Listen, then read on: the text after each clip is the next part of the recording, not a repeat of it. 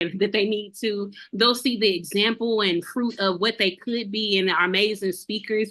Thank you for LaShana having this vision to really pull this together and just the grit and the tenacity to do it, right? Because we have good ideas, but do we always execute on them? So we just thank you for gathering us here today. I ask that every word flow for every speaker and every attendee feel the impact of this space that has been created. So in Jesus' name, in Jesus' name, amen. Amen. Amen and amen. Thank you, love. I know you would not let us down. So listen, I want to welcome everyone to the iconic MOMpreneur Expo for emerging expert. And this is the thing. I just want everybody to know you do not have to be a mom to be in the building, because we have caregivers who literally probably was taking care of their nieces and nephews before they had kids. Or maybe you have a mom or a father that you caregive for. So let's just be clear. When I say mompreneur, when I say iconic mom, at the end of the day, that could be any of us. So if there was someone who was like on the fence because they're like, well, I don't know if I'm a mom, send them the link so they can join. Okay. So if you guys don't know, my name is LaShana West, and I am the founder and creator of Accountability on Demand and Healing While Building, which the iconic MOMpreneur Expo is powered by. Healing While Building is dear to my heart because I believe that's literally what all of us are doing. We are literally healing while building ourselves as a woman, as a parent, as an entrepreneur. And so this is powered by Healing While Building, and we have some cool things going on with Healing While Building later on in a couple of weeks that I'll share a little later. So the first thing that I want to do is set the tone. Please let us know who is in the building, whether you're streaming from YouTube, Facebook, or right here in the Zoom room with us. Please identify yourself in the chat. Let us know what you do, because this is the thing, guys. You never know who you need, right? A lot of times we're sometimes a little timid to say what we do, but guess what? Your next business bestie might be in the building. Your next client could be in the building. So please do not be shy. Let us know who you are and what you do, and we're going to jump right in. I want to go over a couple things, let you guys take some screenshots of the schedule if you haven't seen it yet. You can upgrade to VIP at any time you want. Just go to our website, misswestcreativecoach.com/iconicmom, and you can pop right in here in the Zoom room with us. Because I know if you're not VIP, then you will be viewing from the live stream, but we want you to get in the building with us so you can chat with our amazing, amazing speakers. I'm super excited. We have a jam-packed schedule for you guys. As you peruse the agenda, you see we got some heavy hitters in the building. I see my girl, Natanya. She's going to be talking about mastering the mompreneur mindset. And I'm just going to skip over a couple people. So if I don't shout you out, no disrespect. Okay, that's not what we're doing today. We got Sandra in the building. She's going to talk about how to rediscover yourself after an identity shift. And if you guys don't know, Miss Six Figure Spa Chick, who literally has one of the biggest Black spa tribes in the world, she's going to be talking about how healing is not finite. It is a journey. I'm also going to be highlighting some amazing mompreneur awardees. Alina is literally one of our speakers, but she's also getting highlighted today. So I want to welcome our iconic moms. Drop me a 7 in the comments if you guys are hyped up and ready to literally learn, earn, and connect with one another. I just want to welcome you guys because we're going to have some fun tonight. And a couple housekeeping. Share who you are in the chat, like I said. And at the end of the day, guys, this is time for you to decompress, okay? Yes, we're going to be learning from a lot of people and having a lot of information, but I also want you to be your full authentic self. If you have a question, make sure you pop it in our live stream on YouTube or even here in the chat. And then also, if you need support as we're going through different things, put that in the comments too, because we're here for you guys. Now, I'm going to take a couple minutes to go through our Lifestyle 2.0 visualization activity. And this is where you are going to explore the elevated version of yourself. And the reason why I love doing this Lifestyle 2.0 is because you literally, guys, can do and be the thing that you truly want to be if you believe. And a lot of times we are in our head, overthinking, overanalyzing, and imposter syndrome tends to get in the way, which causes us to hate on ourselves. Now, if you're like, okay, imposter syndrome, I heard about that, but I don't really know what it is. In short, imposter syndrome is the inner critic telling you that you're not enough, that you don't belong at the table, and at some point, everyone's going to find out that you are a fraud. Drop me a 7 in the comments if you've ever experienced or felt that way in the past. I'm just curious. Have you ever felt that way in the past? I see that 7's coming through. Okay, so believe it or not, guys, imposter syndrome impacts over 90% of people in the world at some point in their life. And this is the thing. It doesn't matter if you're famous. It doesn't matter if you're a millionaire, a billionaire. You can be impacted by imposter syndrome too. Serena Williams, the late, great Maya Angelou, Drake. Even though I specialize it, imposter syndrome will tend to rear its ugly head as well. So just know that we have to be kind to our mind. Words have meaning.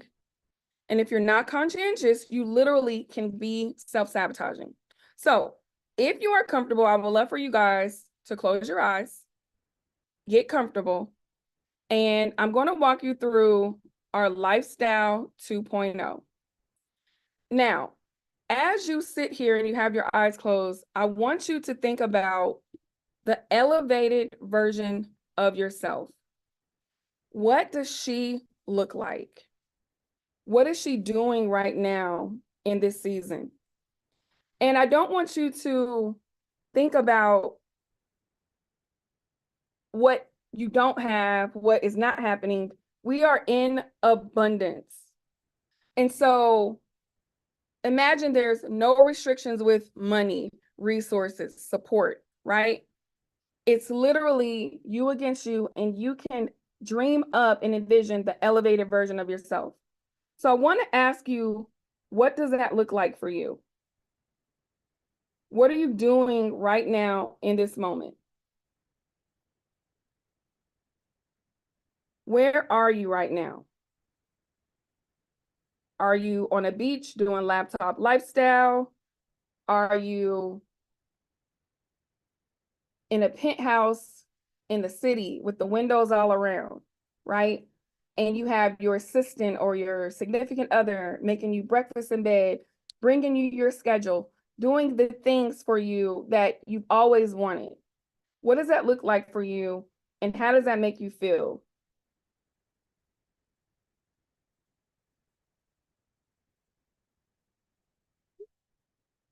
And as you're doing this, I want you to really sit in and envision. And let's look at everything. What do you smell right now? Do you smell the beach? Do you smell the trees flowing because you're outside in the grass exercising? What do you see around you? Literally lean in to that feeling.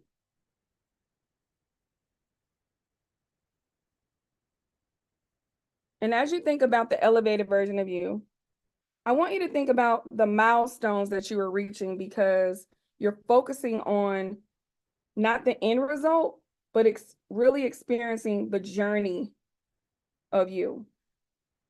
What does that look like?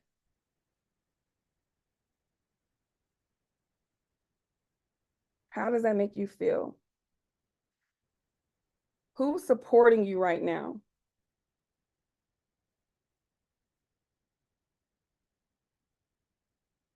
You have an abundance of help. So what does that look like for you? You're not afraid to ask for help. You're not afraid to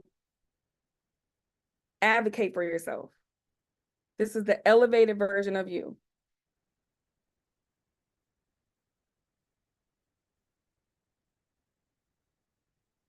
Now, as you're thinking about the elevated version of you, I also want you to take a deep breath. Because so many times, guys, we start to impact our nervous system when we start to think about what could be and what's not happening, that our nervous system literally will give us red flags, right? So on 3, I want you to breathe in. 1, 2, 3. In. Hold it. And release. Very good. We're going to take another breath in. And I just want you guys to know, breathing is free. You can do this anytime you like. You're going to breathe in on 3. 1, 2, 3. In. Hold it. And release.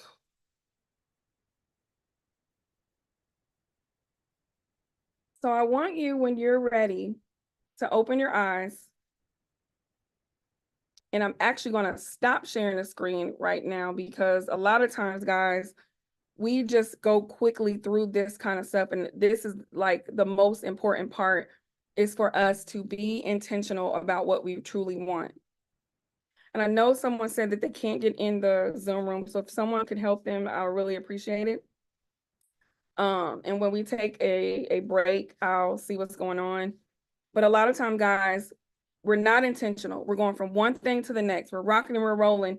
And then when we reach this crisis point, we want to figure out, why aren't things working? And a lot of times the reason why things are not working is because we are not resting. Rest is not a reward. Rest is a requirement. Rest literally gives you more capacity to breathe, to feel, to do. And so as you guys are here at the Iconic MOMpreneur Expo, I want you to think about, what are some of the things that you need to do, and who are the people, places, and things that you need to assess that are not serving you, so you have more capacity for yourself. Okay? All right, so I'm going to continue to share my screen. Let me know when you guys can see it. Just drop me a 2 in the comments.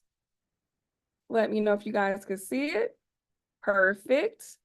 And just in the chat, and this is for our speakers as well as our audience on YouTube, let me know what came up for you as you were doing the Lifestyle 2.0, and I'll share a couple of the shares in the comments. What came up for you? How did it feel for you to take some time? And I know we did it really quickly, guys, but you can do this on your own as well. How did it feel for you to lean into what is coming up, what you are in pursuit of? And my other question is, what will you do with the information that you received? So on YouTube, I see that someone almost started crying. Facebook, they said the dream that they had literally came to life. I love that for you guys. So good. So again, you can do this anytime. And the beautiful thing about it, guys, it is free. Okay. So we are going to get started. Oh, and don't forget to breathe, guys. So we have our awardee coming up. Her name is Samara. She's actually literally trying to get into the Zoom. I can't wait to celebrate her. Let's see if she is here. Let's see. All right, we will celebrate her here in a second, and we're going to celebrate our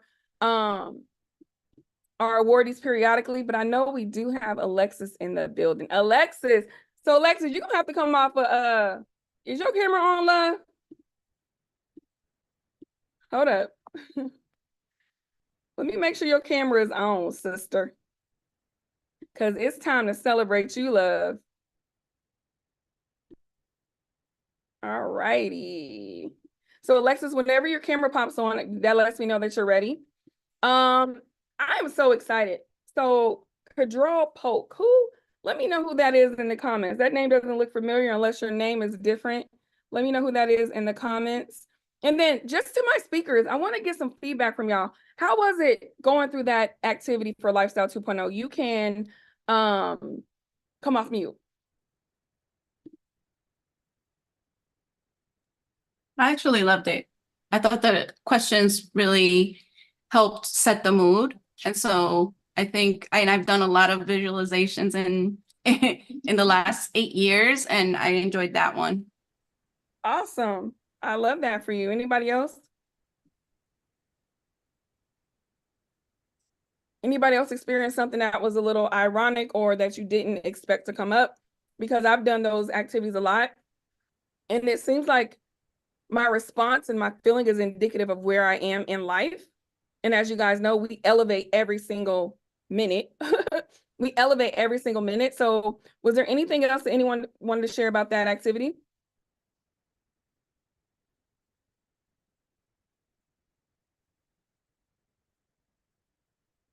Someone in the comments said that they need to do that more often. Yes. And again, guys, it is free.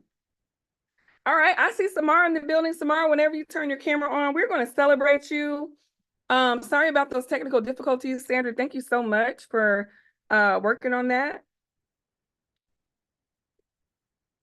So as Samara is getting ready, I just want to shout you guys out because, guys, we've been doing a lot of marketing for the Iconic Mompreneur, and we did a pregame. And I just want to tell you guys, I'm so proud of us because Mother's Day, y'all, it's not just one day of the year. I don't know about y'all, but Mother's Day is every day for me.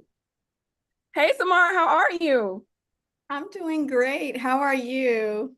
I am doing awesome. I'm glad that you got in.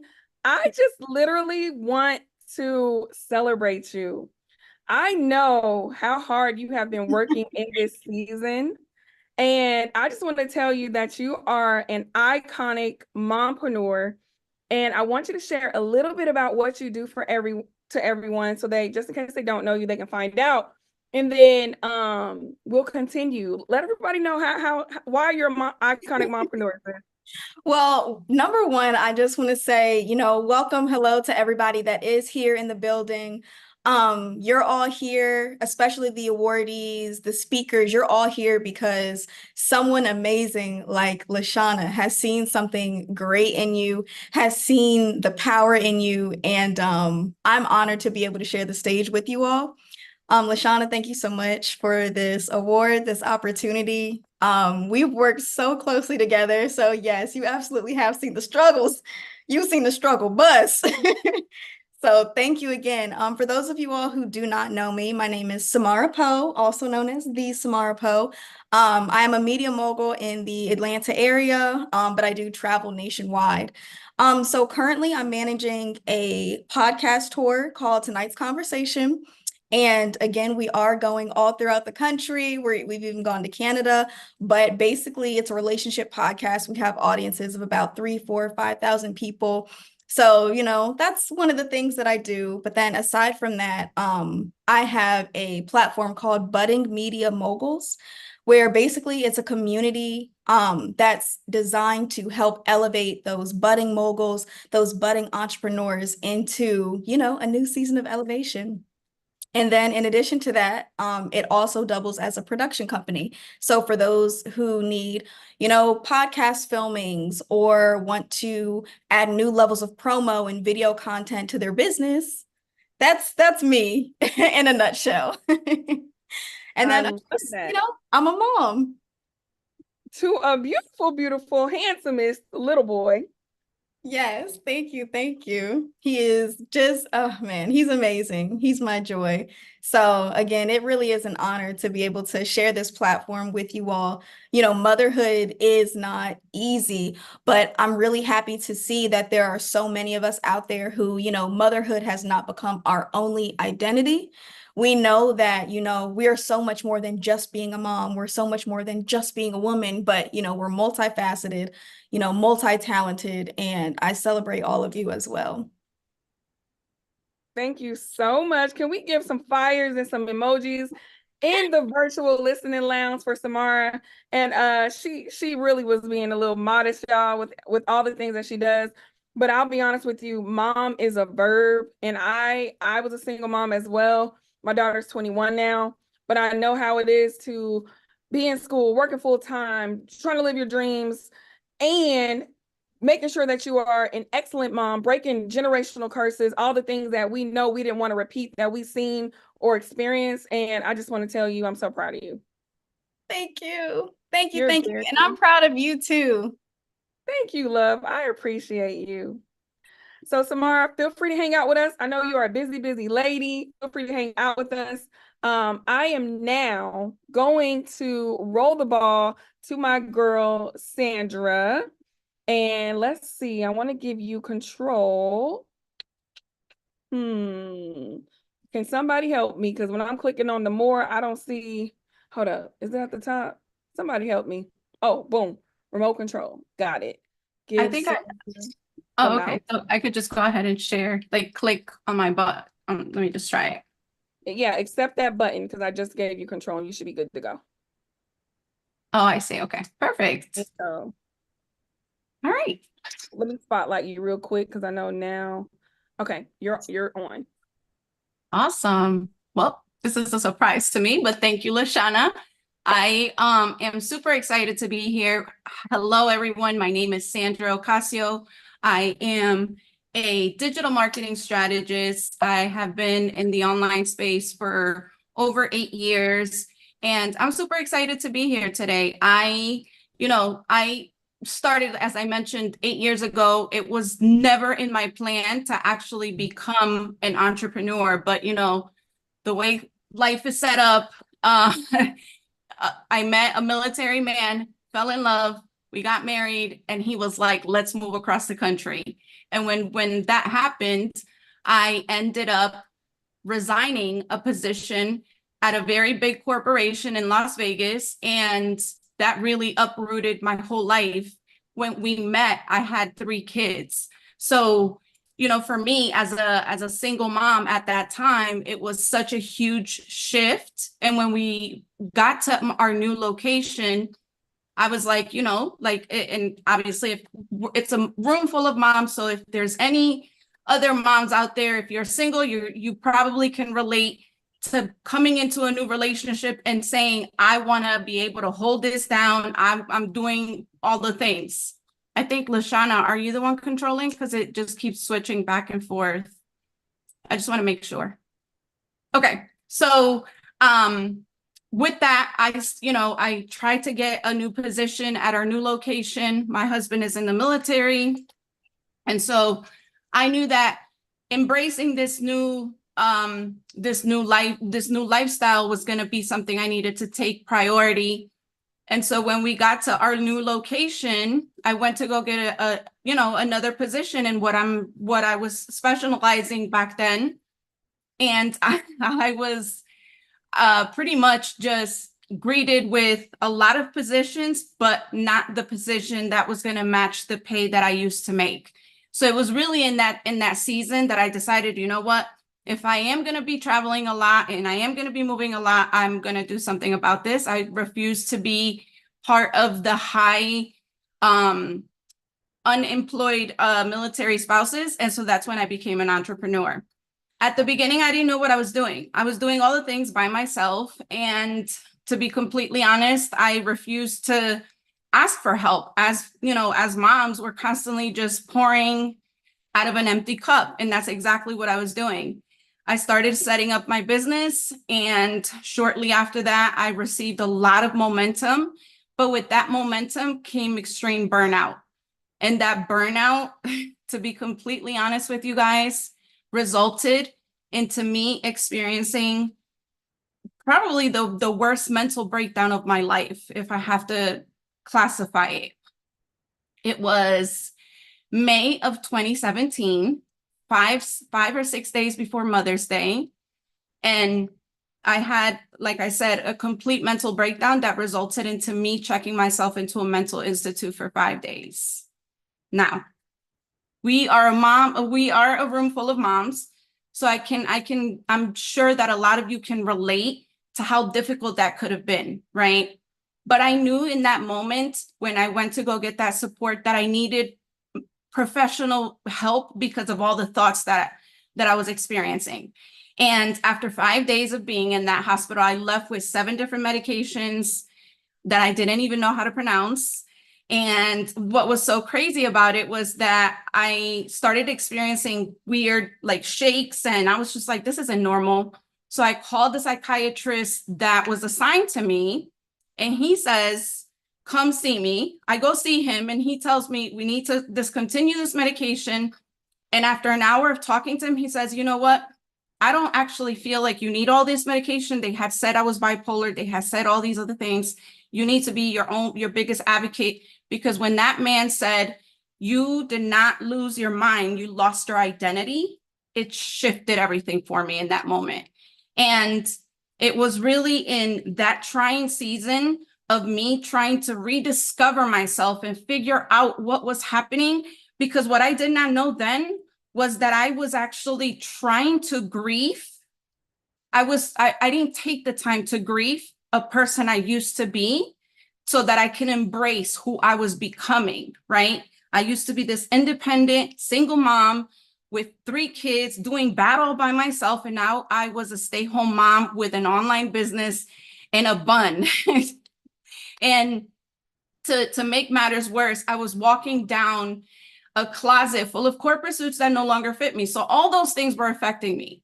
And, you know, it was really in that trying season that I discovered what I like to call my step-up method. And I want to share with you guys today, because as you are rediscovering yourself, if you find yourself in a trying season, I want you to at least have these so that you can utilize them as tools. When I simplified my life, it was when I really started thriving, and I gave myself permission to rediscover myself, rediscover who I was needed to become, and all of that in the step up method. So if you guys are still with me, type in "it's time to step up" in the chat. I'd love to see that. And let's get into it.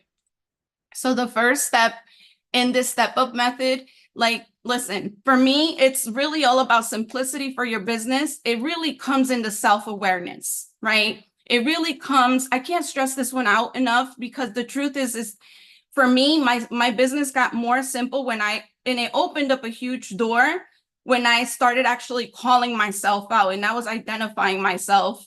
And that was really just, it came into self-awareness, right? And it really, what it came down to was like, I was actually lying to myself about my strengths and my weaknesses. So it's really important for you to like identify what are some of the things in my business that I can actually simplify. And let me see, for some reason, it's not letting me click. So simplify, right? But evaluate your current responsibilities, right? Identify which ones are essential to the goals that you are trying to reach, and which can you delegate and or eliminate, right? Simplicity helps you reduce the clutter that you currently have in your mind, right? And it allows for you to actually now operate from a more focused approach and focus on the actual tasks that matter, right? I promise you, the moment that you start taking this into consideration, it's going to actually help you overcome a lot of parts of entrepreneurship. The next one, take control of your time, right? So here's the thing, and this is not even about me telling you like, do a block calendar or, you know, block your time or any of that. No, ma'am, that's not what we're talking about. I'm talking about creating a to-don't list. So a lot of you should have received, well, you guys should have received a booklet that I created. I actually give you a sheet where I want you to create a to-don't list, right? And what I'm talking about here is making a list of all the things you should actually not be the one doing, right? This is the opportunity for you to create the list of things that you need to be outsourcing, the things that you need to be giving to someone else to do, because these things got to get done, but they don't necessarily have to get done by you, right? Time is the only resource that we can't replenish. So what are some of the tasks that maybe you outgrew, right? There's plenty of apps out there that can help you with how you can discipline your time, but the idea is for you to create a to-don't list, and that's what you guys will have in that workbook that you have. The next one is eliminate the distractions, right? So identify what are some of the common distractions that you have, right? And this isn't just distractions with work. This could be distractions with your family, right? If you are sitting down and you're trying to work on something, be very clear about the boundaries that you need to create with your family and your loved ones, and say, hey, for the next hour, mommy, or if it's your husband or your children or your furry babies or whoever, make sure that you're letting them know exactly what is it that you're currently working on, so they can respect why you can't be distracted in this moment, right? And we need to really just start taking inventory on how we're utilizing some of these, tech apps that we have. I mean, it's kind of crazy when you go look at your iPhone, and the iPhone will tell you spent 6 hours on social media, and then you're like, but why, right? So I want you to start taking inventory on how you can actually make sure that you're utilizing your time wisely, and setting those boundaries is going to be absolutely important for you. And sometimes it's also eliminating some folks, right? And in some seasons, you're probably going to have to pause, mute, delete, block. I mean, listen, my block game is strong, because if this person is bringing me distractions, it's not going to help me. It's not going to help future me. And so that's basically what you need to try to do with this step. All right. Pursuing impact and income, right? Now, here's the thing. I will say, the best way to create financial freedom is by creating more opportunities for people to pay you. I want somebody to write this in the chat. The best way to create financial freedom is by creating more opportunities for people to pay you. So when I say pursue income and impact and income, that's exactly what I'm saying. I stand very heavy on this statement, because we get extremely complacent on how do we want to, show ourselves online, or how do we think that everything has to be high touch, high quality, high ticket. But the reality is that a lot of us are not taking time to create digital products. And I'm not trying to tell on anyone here, but I'm pretty sure if I look at your Canva account, you got a bunch of stuff, because you're a creator. You have a bunch of stuff in your Canva account, but you have not actually executed. And I want you to stop that and be committed to, don't be committed to being perfect. Be committed to your progress, right? I know that, a lot of you want to actually wake up to payment notifications. If I know you and you're, you're in this conference, it's because you want to actually create that. But in order to be able to wake up to payment notifications and not payment reminders, it requires for you to eliminate that complacency. So I want you to start executing. Let's embrace executing more digital products. And I am sharing a resource with you on how you can create some of those digital products in your, I think it's your digital goodie bag or whatever that's called. Okay. And then the next one is understanding your why, right? Keep sight of why you started your entrepreneurial journey, right? Understand your motivations, and each goal can help you actually get grounded and focused, especially during challenging times. Like, your why is it's going to continue evolving. Like, at the beginning, my why was very driven by me making sure that I was going to hold my end of, like, I didn't want to come into this marriage making this man think, oh, I want you to take care of my children. No, it's like me as a prideful mom back then, because I never knew what it was to be in a partnership. I thought I needed to do the most, right? I'm going to be paying for my children's stuff. And it was such a toxic mentality that I had to break out of. But at the beginning, my why was focused around money. Once I started making money, I was like, oh, and guess what? When I stopped chasing the money, I actually started making the money. When I focused on why is it that I really care about what I do, right? I'm super passionate about helping entrepreneurs get very focused in that, in automating their business, and automating their life, and automating their finances, and automating all these pieces, is because of that day that I checked myself into that mental institute. That day became part of my why. So your why is going to continue to shift as life is lifing, right? Life keeps lifing, people keep peopling. And so I want you guys to really hone down on the fact that your why is going to shift, and every season is going to bring you a different why purpose. And so that's why I wanted to make sure that you understood that part, because even though today Your why may be one thing, it may not actually be the same 5 years from now or even a year from now, right? And it's okay to shift as long as you continue to make sure you understand the greater impact that you are building with all of this. And the last one is going to be prioritize systems and automation, right? And again, some of us are super productive, but I'm sorry, we're super busy, but we're not productive. I know a lot of us are booked and busy, but we're not productive. We sit down and it's like, we're going fast as hell and we have no idea where we're heading to. Not all the tasks are created equally, right? And some of you are operating with this frantic mindset and not a focused one because of the lack of automations in your business. And so I want for you guys to make sure that, you know, yes, at the beginning, I get it. If you're a solopreneur, right? If you're a solopreneur, we do everything at the beginning.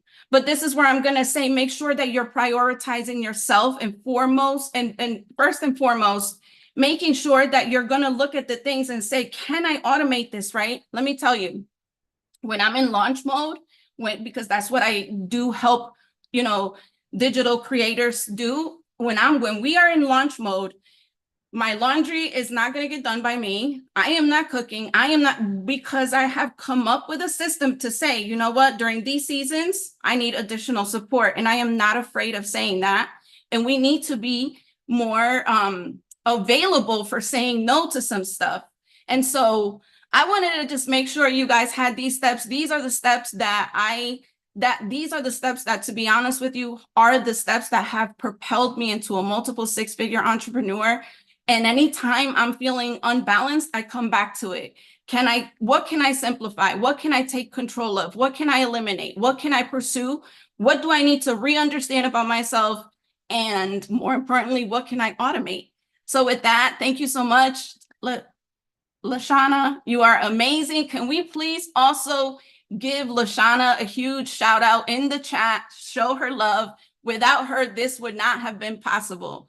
It's been a pleasure. You guys can find me at sandraocasio.com, and thank you for being here. Wow. So first of all, before I even get started, y'all, let me just say this. God must have wanted you to go first, sis. Because you was not supposed, I'm looking at the schedule, I'm like, okay. But this is the thing, guys. When stuff like that happens, we cannot have a frantic mind like, oh my God, I called on the wrong person. And now she's going, guess what? Flow. Everything happens for a reason, right? And we needed that information at that time. So did you finish? Because what's the other P? I did give it, but for some reason the P was okay. Yeah. No problem. Like, don't be giving us. Okay, cool. Yeah. And I went with you when you said I'm going up first. I thought somebody else was going. I'm like, hey, you know what? Holy Spirit, take over. We're gonna do it regardless. And you know what? That is the thing. If you stay ready, you don't have to get ready. And so when she talked about being in pursuit and taking action and having something to sell, so you're not looking at cha-chings that you got to pay, but cha-chings of people paying you, that's spot on. The reason why she can just, boom, turn on when the button says go is because she's in alignment. She's doing the thing that she's excellent at. So I want to ask you guys, how many of us are literally operating and doing something that we don't even like doing anymore? Having a business, doing digital products, speaking on stage, whatever it is, about something that you're no longer passionate about. Did you know that you can pivot and stop at any moment? You don't have to keep doing it just because it makes you money or just because that's what everybody knows you for. We elevate every single hour. And actually, I'll take that back. We elevate every single minute. Who in here learned something a minute ago that they didn't know or they weren't conscientious of before they came, and now you're like, okay, it's go time. I'll raise my hand, right? So I can't get commentary after every single person because I know y'all got like a quick minute. But Sandra, thank you so much. If you got VIP, you have our digital resource guide. And you got some freebies and some cool stuff from all of our speakers. It's not too late to upgrade to VIP. Just go to the website, boom, click the button, and you're in. Thank you so much. Now I want to give the ball to my girl, Natanya. Natanya, you're looking gorgeous. It's like, what's going on? You got the 50. What's popping, boo? I am going to. Okay, hold up. Okay, what we doing? We sharing screens? Go ahead. I saw the button at the bottom. Hey, let's get it. I love that you're ready. You have the ball. So listen, it was divine timing because what I'm talking about today actually flows very well with our last presenter. Hey, God meant it that way. So good afternoon, everyone. My name is Natanya Dowell, and I am the founder and owner of Duell Coaching and Consulting, and I am a life and business coach with a passion for helping women desiring to grow, scale their businesses, specifically service-based businesses, without sacrificing their families or their self-care. More importantly, I am a wife. I'm a mother of 4 daughters, ranging from 33 to 11, 2 very busy puppies, and I am a self-professed recovering overachiever. So prior to my entrepreneurial journey, I worked in higher education leadership for a little over 15 years. I was a single mom for a large portion of my career and so focused on being an example for my children that they can do anything if they work hard enough. And I was being the sole provider for them. But unfortunately, I often missed the mark of just being there for them. For the majority of my oldest 2 daughters' childhood, I spent most of my time working very long hours and being mentally, emotionally, and physically exhausted. I found myself giving so much to everyone else that I had very, very little time left over and very little energy left over to give them. In 2010, I got married to my husband, and while that probably should have slowed me down, I was super hyper focused on working my way up the corporate ladder. Not only was I working 12 to 14-hour days, sometimes 16-hour days. I was also in school for a stint of 8 years. And even when I was home or off work, I was never truly off work. Either I was always on call because of my position, or I was busy studying. And then fast forward to 2020, I found myself unemployed due to the pandemic. And I also had a very difficult chronic health condition in hand. So I needed to figure some things out for myself. Here enters my entrepreneurial journey, where I launched my own VA support business. I did very well, and my drive and ambition proved to be very helpful. I was quickly booked out, had so many clients, more than I could have ever imagined, and quickly earned over 50K in less than 4 months. That was all great. And, I'm proud of those accomplishments, but I now realize that that was the beginning, or actually a continuation, of a very toxic relationship that I had with myself and working. I found myself on a downward slope to burnout. And honestly, I was riding super, super fast. I asked myself, was I addicted to burnout? I recognized it because I had actually been there before while in corporate. But, I deceived myself like many others in thinking that it wasn't possible because I was my own boss. So picture this.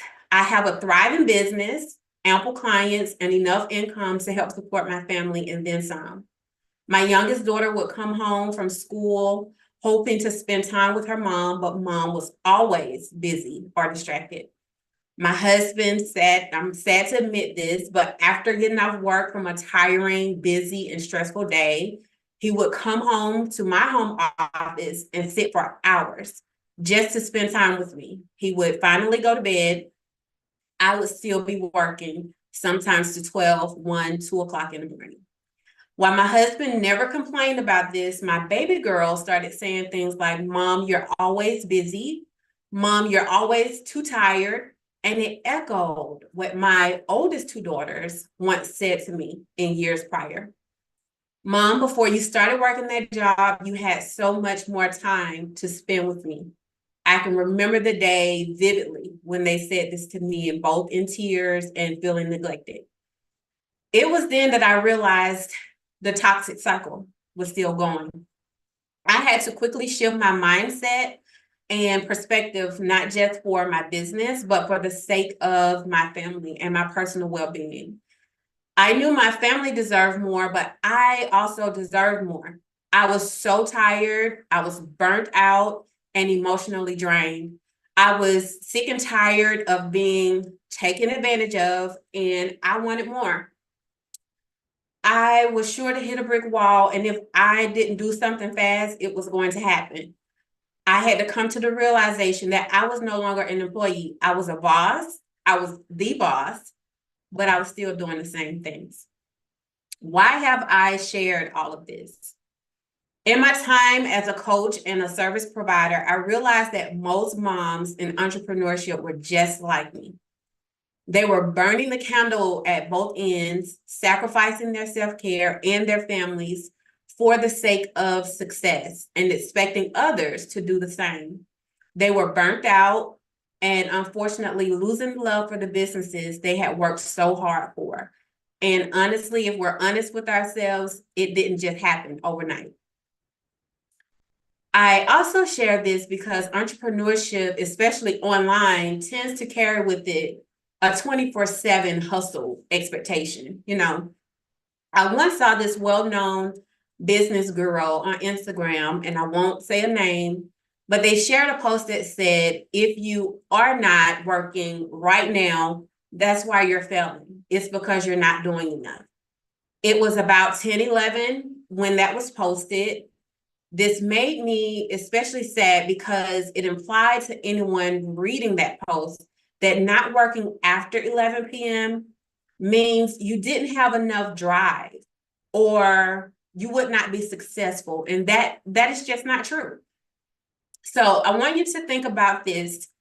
If you ask any of your friends, your family, coworkers, peers, or just if you put out a social media poll and ask the question whether people feel good about their work-life balance, most people are going to say no.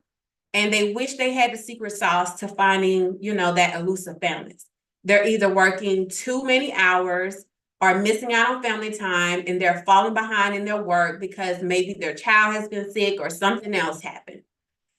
It's a common desire for us to want to have it all, especially as moms, because of, past stigmas placed on women and us wanting to prove that we can do it.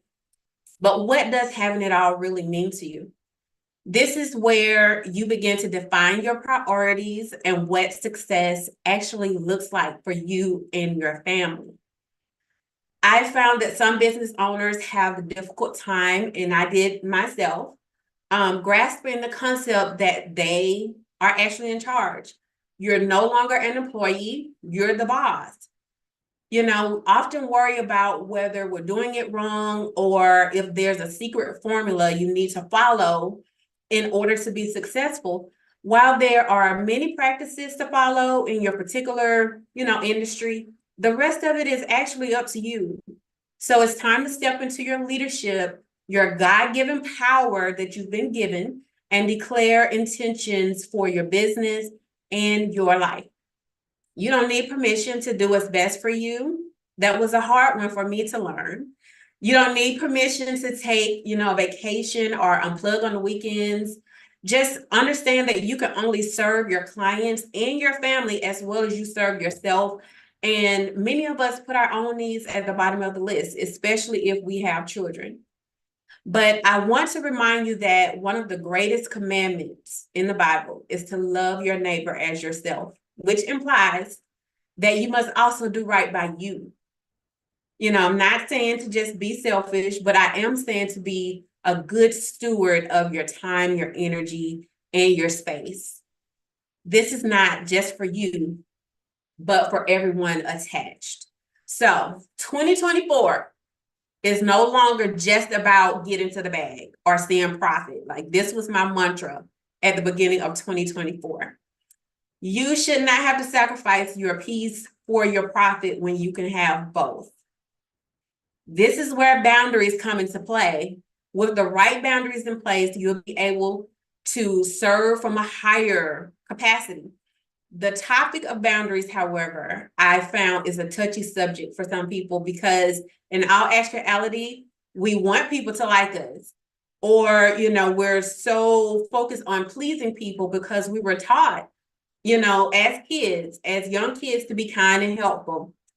However, without boundaries, we run the risk of being taken advantage of and ultimately giving up the power over our lives and instead ushering ourselves into a state of unfulfillment and burnout. So I want to quickly talk about how you can begin to master a mompreneur mindset with 5 steps to embracing boundaries for success and well-being. And if I have enough time, I'll share a bonus tip with you. So the first one is defining and setting your boundaries. This is where you must become the leader of you.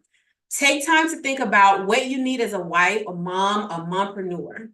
What do you need from you, from your clients, from your family and your friends? What things drain you? What schedule do you desire? How available do you desire to be? And when? Once you know these things, you can start setting the different types of boundaries, such as time, emotional, and physical boundaries that will set you up for success. And then learning to say no as a power word. I saw someone put that in the chat earlier. While this is hard for many to do, it's necessary unless you want to find yourself completely stretched thin and burnt out. Interestingly enough, no is typically one of the first words we learn as a baby, but eventually we use it less and less as a power word. And it's because we're taught to become people pleasers in the disguise of being helpful and kind. But we need to learn to say no to commitments, requests, and obligations that just don't align with our priorities, our values, or our capacity, your ability to carry something out. Setting boundaries around your time, energy, and commitments will empower you to focus on what truly matters and avoid overcommitting yourself to activities that drain your mental, emotional, physical, and spiritual resources. What we can do to shift our actions and mindsets here is remembering that with every yes you give to someone else, you are simultaneously saying no to something concerning you or your family.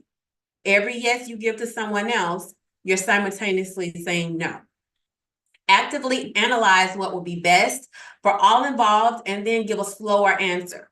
Release the fear of missing out on anything by understanding what's meant for you is yours. And then understanding your boundary challenges. Like the story I told previously about myself, this can look like blurred boundaries between home and work life, especially when you're working from home. It can also look like dealing with guilt or the pressure to overextend yourself to internal or external expectations, or the lack of empathy concerning the unique needs for understanding and support that we require as mompreneurs. We can shift things here by learning to be more proactive, being assertive and speaking up, and even more importantly, by holding ourselves accountable. And then we need to honor our personal limits. This includes practicing self-awareness, self-compassion, assertiveness, and realizing that what we actually teach and communicate to people, including our clients, is teaching them how to treat us. So constantly overextending yourself, whether you're doing it willingly or after being asked, sends an unconscious message that you're okay with it. And it will continue to happen until you start saying no. We can shift this by actively prioritizing our self-care and communicating our needs, staying present with our needs, and reinforcing our boundaries over time, and then putting things in place to deal with boundary violations or pushback.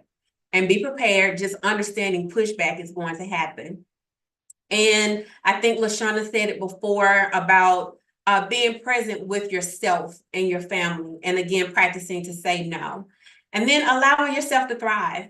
This is often hard for people that are always giving to others. We don't always know how to appreciate ourselves, but it's important to learn how to celebrate every bit of progress we make. Setting and maintaining boundaries is not always easy if you're, if you have a habit of people pleasing, but the more you practice boundaries, the easier it's going to get. Start, just putting those in place in every facet of what you're trying to do throughout your life. And then here's the bonus tip. And I want to explain this one, but being authentic to yourself. Being a mom, if you think about it at its very nature, is a person who serves. You begin to serve another being even before your baby is born. As women, we are innate at caring for others. And if you're married, there's yet another person you are now serving. Even as a daughter, as a young girl, you are being prepped and taught at a very young age how to serve others. Then add on being an entrepreneur. And for the most case of women I help who are overachievers, high achievers, we find ourselves constantly trying to be all things to everybody. So I want you to not give in to the pressure of being like everybody else, and think about what limiting mindsets are keeping you in the toxic cycle of burnout loop. Take the time to think about you, who you are, what you like, what you desire. Are you an introvert like me? Though it may not seem like it, but I am. Are you extroverted and enjoy having a lot going on all the time? Do you get bored easily? Do you enjoy ample time alone? Do you sometimes feel like an imposter? Take some time to investigate you. Do you define yourself by busyness? Do you cast your perfectionism onto others? Are you a person that deals with only black and white? Like everything is black and white for you? Or do you have a savior complex or feeling like you have to be in the mix of everything? By doing this, you'll find it easier to envision what success looks like for you, and then set the necessary boundaries to not only protect your peace and well-being, but to also find a way to harmoniously achieve your goals without sacrificing the people or things most important to you. I do want to thank you all for listening, and thank you, LaShana, again for this space and platform to share. I pray this brief presentation was helpful to you and will help you to find your brilliance in setting healthy boundaries for yourself, for your business, and those around you. If you'd like to connect with me, you can find me on Instagram at Natanya Dowell. And until we hopefully meet again, I pray that you not only do well, but you will live well and be well. And I hope you enjoy the rest of this conference. Thank you so much, Natanya, man, when you start talking about that traditional thing of how we automatically have these roles and obligations and titles immediately, I was like, whoo, Father, like that hit home. Yes. I want to know from everybody in the audience, like, tell me what was your biggest takeaway? Drop it in the comments from what Natanya shared. She shared so much, and you already know mindset is my thing. So I really believe that mindset is the foundation of everything, right? And at the end of the day, it doesn't matter how much money you have, how many clients you have, how big your booty is. None of that matters if your mindset, if your head is not on right. And a lot of times, y'all, we put mindset at the bottom. We put mental health at the bottom until there is a crisis and we're forced to tap into it. I'm all about proactivity versus reactivity, right?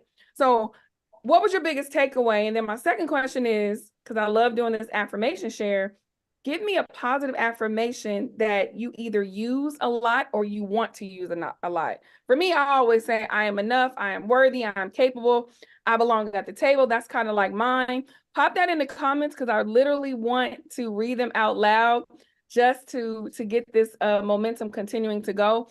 And then we're going to highlight our next awardee for the Iconic Mompreneur Award.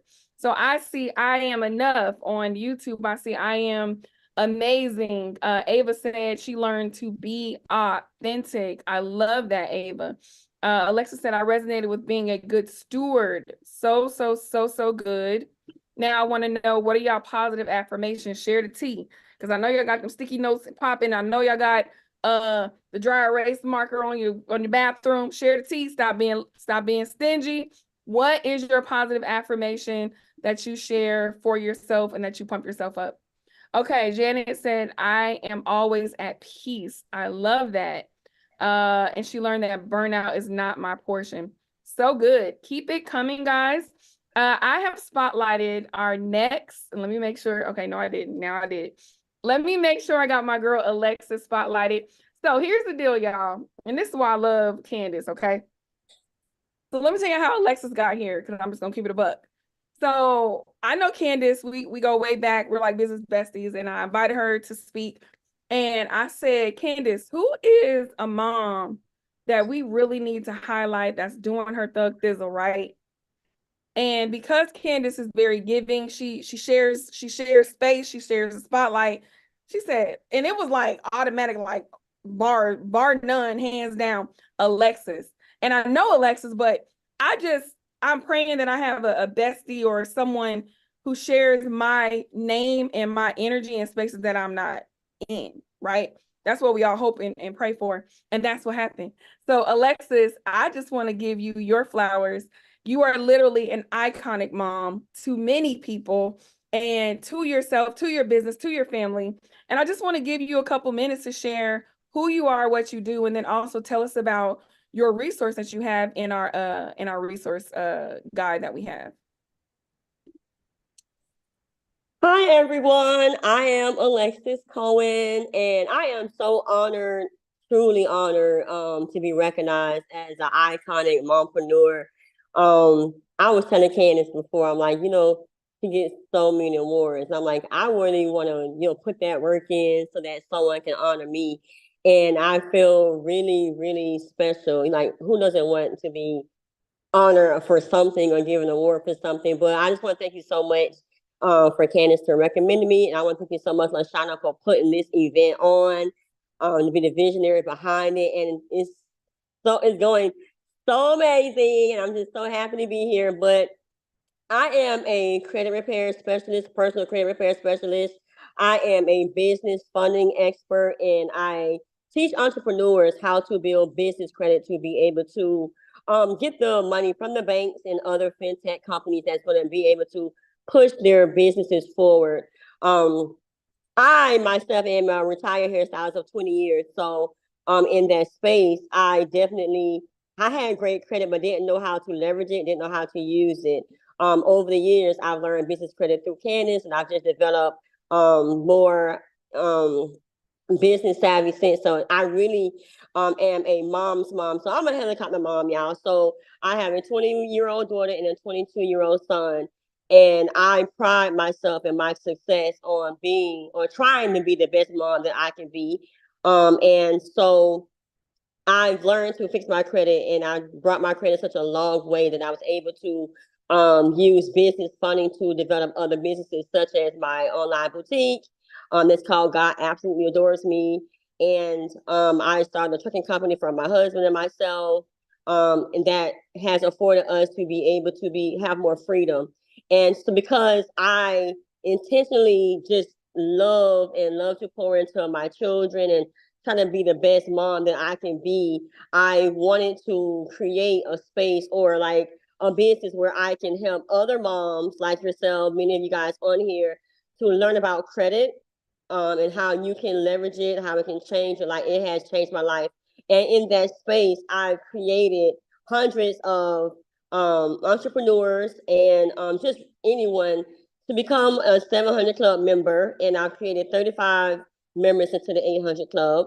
And I just really, really love the space that I am in, because I want all the moms to be able to pour into their children and give them education about financial literacy that no one can take from them, so that we don't have to continue to say this, that no one never taught us anything. But I'm here.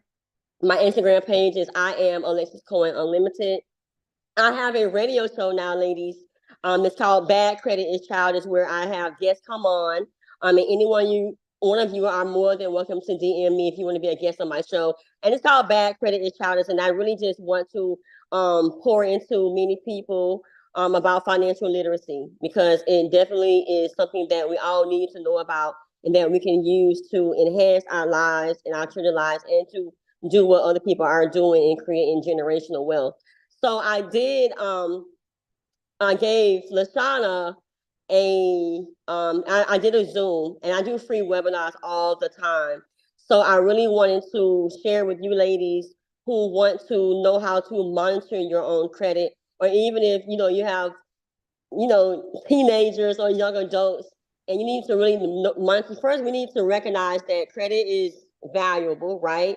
And also, but you really need to learn how to just look at and own your crap, right? So I really am big on showing people how to monitor their credit, the do's and the don'ts, and how they can build their credit profile over and over again. So I gave a link to LaShana that she's can share with you ladies or gentlemen that you guys can use. Let me just say it's the VIP option, y'all. Because for the VIP option, we have lots of resources, hence what she's talking about. It's not too late to have VIP. And when you do VIP, you could be right here in the Zoom room with us versus streaming live. So I'll pop that in both areas because you know what I'm saying. You know what I'm saying. Just want to be clear. But I just want to tell you, thank you so much. And I also want to highlight you support everybody, Alexis. And that's literally why I said, you know what? Yeah, this is a good recommendation. I can't wait to highlight Alexis and keep doing what you're doing, love, because I've been seeing you literally blossom and elevate before my eyes. Thank you so much. I really, really appreciate you for saying that. That's so sweet. You're welcome. Thank you, Alexis. We appreciate you. Thank you, guys. Whoo, y'all, I am so excited. Like, we did the Lifestyle 2.0 visualization activity with me. We moved to Sandra, who literally talked about getting cha-chings that are not, hey, you got a bill to do, but more so cha-ching, someone invested and activated your brilliance. And then we moved to Natanya, who literally specializes in working smarter and not harder with her virtual assistant company and mindset. And now we get to hear from Janet Mingo, who literally is a newly mom. I think she might be the newest mom on the scene. You can share your screen whenever you would like. And then also, guys, I just want to thank y'all for being here. Y'all could be anywhere on this amazing Sunday, but y'all right here up in the building. So thank y'all for being here. And Janet, you have the ball. Hello, everyone. All right. Can y'all see my screen? Yes, you're good to go. All right, perfect. Thank you so much, LaShana, just for having us here. I'm just super excited, and everything has been amazing thus far. Like she said, my name is Janet Mingo. I'm a momentum coach, author, and speaker. So first of all, I just want to give you a little bit about myself. My name is Janet Mingo. I go by Janny True, and basically because from a young age, I've had to relearn how to walk over 14 times, and I have something called Marfan syndrome. So basically for myself, whatever I say about myself is true, regardless of what people have wrote about me or say about me.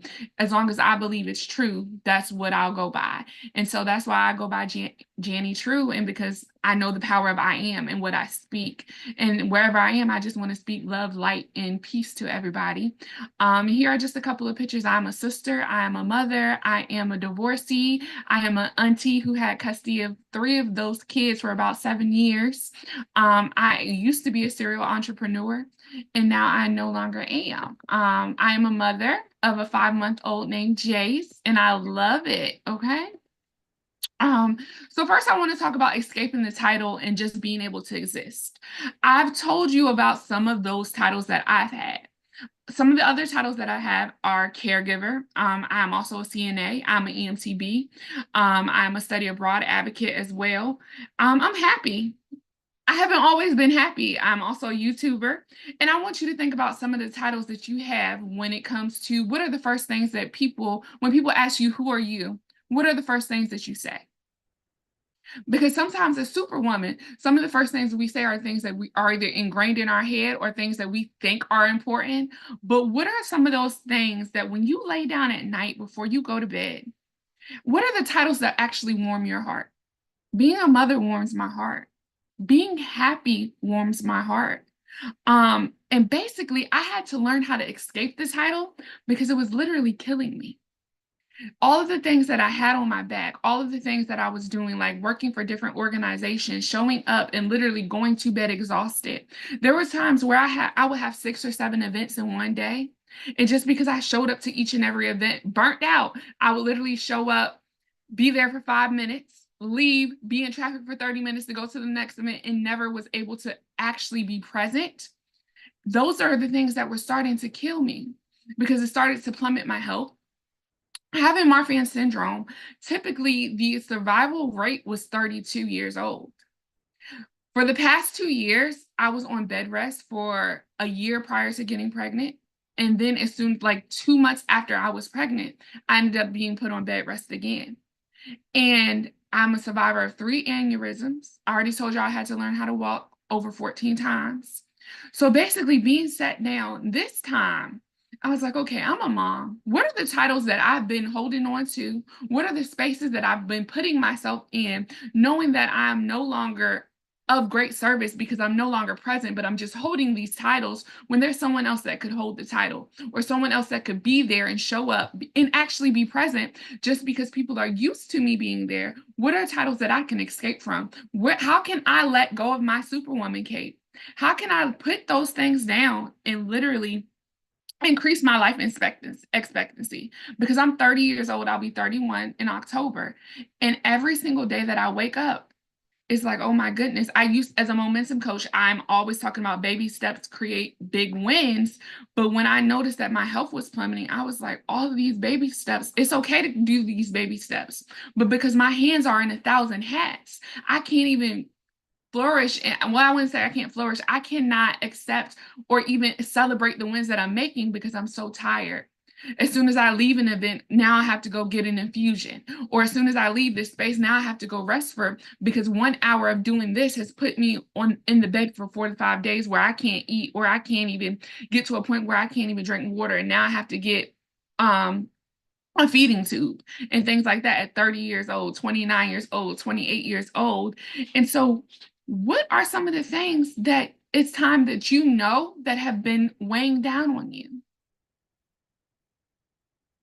Because when you exist, you want to show up as your happiest self. I always say I want my son to experience the most happiest version of his mother, not the most defeated version.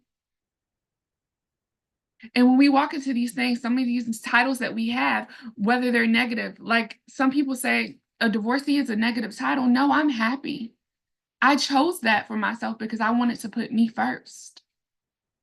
So when you think about these things, what is it that you need to rewrite the narrative of strong for yourself so that when you move over into that next phase, or even when you show up tomorrow or tonight, when you say, when I lay down, I want these titles to make me happy rather than these titles to keep me held down just because this is what I'm used to.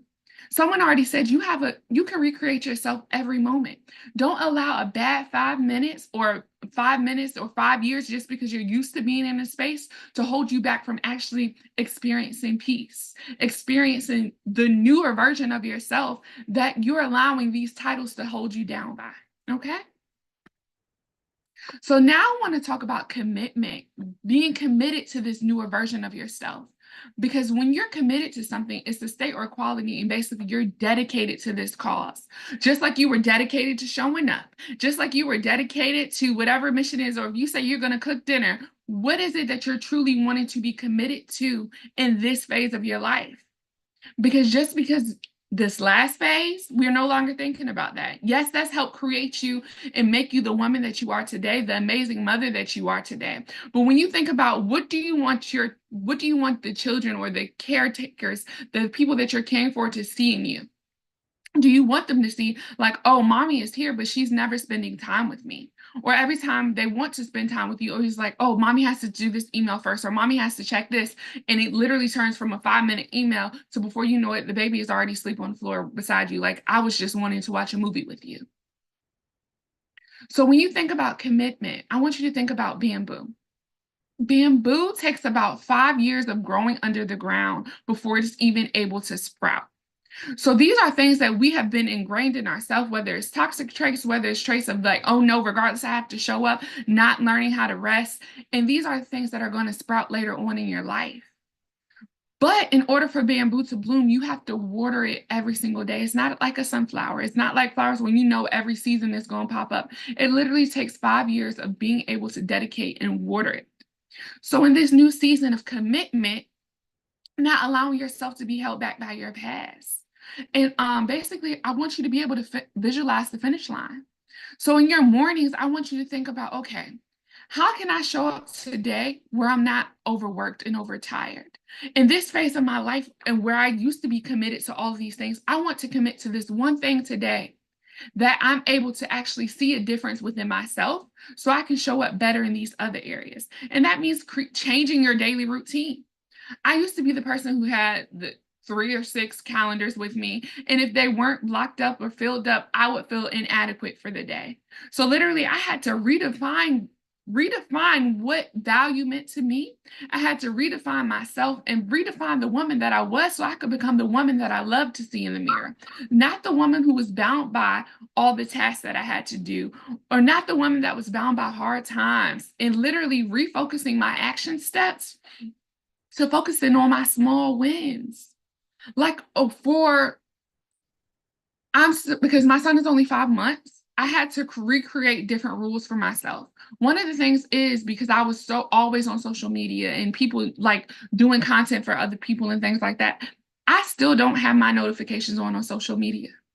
Just because I know how overwhelming it could be for me in this season, I want to make sure that I'm staying away from things that are going to overwhelm me to the point where I can't show up for him and I can't show up for myself.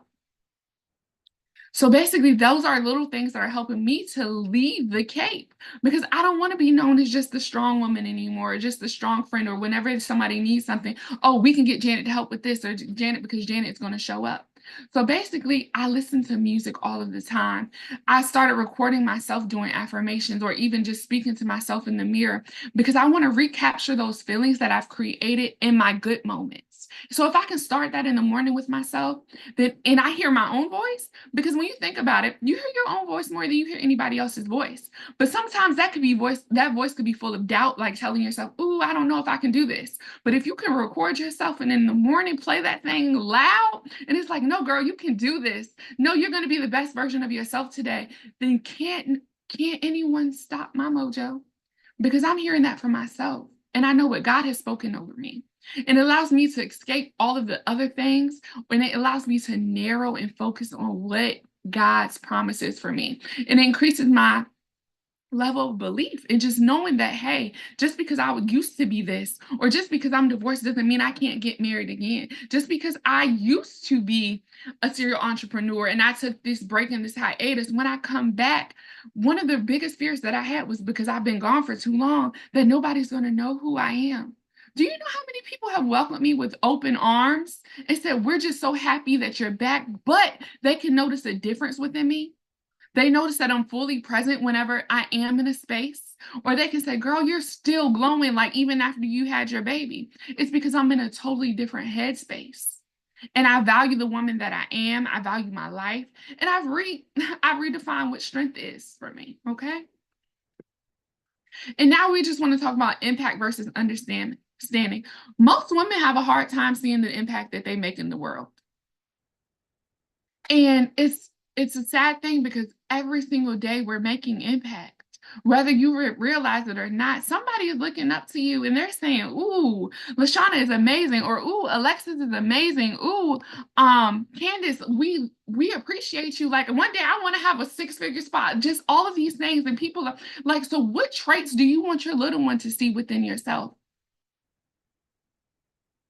And then when you understand that you're worthy of support, and you're hanging up the cake and you're able to lean on your village, so many times we're that great individual at the end. We're able to pour out so much love onto other people and we're filling them up, but we're depleting ourselves. When are you able to lean on your village to the point where those people that you poured into, that now strangers or even those same people are able to pour into you because you're worthy of that? You're worthy of that. You're worthy of health. You're worthy of support. You're worthy. Heck, if it's just, you just want somebody to bring you dinner, you're worthy of that. And it's okay to ask for it. Okay? Because you're releasing the weight of maybe it's the fear of no.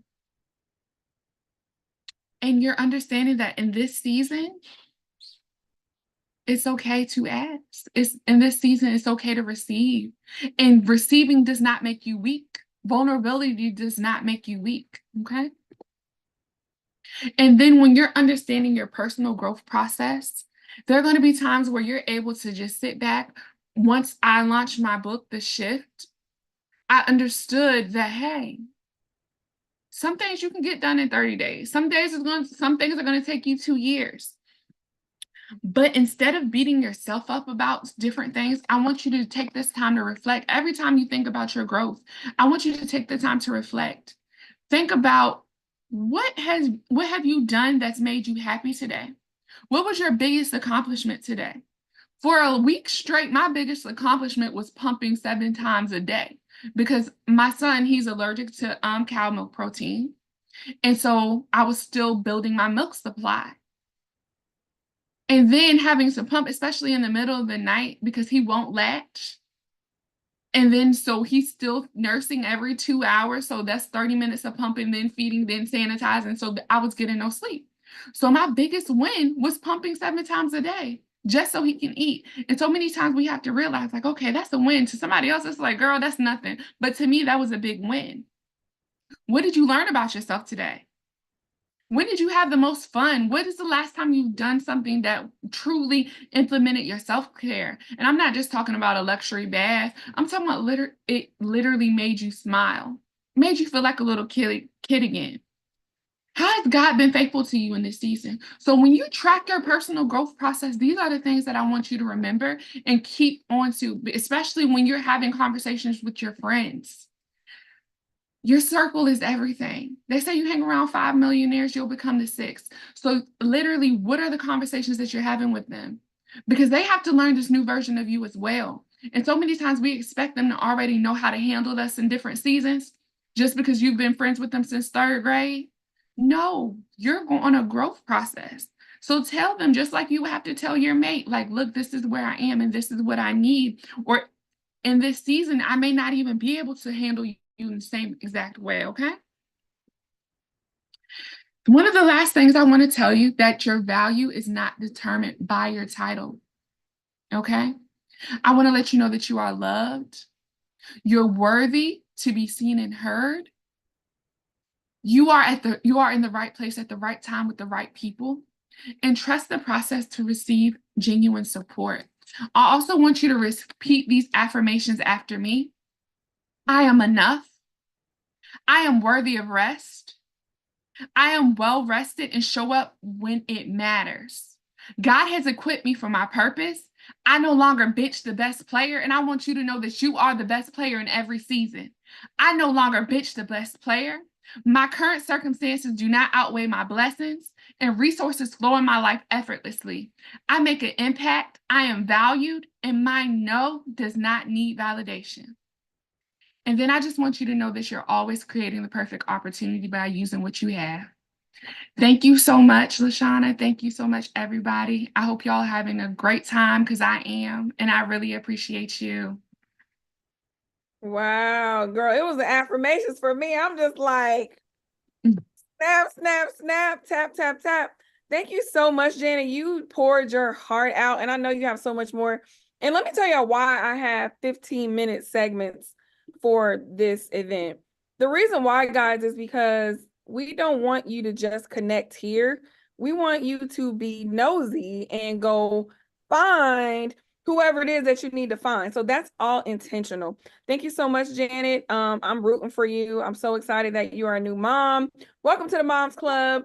And little man is so cute.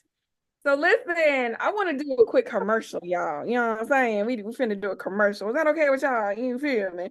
So listen, if you are not aware, I am the founder and CEO of Pop Up and Create. I'm actually here right now. Y'all see the popping background, you know what I'm saying? It's just popping.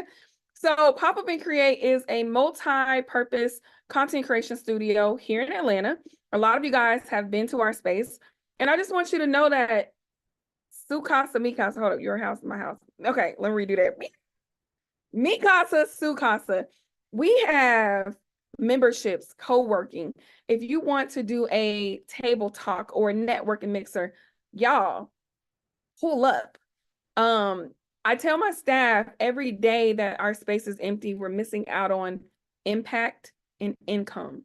So y'all need to be sliding my DMs. LaShana, I want to host my birthday party. I need my baby shower. I need my community's mixer, whatever it is. Let's get it going, okay? Next, I want to share with you guys, Healing While Building Summit is June 22nd and 23rd, hosted right here at Pop-Up and Create. I know a few of you guys are either participating in it or you have your ticket already. And if you don't, I'm going to give y'all an extra 50% off, okay? I'm going to pop the link, even though y'all done seen it all on my social, because y'all know I'm a very persistent marketer.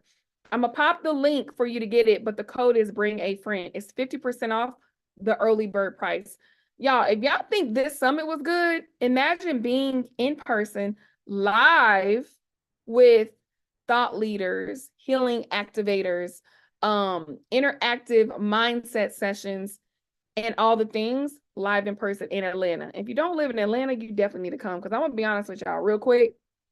I didn't know what a creative was or what an entrepreneur was before I moved to Atlanta. No cap, y'all. I was climbing the corporate America ladder, had 2 master's degrees, y'all, and hadn't hit 6 figures yet. 6 figures was like this pie in the sky of, I need to hit 6 figures. Left corporate because I'm 3 years clean.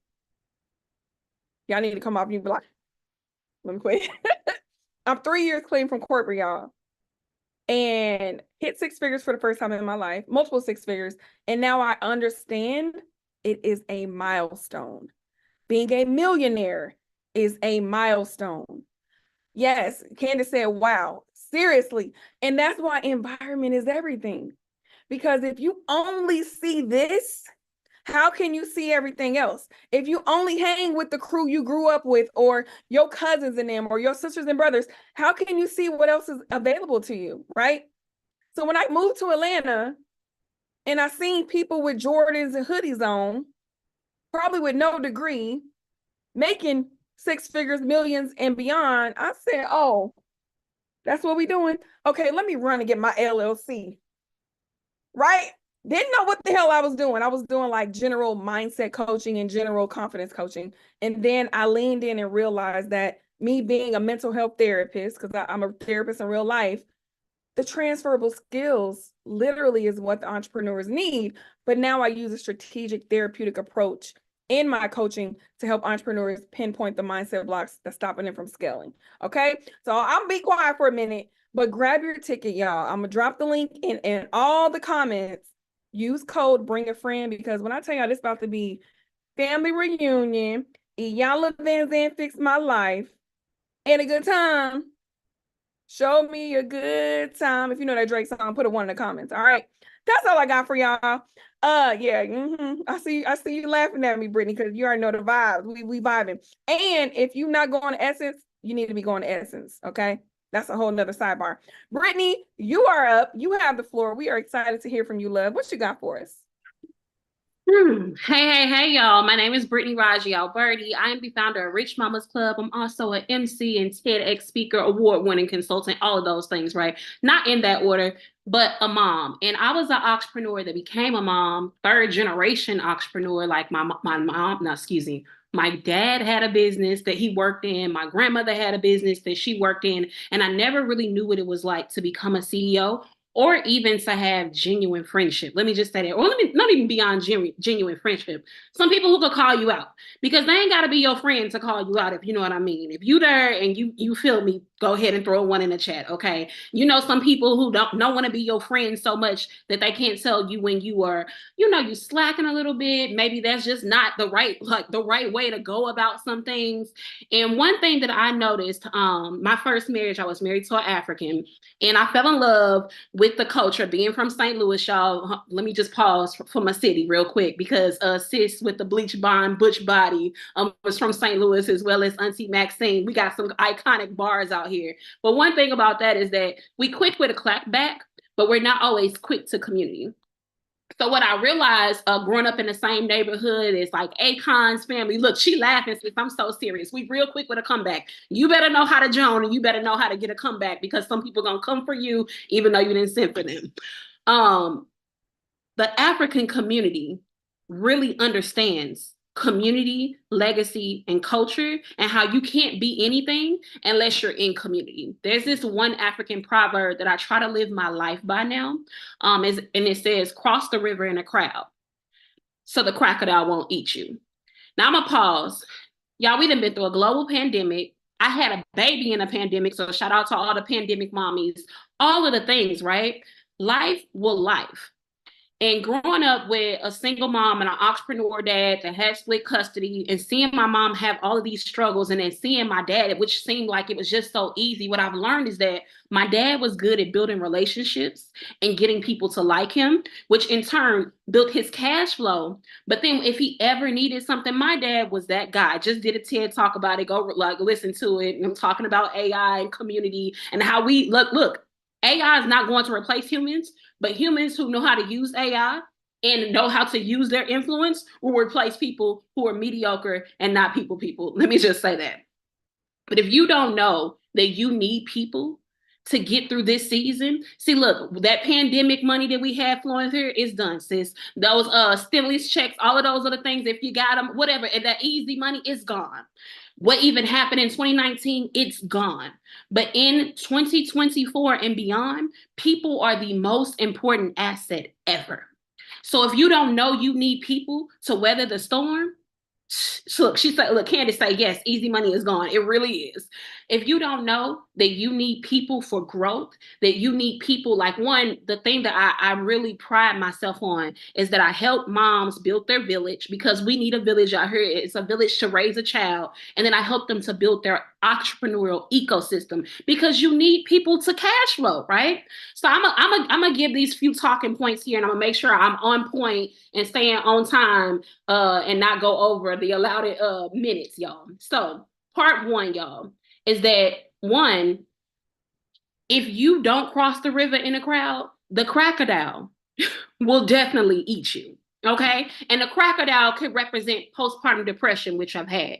It could represent domestic violence, which I've been in. It could represent homelessness, which I've been. It could represent systematic racial disparities, all the things, right, that the DEI movement was supposed to solve, which I've been in growing up in Ferguson, Missouri. It could represent all of those things. But as we sing now, almost 10 years later from Mike Brown's death, is that sometimes community is triggered by tragedy. So if you're in a place in your life where you're in a rough spot, I want you to ask, like, God, why am I here? Why am I here? And who do I need to get to the other side of this? Because some of us, we be so tight in our own space and our own mess that you don't realize that there's somebody else that's connected to your breakthrough that you need to be in community with. Growing up, seeing my mom struggle with literally being homeless, coming home with eviction notices on our door because our landlord didn't pay their taxes, not because my mama did. Some of y'all don't resonate with this. And seeing my mom just struggling with some things, I just wish my mom had a friend that say, hey sis, look, come over here, we're gonna figure it out together. I just wish my mom trusted somebody enough that she didn't have to leave us with family members who sexually abused me growing up. I wish my mom had a friend that could just say, hey sis, sit here, I'm gonna cook dinner. I got your kids, right? I wish my mom had that. And then on the flip side, I know so many women who are around people all the time, but you don't really have people where you can take off your cape. See, so many of us, we're super women. We're the one, you're the go-to. You're the go-to for the go-tos. So you don't even have a space where you can just be. And that's what community truly is, okay? So I'm gonna read this quote really quick, y'all. And it's a mindset card, y'all. It's real cool right here. Look. And it says, what I am looking for is also looking for me. I often hear you know what? I don't find nobody to match my vibe and all these other things. But literally it's because some of us are faking it, right? The Instagram and all of the things and all of the millionaires, they have all made us think that it happened overnight. And here's the thing, that's their job. That's what Instagram's job is, to make you desire things. But how many of y'all know that when you're showing up authentically, vulnerable, and just who you are. The thing that you've been looking for you, but you've been hiding. See, I used to be that girl who would shrink. I didn't want to be around people with big energy because being from St. Louis, and being a girl who had a lot of privilege, that my grandmother, her cleaning business used to put us in a lot of white neighborhoods. So I would be the only Black girl. And if you ain't heard, your girl got an accent, and I speak Ebonics is my first language. So I used to question myself, like, am I enough because I'm the only one here? If you've been the only one in a space, y'all, where you just felt like the odd one out, whether you're the only one, the first person to get a college degree, the first person to get married, the first person to have a child, whatever it is, you're the first or something. You just feel like, dang, am I enough? Am I supposed to be here? So I spent a lot of my life questioning whether I was enough to be in certain spaces. And it also made me question whether people really wanted to be my friend or really wanted to be in community with me because they liked my energy, because they liked what we could build together, or was it something that I could give them in return? All right, some of y'all know we got some powerful women on this live stream in these meetings today, and y'all know there's some people who look, they see what you can be for them, but they don't know who they need to be for you. Right? Those reciprocal things. So look, you don't have to chase. You don't have to beg. You don't have to even desire it completely. Just know that what you want also wants you. But for you to get what you want, you got to show up like it's already yours. So those friends, look, we see those friend goals, those passports, those friends with the 850 credit, look, Alexis, those friends that's getting multi-millions like Candace, those friends who like, look, can get you out of a mindset rut like LaShana. All of the women, like all of the speakers today, those friends, they also desire somebody who they can take off that cape, where they don't have to be powerful, where they don't have to be the person that's got it all together, where they don't have to be the person. They desire that too. So when you're searching for community, I want you to say, like, what in me is saying that I'm not worth the inconvenience of being in community with women like me? And when I say this, how many of us will show up for a business conference? How many of us will show up for a retreat that is revenue generating, but we don't even think to date our friends? See, some of y'all married. I'm married too. Look, he did good, y'all. He did good, right? Some of us, we understand the dating world, right? Some of y'all on 50 million apps single. Well, look, shout out to the single moms and everybody else. You're investing into that. You're going to invest in your hair, your nails, the outfit, and all those other things, but you haven't invested into your friendships. Did you call your friend and just say, hey, since you on my mind, taking the time, know that you're worth the inconvenience. And that other sister, she might just need to hear that you were thinking about her. So when you have a lack of village and you have a lack of accountability and you find yourself in a rut, it's usually because you're the one who's letting you down. You haven't decided that I'm worth the inconvenience to sit at the feet of women who are going to hold me accountable, who are going to clap for me when I need someone to cheer me on. You have to be the person to decide that I'm worth the inconvenience. I'm worth the inconvenience of rescheduling my hair appointment so I can go to brunch with my sis. Look, sis, get you a good wig. Look, I'm the queen of a good wig now, right? Look, even if it's a synthetic, girl, whatever you need to do, you go get what you need to do so that you can get at the feet of people who can pour into you. Too many of us are pouring into other people and not getting poured back into. That's why we're cracking. That's why we see some of the cracks. That's why we start snapping. That's why we get easily irritated, because you're pouring out too much. And to that woman who's pouring out too much, I want to say, are you going to take time to get poured into? So as I close and as I conclude right here, y'all, if you know you're a person who you've been pouring out, you're the superwoman, you're the go-to, you're the girl who's going to get it done. You're the one that everybody looks up to. You got all the followers, all the likes, all the awards, all the cash flow, all those other things. But deep down, you know you're still lonely. Deep down, you don't even know if these people really got your back like that. I want you to drop your handle, your Instagram handle in the chat and just say, hey, I'm looking for community. I'm looking for someone who's not here for the Instagram clicks. I'm looking for someone who's not just here for the good time, but for a long time. Someone who's going to grow with me. Someone who's going to hold me accountable again. Someone who's going to cheer for me. Someone like, just what's that one thing as you're putting I want everybody, put your Instagram handle in the chat and say, what's that one thing that you've been longing for? What's that one thing you desire that someone hasn't filled in the gap?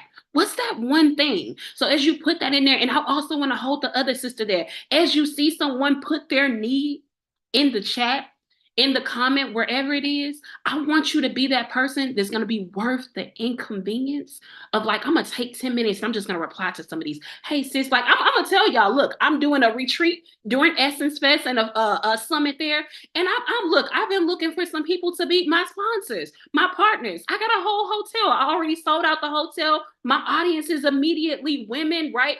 And I'm like, okay, I had a few corporate sponsors and something fell through. So I was transparent and I put it out to my audience. Look here, say less, Candace, look. I put it out to my audience.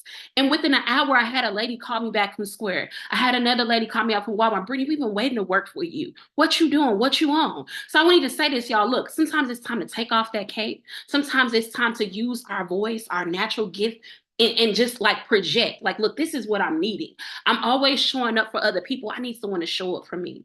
And as I truly conclude, let me show you how this works, y'all. I now have a community of over 500 moms all over the country, Black women who are doing the damn thing, right? Mompreneurs. And my family got RSV about 2 months ago, and it was scary. LaShana knows this when I originally met her. Like, I just put my daughter, I paid for private school the full year, y'all. I'm so proud of that. It's to someone who had broken school relationships, went to 13 schools by the time I graduated. It was so important to me to provide some stability for my daughter. So paying for this full year of private school, I've never been more proud, y'all. Yes, I want a Louis. Yes, I want to go on a vacation. But sis, look, that tuition got paid all year long. And when I say the consistency of doing that and showing up over and over again and seeing the stability that I offer for her, I never want to lose that. I never want to lose that. Okay. So for you, what is something that you know you can't live without? What is something that you know that you need to tap into and who you need to tap into it? Because when I put this out, I was like, look, y'all, I'm tired. My husband's sick. I'm sick. We've been sick for 3 weeks. We shut in. My community showed up. And I had a week worth of meal train meals that came to my house. I had people to show up and like just watch my baby with a mask on. Like, look, there are people who will stand in the gap for you, but you can't be too proud, sis. You can't be too, I'm not telling you to beg. I'm telling you to say what you need. Be vulnerable, be transparent, and be willing to make it happen. All right. All right, y'all. I'm Brittany Raji Alberti. Thank you so much, LaShana, for this time. Look, and I hope to connect with y'all on these internet streets. You deserve community. Woo, I'm getting a fire emoji. Boy, you done lit up the stage. I'm like, oh, sis is opening up. Boop, boop, boop, boop.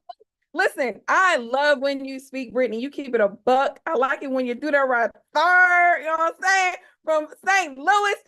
I am so excited for you because what you're sharing with us is the thing that we are afraid to say because we wear the superwoman cape on our chest like it's a badge of honor. We have been burned in the past from friends and people who said they will be there for us. So when you say put your such in the chat, say what you need.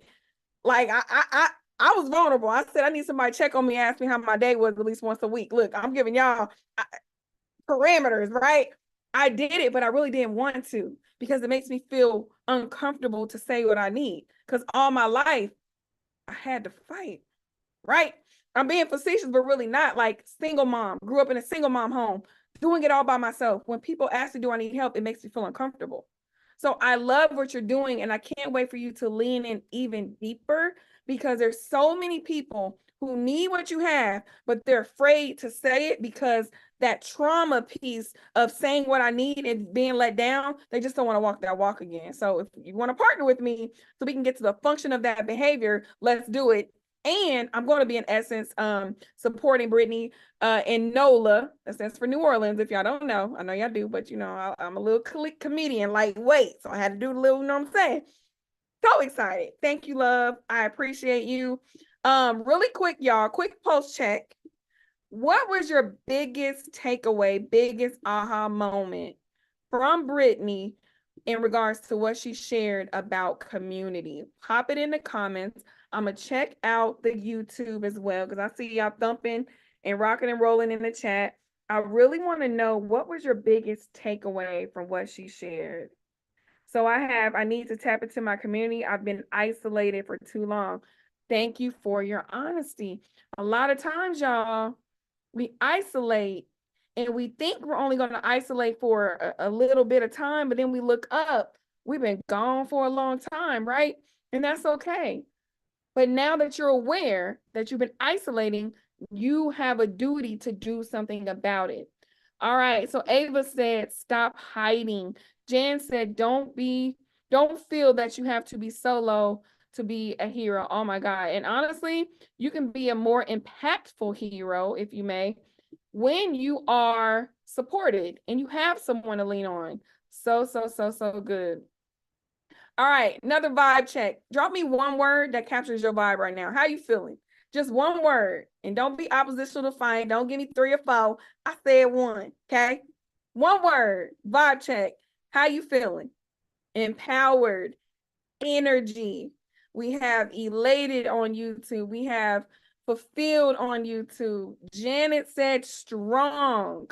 I love it. I love it. I love it. Monique said she is ready, like ready. I love that. All right. So listen, guys, we have our next iconic mom, J. Michelle Van, and I got her name wrong. We was on IG Live, but she gave me so much grace, and I appreciate that. Yes, it's still in my brain. I'm one of those that be laying up at night thinking about all the stuff that I did well and didn't do well, and I remember that. Yeah, I'm working on that. Yeah, I'm working on that.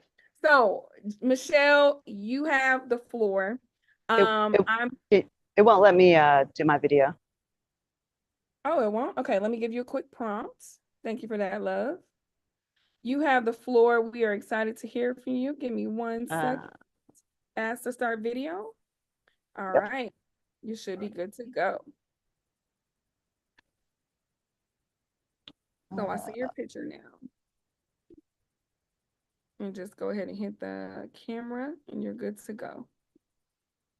All right. Sorry, I'm in the airport today. problem. So Thank you for as being here. mompreneurs, sometimes we are here and there and everywhere. And that's the way it is. I just want to begin today, and I just want to start with just a bit of a meditation.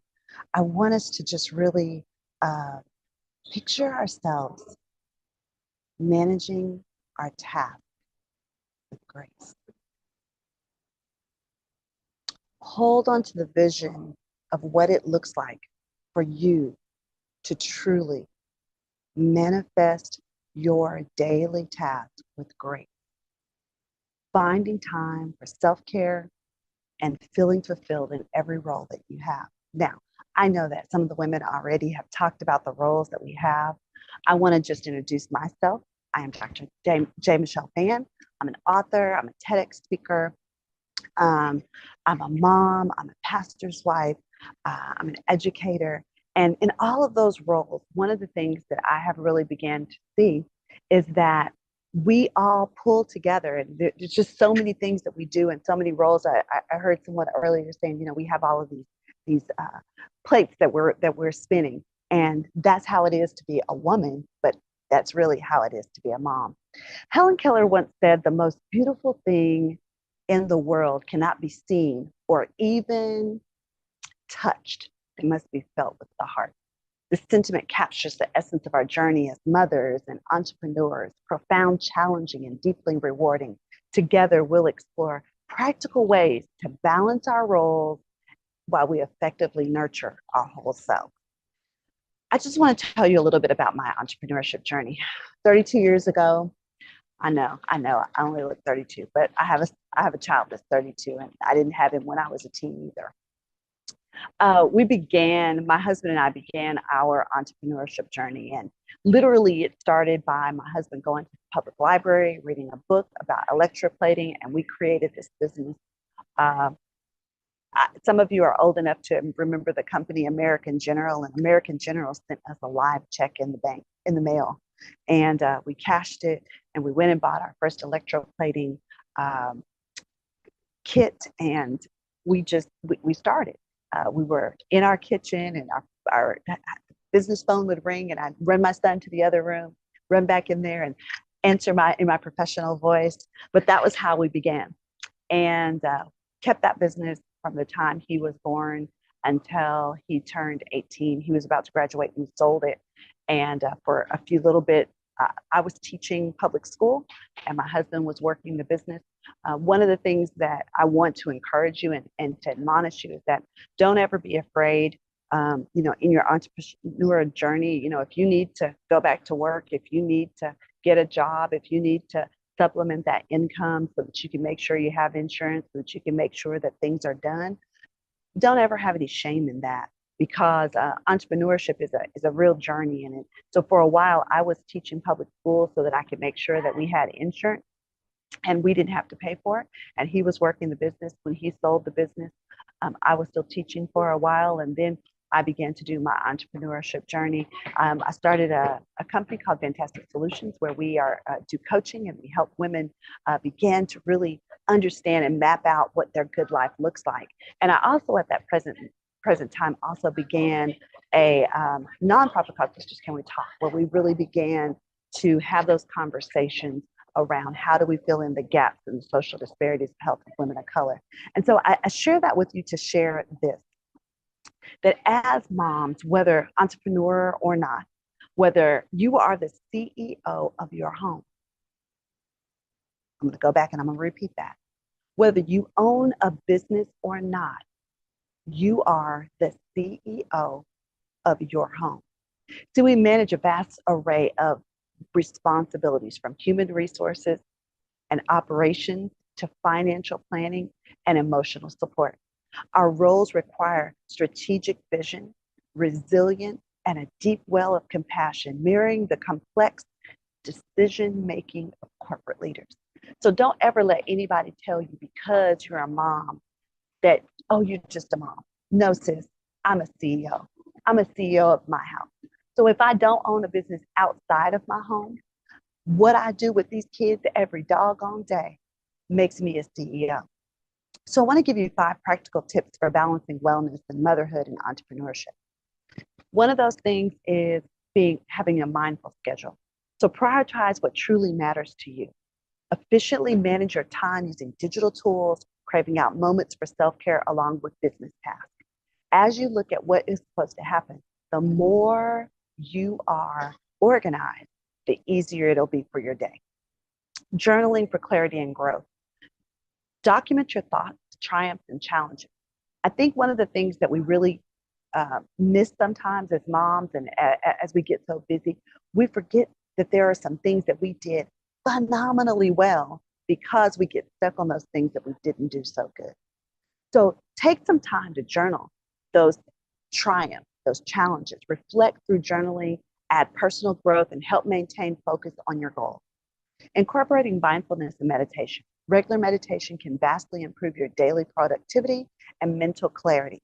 Remember, meditation takes time, but it will give you time back. The more you can understand and you can visualize where you're going and how you're going to get there, the easier it will be to do it. Physical activities for energy and health. Maintain physical health through activities like walking and yoga and boosting your energy. I think one of the things we also don't think about is sometimes just cleaning our house is activity. I'm running the vacuum. How do I stretch a little bit more while I'm running that vacuum? How do I run that load of laundry up the stairs and put those things away and maybe take a few squats while I'm doing that? So using your time and using the things that you're actually doing. No, you may not be able to go to the gym. You may not have time, but how do I take the time to do some of those activities while I'm doing my regular work? Strength. When we think about gaining our physical energy, gaining our mental energy, gaining all of those things that we need to have, we need to make sure that we keep our spiritual life in balance. So enhance your spiritual wellness through regular practices like prayer and community involvement and grounding your life in peace and purpose. All of those things are going to help you as you begin to look at what it is that you need to be doing. Now, I want to really encourage you. I know it can be very difficult as we are, again, spinning all of these things and doing all of these things. But I want to remind you, you are the CEO of your life. No one can determine or tell you what is the right way to do it, how you should be doing it, how you might need to do it. At the end of the day, girl, you've got this. And this is you. This is your time to shine. This is your time to soar. This is your time to move into what God has called you to be. Whatever that looks like, whatever that feels like for you, do that. As we conclude today, remember that nourishing your whole self is the key to thriving. Make sure you're eating. Make sure you're taking care of yourself. Sis, I think somebody said it earlier, and I always remind women, take the time to date yourself. When you take those kids to school, when you drop them off at school, when you drop them off at a play date, the young lady before me said, get you a circle, get you those people that you can call that'll come in and watch those kids for your little one. And when that happens, take the time for you. Self-care is never selfish. But remember, there's a difference between self-care and maintenance. Getting my hair done is maintenance. I need to do that. I need to maintain that for my personal hygiene. But taking the time to go get a massage, taking the time to do something that fills my bucket, something that brings me joy, that is self-care. And so I want to remind you, as we come to a conclusion, as we spend this time, make sure that you are doing what brings you joy. Do you know what brings you joy? Do you know what you like? Do you know how you like your eggs? Do you even know if you like eggs? Sometimes we don't, because we've done everything for everybody but us. These insights are steps towards a balanced and enriched life as CEO of your home and beyond. For continued support and engagement, connect with me on Facebook and Instagram. I'm Coach Fantastic, Vantastic, You can find me on Instagram, Facebook, and LinkedIn as that, but you can also find me as J. Michelle Van. Thank you so much, J. Michelle. You touched on so much, and I love how you did that pause and how to be fully present in that interactive activity initially. But one thing I really liked is that you specified the difference between maintenance and self-care. A lot of people put it all in one bucket, right? And I like to infuse all of it into my regular scheduling programming, so I don't have to be like, okay, self-care Sunday, because it's not a cliche, to be honest with y'all. Mm-hmm. Like, my water is always with me. I am always breathing. I am always setting boundaries. So how do we get from normalcy versus compartmentalize when we're under pressure or when we're stressed? And that takes repetition. So thank you, even though you're at the airport rocking and rolling. I see you got your pink and green on. Are you an AKA? You an AKA? I am. All right. Come on now. I want to do the sound, but I want you to beat me up because I'm not an AKA. My brother, he's a Phi Beta Sig. Me too. I don't need to be doing that. So no, you don't. You can't do that. I'm just gonna be quiet. I might do grab chapter. Thank you so much. Thank you so much, Michelle. Take care. All right, man. I want to do a quick round robin. I'm just about to literally call on y'all. So if you frying chicken or you walk in the park, I need you to be fully present. Because I'm about to call on y'all. I need to just do a quick post check. I know this one's ready because she always ready. Jen, how are you feeling? What has been your biggest aha moment or breakthrough today? I know you always ready, boo. Jan, yes, thank you so much. I think it's just a wonderful contribution that everyone has, which is different for everyone, but somehow it's the same for all of us. This is common thread that each and every one of the talks, we can say, yeah, hang on, I identify with that, or I felt that. So the vibration is clearly universal. And I think that that's just an amazing thing. And we're also far away from each other, perhaps, but not necessarily all in the local space. I mean, I'm clearly all the way in the UAE and Dubai, and I can absolutely resonate with everything that everyone has said. Thank you so much. And I cannot wait to hear your talk. Let me call on Monique. I see you ready, Freddie, rocking and rolling. Monique, what has resonated with you so far? Because I know you were busy traveling and whatnot. What is going on for you? What's the biggest aha moment so far? Oh my gosh. Brittany got me all the way together. Like, she snatched me. We have to show up and not question, like, do we belong here? If you're here, you belong here. It's not a question. You're already there. It's just so many great gems that has been thrown. The 2.0, you don't know, you can't control your day, basically. I flew in this morning from Houston, and it was just a mess in Houston the entire weekend, which threw everything off, schedule wise. But we have to realize that we are here. And once you're here, 95%, sorry for the noise in the background, 95% of what you want to accomplish, you're already in the process of getting it done. So I am so honored to be here sharing the stage with all these amazing women. Thank you so much. So guys, we are going to get ready for our next speaker, and I want to share my screen so I can put her beautiful face on the screen. And while I'm doing that, I got a question for y'all. Pop quiz. What are you making for dinner tonight? Moms are always either on Etsy and Pinterest trying to figure it out, YouTube University, TikTok specials.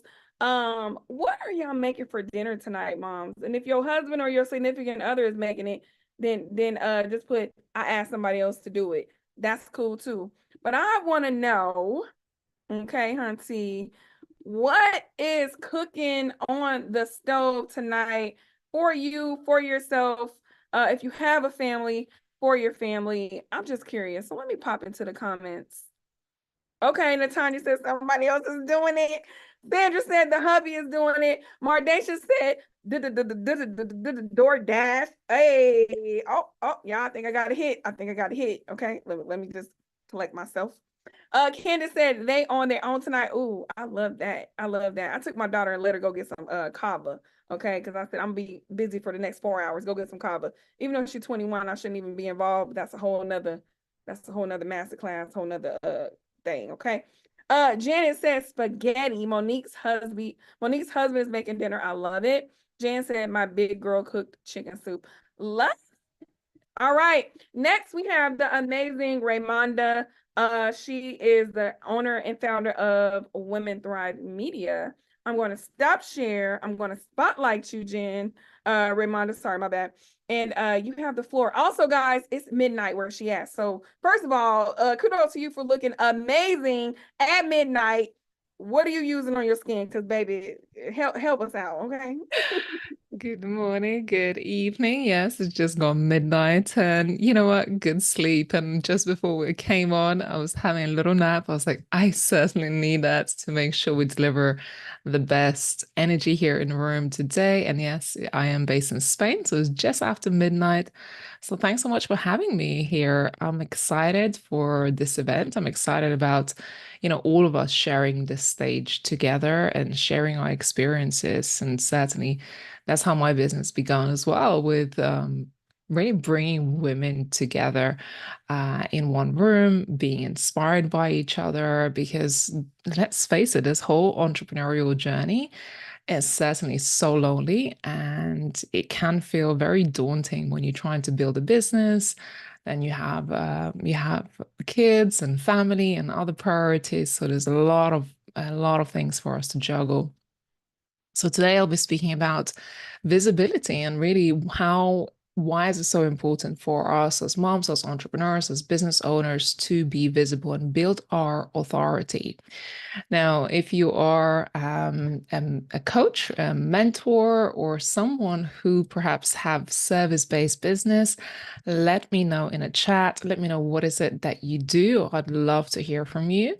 Myself, I've been an entrepreneur since the age of 21. It's nearly been 15 years now, and it's been one of the most amazing learning experiences, I would say, in my entire life. And today, I lead a community of over 600,000 people across the world. We publish books, so we publish Women Thrive books. I host an annual summit for women. And my area of expertise is really helping women build visibility and public speaking careers, because I believe that everyone has a message, everyone has a story and something that you perhaps may have overcome. is a shining light for somebody else. And your story is not for you to keep, but actually to use to empower and inspire others.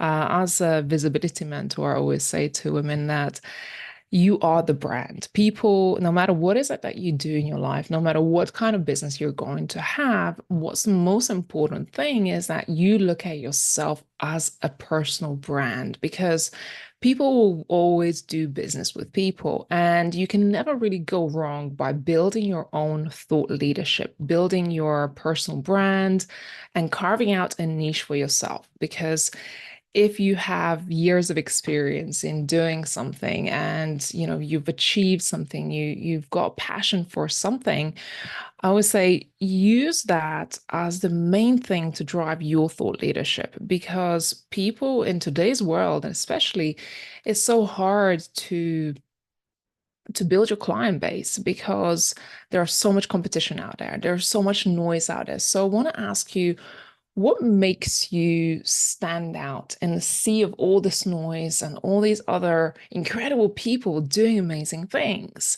And I always say, find your lane. Find, is it something that you're amazing at? For me, when I look back, there is a common thread. Even though I've I've coached women on visibility in so many different ways. I've coached them on social media. I've coached them in how to build their speaking careers, their writing, how to build a coaching business. But there is a common thread through all of that thing, which is visibility. So I want to ask you, when you are doing the work that you're doing, what is the common thread that you have in your work, in the way you transform people's lives? And that is really your niche. And I always say, build your thought leadership through media, through public speaking, through even social media. Social media is a free platform. And before I went out to speak on big stages, before I was hosting big events and webinars and all of that, and invited to be on people's podcasts and summits like this, I wasn't a speaker, right? I wasn't invited to speak. So instead of waiting to be invited to speak on stages, I started to build my own stage. Okay. And that's really important, because if you're just starting out in entrepreneurial journey and coaching journey and building your credibility and authority, before you wait for someone to invite you on their stage, I want you to think about, how can I build my own stage? How can I build my own thought leadership? There are so many channels. There are free places where you can publish your expertise, like LinkedIn, like Medium, like other publications. Even Women Thrive Media always accepts articles for women to write about their area of expertise. So you want to think about, what are the key outlets that I would like to use to get my message out there?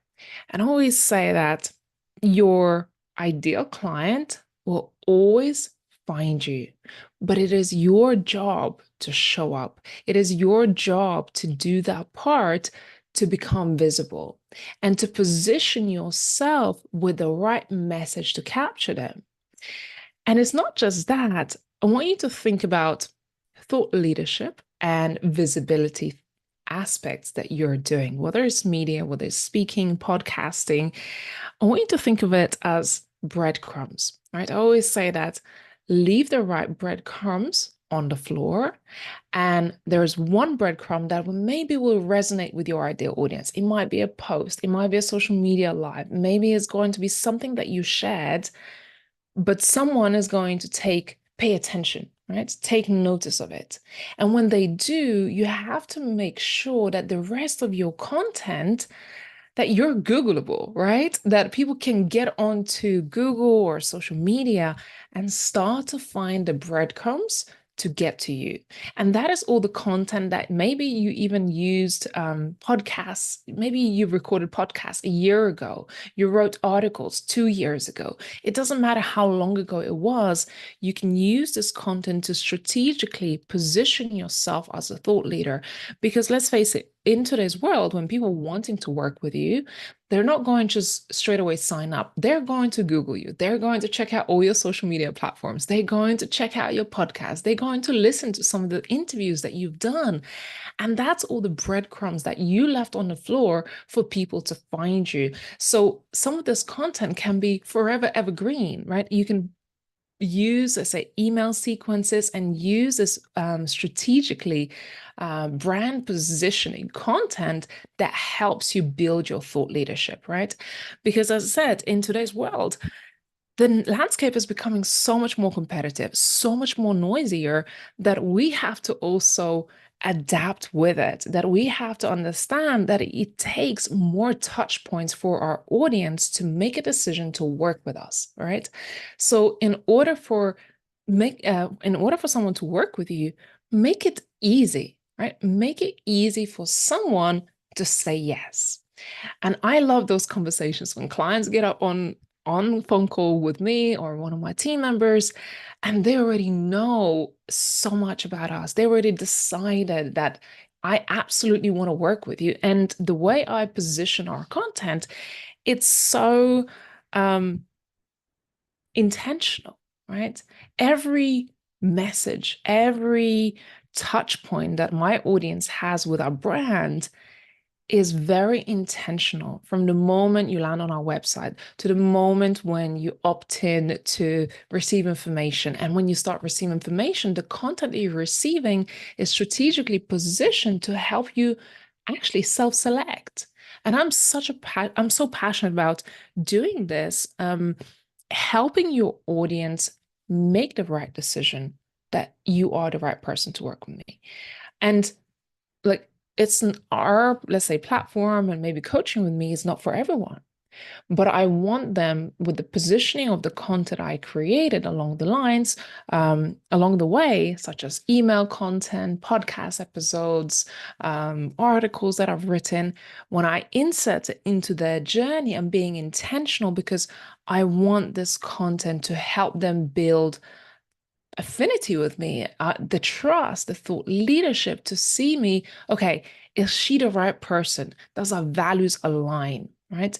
And I always say, as an entrepreneur, go back and ask yourself, what made you want to start this? Because you can share your story along the way with your audience that are either going to connect with them or repel with them. And both of those things are fine, because you want, at the end of the day, when people reach you, when people get to speak to you on the phone, you want to make sure that they have already decided to work with you, right? They have already made that decision and they feel like they already know you. So the reason why they're getting on a call with you is just to confirm, right? To be sold to almost. And that's amazing because, all of that work that you've done before to build your thought leadership can become strategically positioned content that is going to help you build your client base with ease, right? So I think for all of us as entrepreneurs, as business owners, it's just so important to be reminded to be intentional, put yourself out there. And I know it's not easy.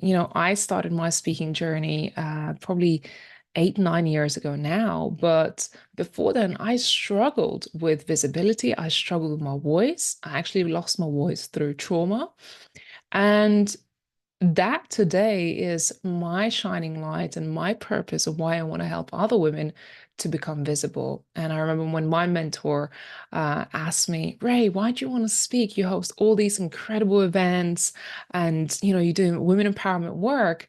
I said, Mr. Les, I want to speak because I know what it's like to lose a voice, right? Not to have a voice.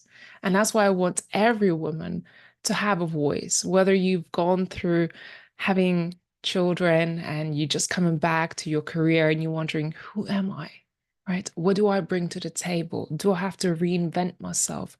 I want every woman to know that she has a story, she has a voice, and she has a purpose on this earth to impact somebody's life. First of all, girl, your voice is literally your superpower. I could have went to sleep. I could have meditated. I could have look, astro projected, and I only learned that word because my daughter on a spiritual journey. I didn't know what it was before that. I'm just not even gonna cap with y'all.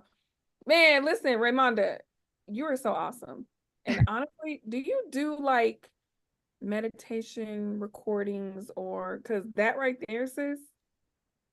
No brainer. I mean, is it just me or can anybody relate? Or am I tripping? Just help me out. Somebody come off mute. So I was thinking about that recently. I was like, I think I should really just learn how to record meditations because I really actually enjoy it. hello. Hello. So thank you so much, guys. She has information in our digital resource guide. If you're VIP, you'll get that. Thank you so much. So we have Candace Holyfield coming up next, and I'm saying this verbally because I know she's busy. But as she's getting ready, I want to ask you guys, like, we started this at 4 p.m. and some of you guys can pop it in and out. Some have been here since the beginning. My first question is it what you envision this iconic Mompreneur Expo? Because I know y'all see the purple and the pink and whatnot, and y'all, it's about iconic moms, but so far, because I feel like my cup is like literally overflowing and we're not even done yet, is this session and this experience what you envision? You can come off mute and share, yes, blah, blah, blah, no, da, da, da. Let me know. Come off mute, please. Not everybody at once.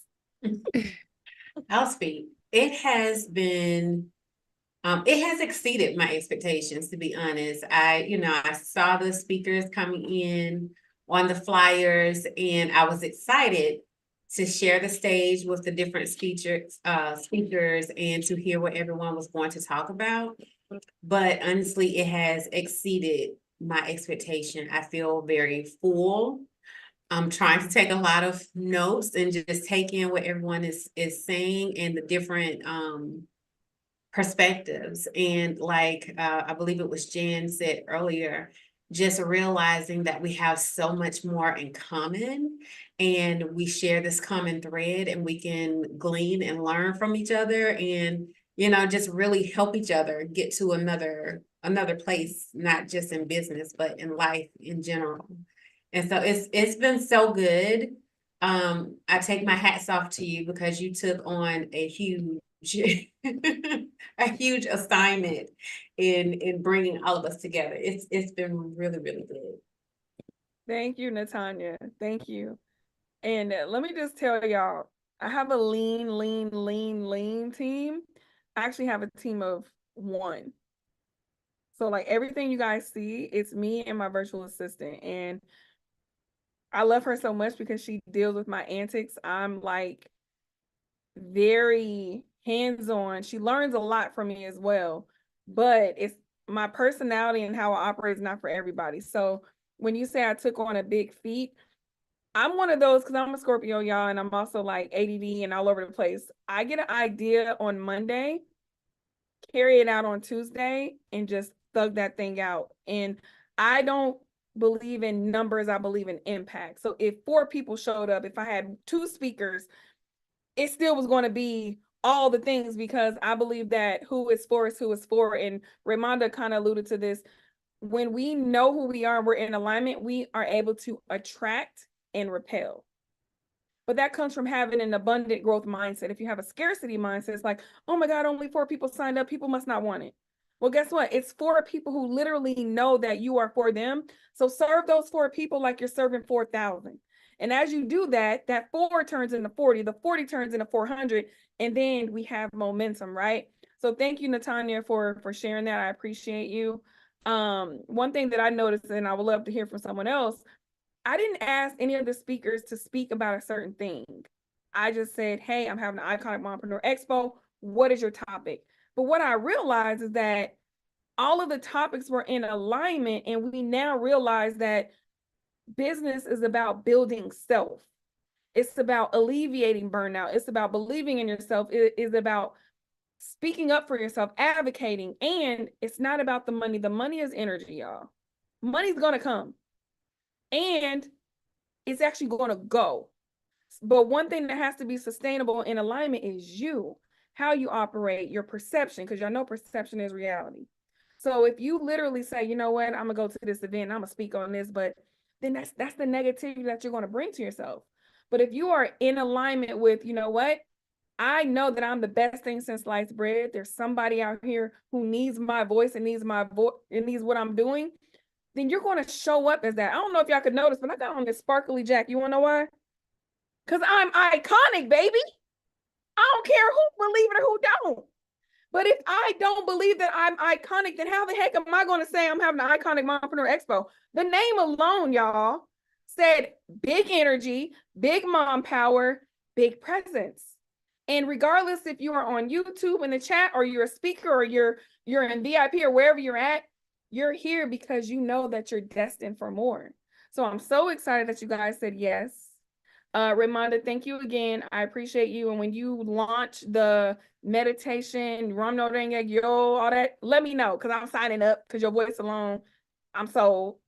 And now, I love you, girls. I'll be in another life. Let me know. Put a 1 in the comments if I need to be a comedian because a lot of people say I do, but you know what I'm saying? I'm like borderline, you know what I'm saying? All right, let me quit. Candace Holyfield. Are you available? Because sis, you are up and we are ready to get this energy from you. Let me know when you're ready. Just pop your face on the camera. While we're waiting on her, who has a birthday in June? Is this June, you're right, y'all? No, this is May. My bad. Who has a birthday in May? Who is the May baby? Who is the May baby? Pop it in the comments. Let me go over here because anybody a May baby? Nobody? It won't let me turn my camera on.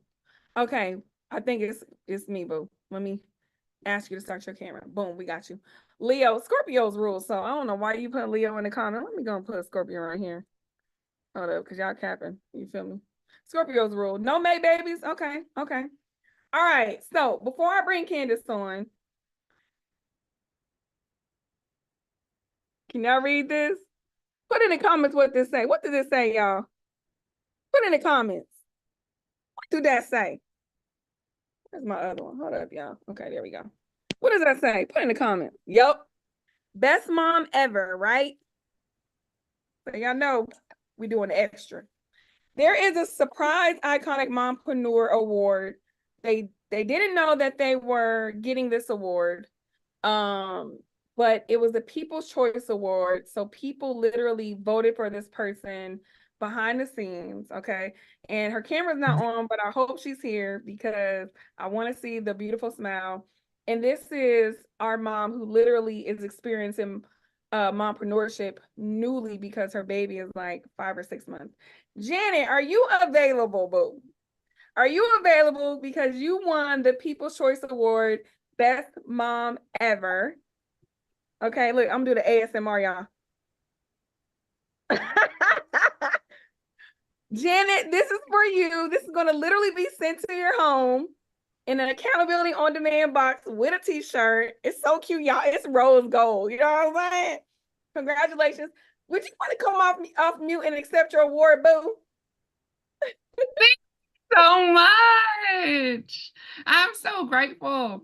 I'm grateful for this space. I had put in the comment already that this whole experience has been amazing and aligned. And then you came up and said the alignment. And I was like, it's just the alignment for me. And then Scorpio gang for real. So I'm just so grateful. Thank you so much. You are very welcome. I just need your address. Pop it to me in the in Instagram. And now I have the opportunity to spotlight my good sis, Candace Holyfield, the six-figure spa chick, and actually the billionaire spa chick. Okay, that's what I'm naming her. She about to give us some love, some energy. Candace, you have the floor, and thank you for being patient, and thank you for being on the whole time, even though you're speaking right now. You got the ball, boo.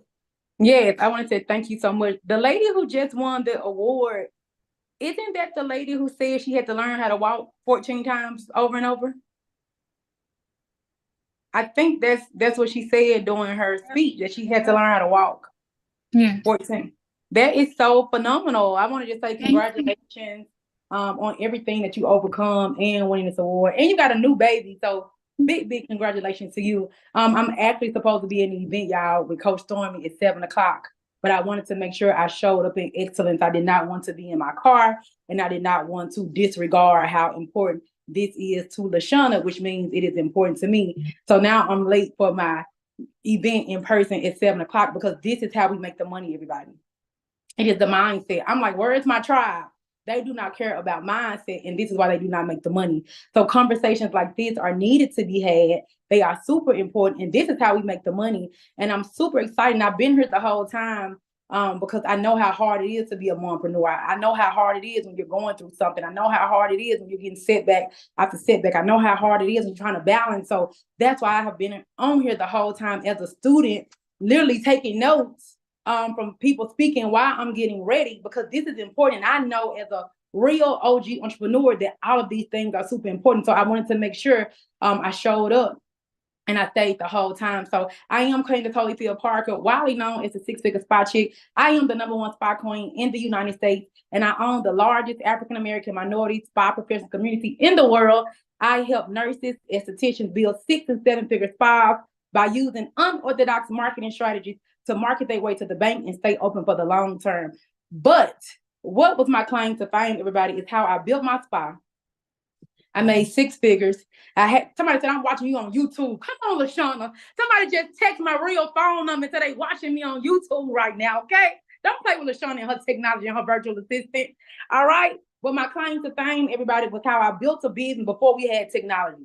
Before we had TikTok, before we had Instagram Live, before we had Instagram, before we had DMs, I built a business from the ground up, and I made 6 figures my first year by doing free. I have a free strategy that's crazy. And then I got on Groupon and made my first 6 figures. And then I finally made my way up as an Instagram, made me another 6 figures with digital products. And so my claim to fame is that everything I touch turns to gold.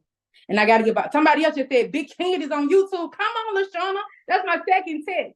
And so my claim to fame, everybody, is every single thing I touch just turns to gold. From doing my spa, from opening up my consulting business that made multi 6 figures, from killing it over on Groupon, from having digital products, from doing Airbnb, from doing trucking.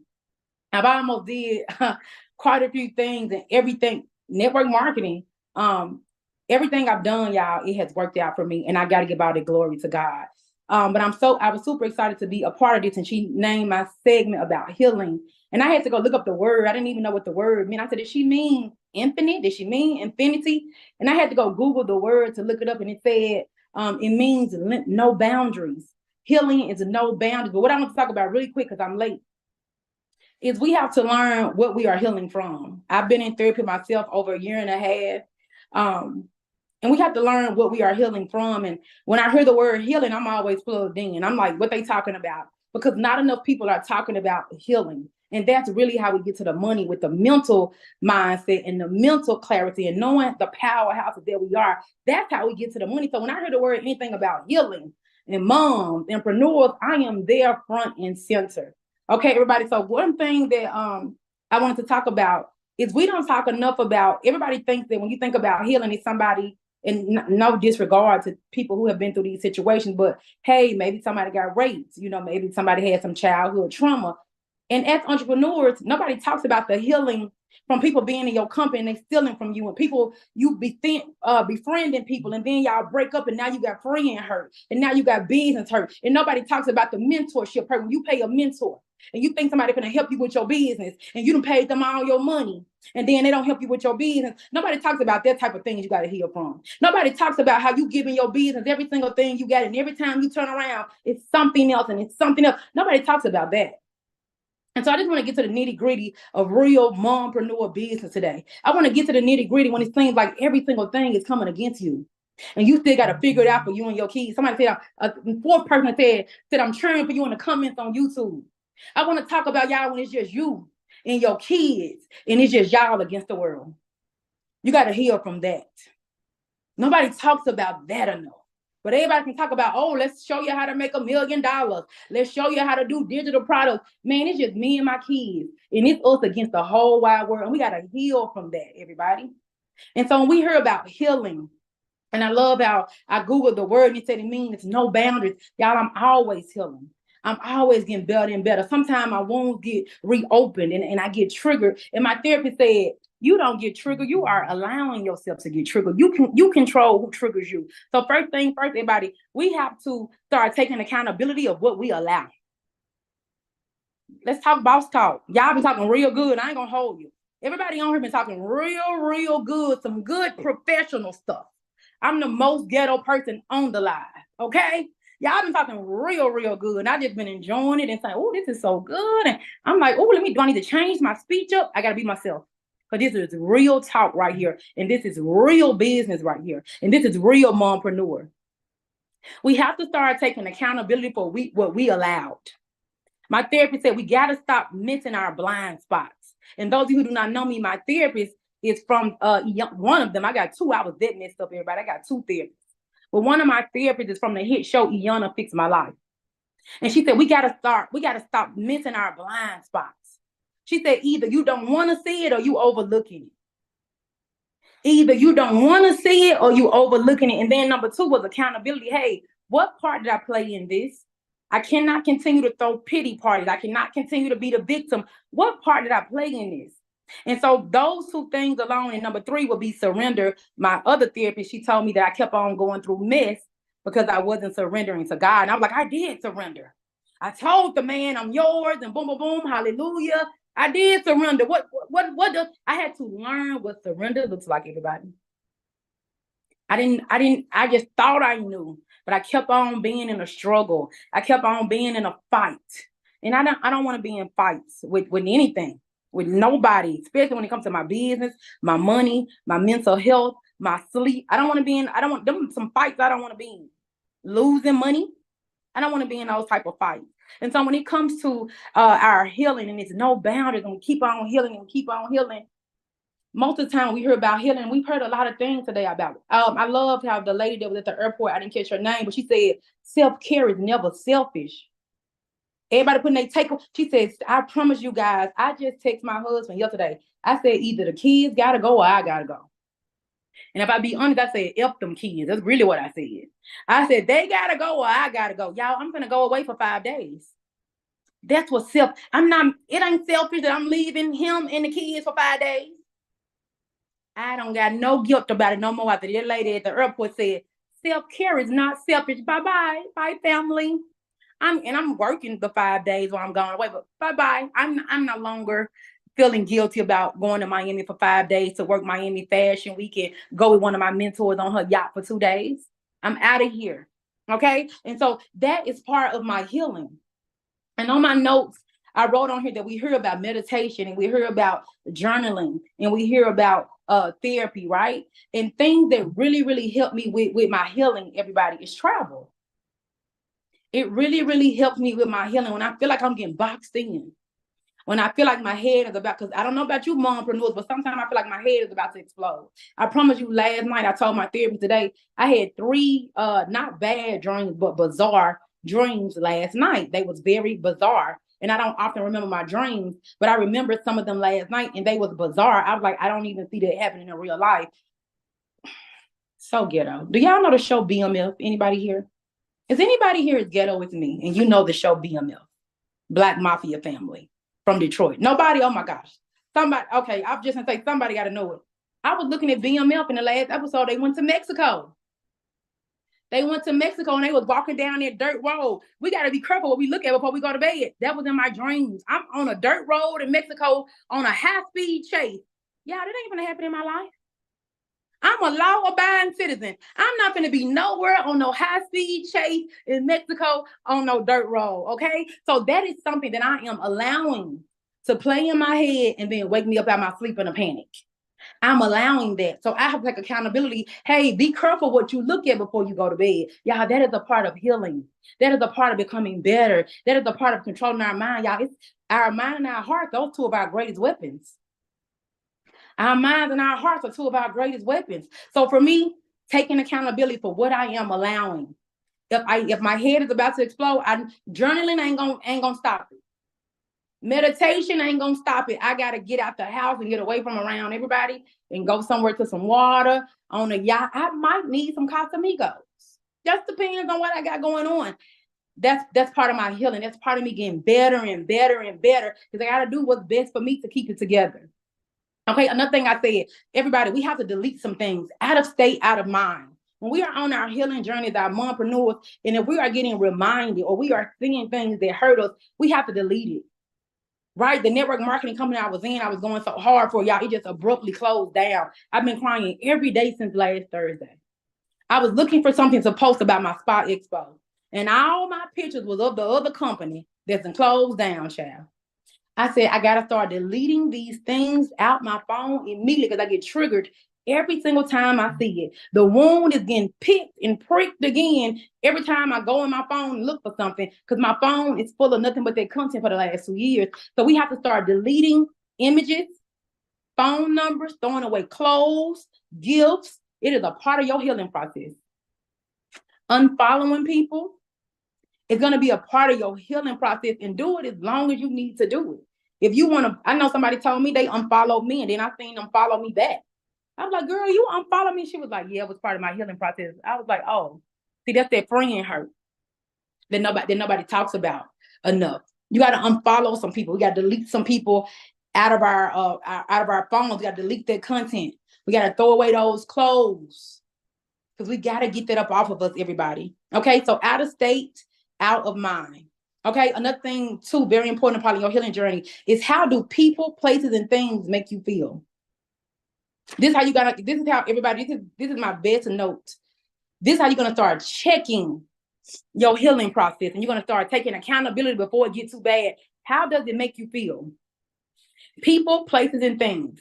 If it's a certain person and they make you feel some way, you know you got to get up out of there. If it's a place, it triggers something, it brings up an old wound, you got to get up out of there. If it's a thing and it makes you think about something, you got to get rid of that.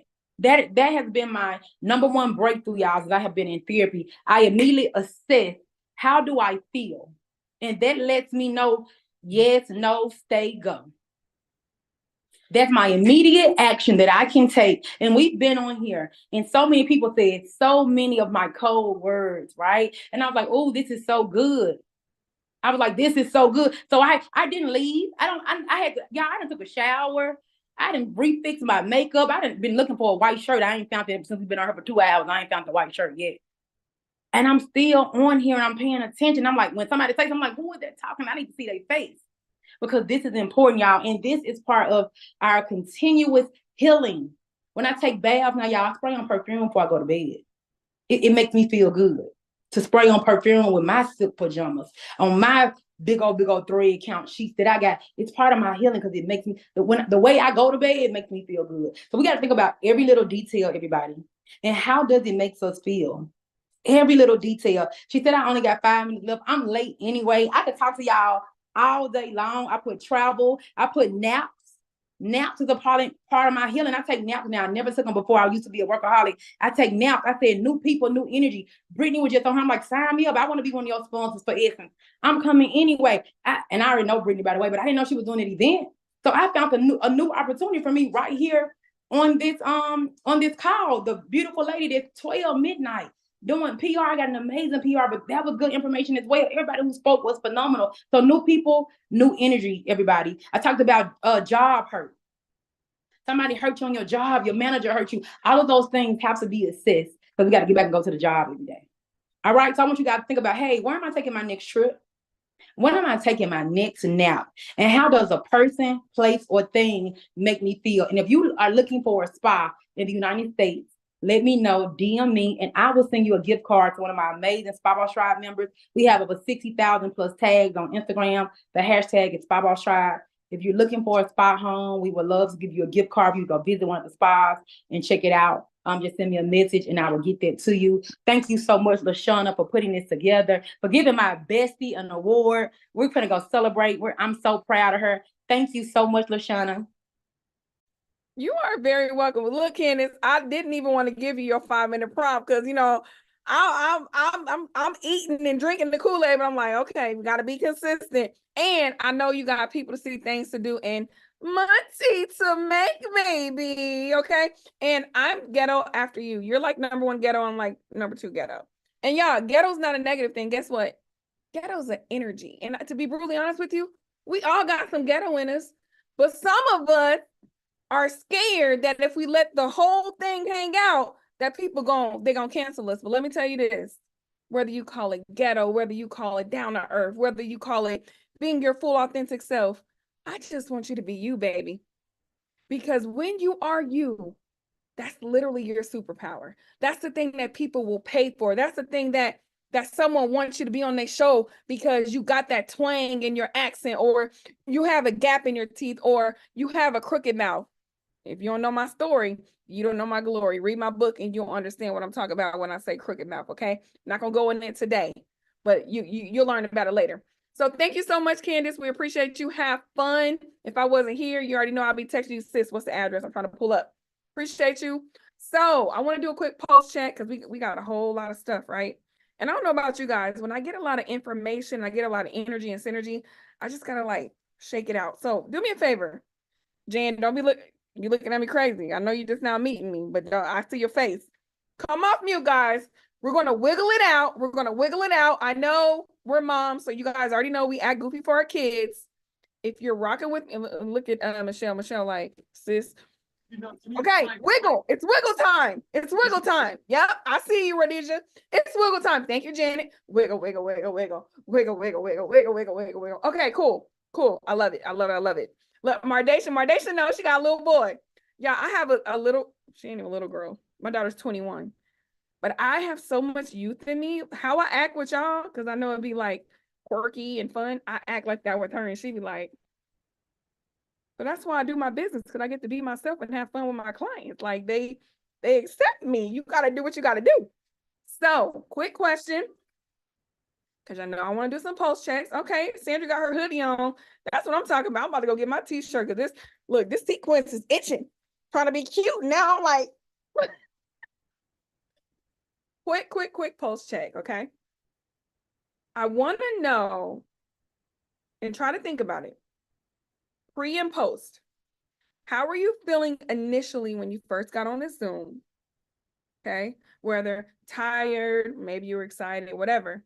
And then how are you feeling now? So pre and post. So I should see 2 words in the chat, whether you're on YouTube or whether you're here live with us in I'm gonna call this the iconic ballroom. Yeah, I know. Look, we could be creative. This is the iconic ballroom, but I ain't got no ball gown. But anyway, hold up. Anybody watch Bridgerton? Now my ADD's kicking in. Y'all, Bridgerton. I'm just gonna say I watched the first part. Penelope. Let me just put a pause because, like I said, my ADD working up. All right, so Jan said she was excited and now she's enlightened. Janet, ready, and now she's full. Sandra said she was excited and now she's empowered. Thank you, Michelle Van, for your honesty, especially because you're just now meeting my brand. She was nervous and now she's energized. Mardasha said, I was tired, but now I feel more of a light and I don't feel alone. Sometimes we feel like we go through things alone, but I feel connected. And I'm gonna just call you out, Mardasha. You know I love you. Y'all, Mardasha thought this thing was in person. She said, can I bring my son? Is this kid friendly? I said, yeah, we're gonna be virtual. Is that not mompreneur brain? Sis, I love it. Natanya said, excited, empowered. And Mardasha said she done got an outfit and everything. Well, sis, we gonna be able to see the top. So whatever you got on, we trying to see it, okay? I'm glad you went shopping for this. That shows your commitment. Now we're gonna do some awards. Let me see if Coach Lee is in the building. I seen her earlier, but I don't see her anymore. So I'm gonna see if she's here. And while I'm looking for her, what I want to do right now is we're going to highlight Mardasha, since I'm talking about her. Mardasha literally is one of our Mompreneurs awardees. And I specifically picked her to highlight because I met her. Dang, where did we meet? Did we meet through Morning meetup. Morning meetup? Okay, cool. We met through Morning Meetup. Let me get your flyer up. And I just loved her tenacity and grit and just perseverance for pushing through no matter what, right? And we connected ever since then, and we stayed connected. And when I thought about, okay, who are some moms that I want to highlight? She literally came to mind immediately. So Mardacia, I want to celebrate you and give you your iconic mompreneur award. And I didn't share this earlier, but all of the ladies who, let me spotlight you real quick. All of the ladies who received the iconic mompreneur award, you're going to get 2 free tickets to the Healing While Building Summit. It's in person. Write this down, Mardacia. Don't show up on Zoom because you're going to be there by yourself. Oh my goodness, that is so Got funny. 2 tickets to the Healing While Building Summit, June 22nd and 23rd. And I know you're busy. So if any of the moms are out of town or doing what they do, you can gift them to someone else. Just let me know who that is. We'll talk about it behind the scenes. But you have 2 tickets to the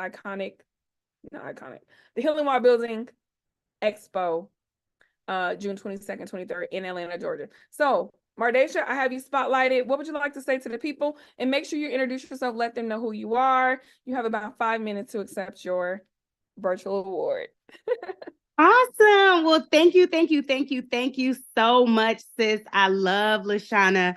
I love your energy. Like I shared on a post earlier, I wanted to thank you so much for your acknowledgement towards me, but I also wanted to spotlight you because I see you. She's always doing something new and she stays on the grind. So congratulations to you. Hi, guys. I am Mardacia McMillan, better known as Atlanta's favorite permanent makeup artist. Okay, I am a retired permanent makeup instructor and artist. I created the ombre lip liner tattoo for my girls who love to wear lip liner. If you know, you know. I traveled all over the country teaching classes. I've had clients from all over the country come in from, where did one of my last clients come in from? Australia, all those things, right? And I feel like, you know what, I was really thinking about this mompreneur award today, and I was like, I'm a mom and I am in business, but what do I really feel good about receiving this acknowledgement today? And it took me back to a time where back in 2016, I used to have my son, who's now 6 years old, that was sitting on the side of me. He used to be in my eyelash extension classes in my living room.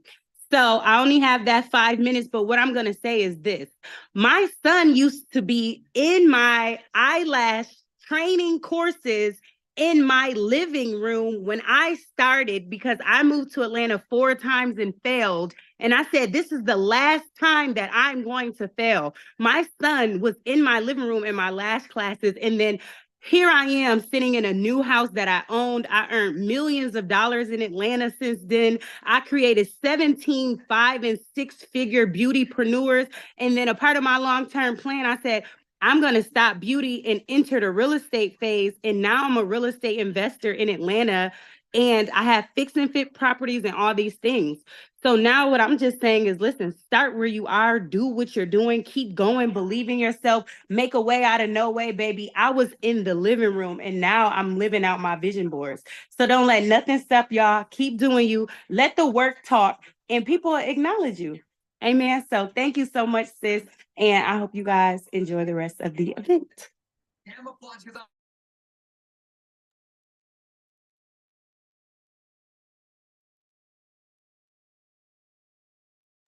Okay, I know I was on mute. Let me just rewind everything I just said. Thank you so much. When Mardacia speaks, she speaks with power. I'm so excited for you. From going to the beauty industry to real estate and all that, it just inspires me, because I'm thinking about getting my real estate license, but I don't know.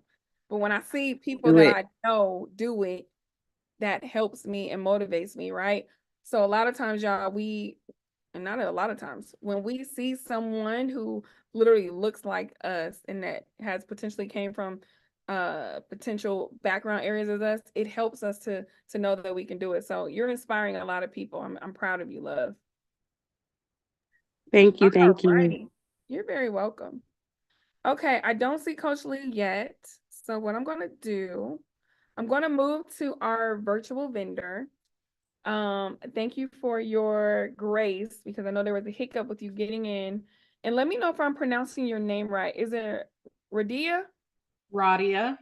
Radia. Oh, I love that. That's even better than what I just said. So Radia, I'm gonna spotlight you. You are a virtual vendor. You have a couple minutes to introduce yourself and to share with us what you have for us. Okay. Thank you so much for this opportunity. My name is Radia Hutchin. I'm a world traveler, having lived in 4 countries, and I am with my spa. I'm educating, empowering, and pampering women and girls with high quality products and services to assist them with mind-body positivity and assuring transformation so that the body begins to heal itself. And so I love the fact that you all have been talking about healing. And I did a room in Clubhouse where we were talking about mental health, since this is Mental Health Awareness Month. And so I'm not sure if you all are aware, but in the US, more than 600,000 hysterectomies are being performed a year. And 70% of them are on women who are Black. And so we need to heal. Needless to say, we need to heal. We have been finding out that they have been tampering with our products that we use on a regular basis. In terms of the, oh goodness, what am I? The hygiene industry.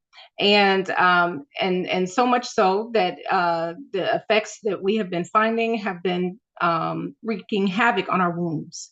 Okay. And trauma. We have womb trauma that we don't even realize. You know, our menstrual cycles are extremely long and painful. We talk about being great. We have these multiple roles that we have. And there's one time of the year or one time in the month in which we can't be great, many of us, because we are confined to the bed, because either the pads that we are wearing are not securing us to where our flow doesn't show on our clothes, or we're in the fetal position. And this is something that's been deliberate. And so I want to share with you all our product line. I don't know if you all can, no, I guess you can't see. Rain Sanitary Products. It is a Black-owned company here in Atlanta. And I'm here to share this opportunity and or these products with you all so that you all can begin to heal your wombs by switching the products that you're currently using so that you can have a proper menstrual cycle. So that's what I wanted to share. Thank you so much. No problem. Thank you. Feel free to drop your information in the chat. Okay. I just popped you in my stories as well. Yeah, exactly. Natanya just said it for me. I love it. And I just want to thank you for stepping full into your power and believing in yourself and your initiative. A lot of times, even if we know, the inner critic will tell us that it's not a good idea. And clearly, none of us have been listening to our inner critic in this season. Y'all see, I said a caveat in this season. We haven't been listening to our inner critic. And even if we listened to it, we didn't activate what we heard. Woo, Father. I don't know if y'all caught that, but I caught it. So I gotta do this. Okay. Sorry, y'all. I'm just like, that's what I do. We didn't activate what we heard. What we're activating is truly what's inside of us. And what I love about entrepreneurship is this. You can get paid to do what you love to do, make an impact, and change lives all in the same vein. I don't care if you're teaching kids how to fly kites, if you walking dogs, or if you teaching moms how to get their mojo back after a heartbreak. As long as you know exactly who you serve, why you're doing it, and how you do it, which is your framework, you're going to be able to make an impact, which then transcends into income. So thank you, love. I appreciate you. Hang out with us for sure. And what I want to do now, I want to do a little pause, because like y'all, we've been going, can y'all believe we've been going for 3 hours straight? Woo, because this pause ain't even for y'all, it's for me. I serve myself. I don't know about y'all. Okay. We're gonna do a quick pause. And on this pause, I'm gonna just give a 5-minute breather. Whether you need to go to the bathroom, whether you need to stretch, whether you want to go check social media, or whether you want to share in your stories what is going on in this experience and how you're being impacted. And actually, I take that back. We're going to do a second Best Mom Ever social media share. I have 2 of these, just so y'all know I'm not repurposing. Hold up, y'all. Where the other one at? Okay. Sorry, y'all. Look, I'm at my space.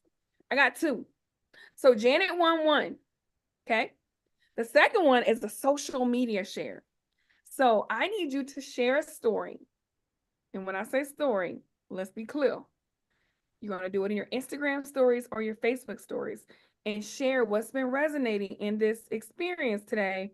Tag me, LaShana West, tag Healing While Building. And after tonight, I'm going to go and check, and a special mom is going to win this Best Mom Ever Iconic Award. It's rose gold. So if you know, you know. And you're going to get it in the mail. Okay. So I'm going to turn my camera off. I'm going to set my timer. It is 6:57, but let's just round it up. It's 7 o'clock. We're going to resume at 7:05. Go to your stories and tag some of our speakers, y'all. The Instagram, y'all already know I've been thugging y'all Instagram out for the past 2 weeks. So everybody's is on my Instagram. You got 5 minutes. Ready, set, go.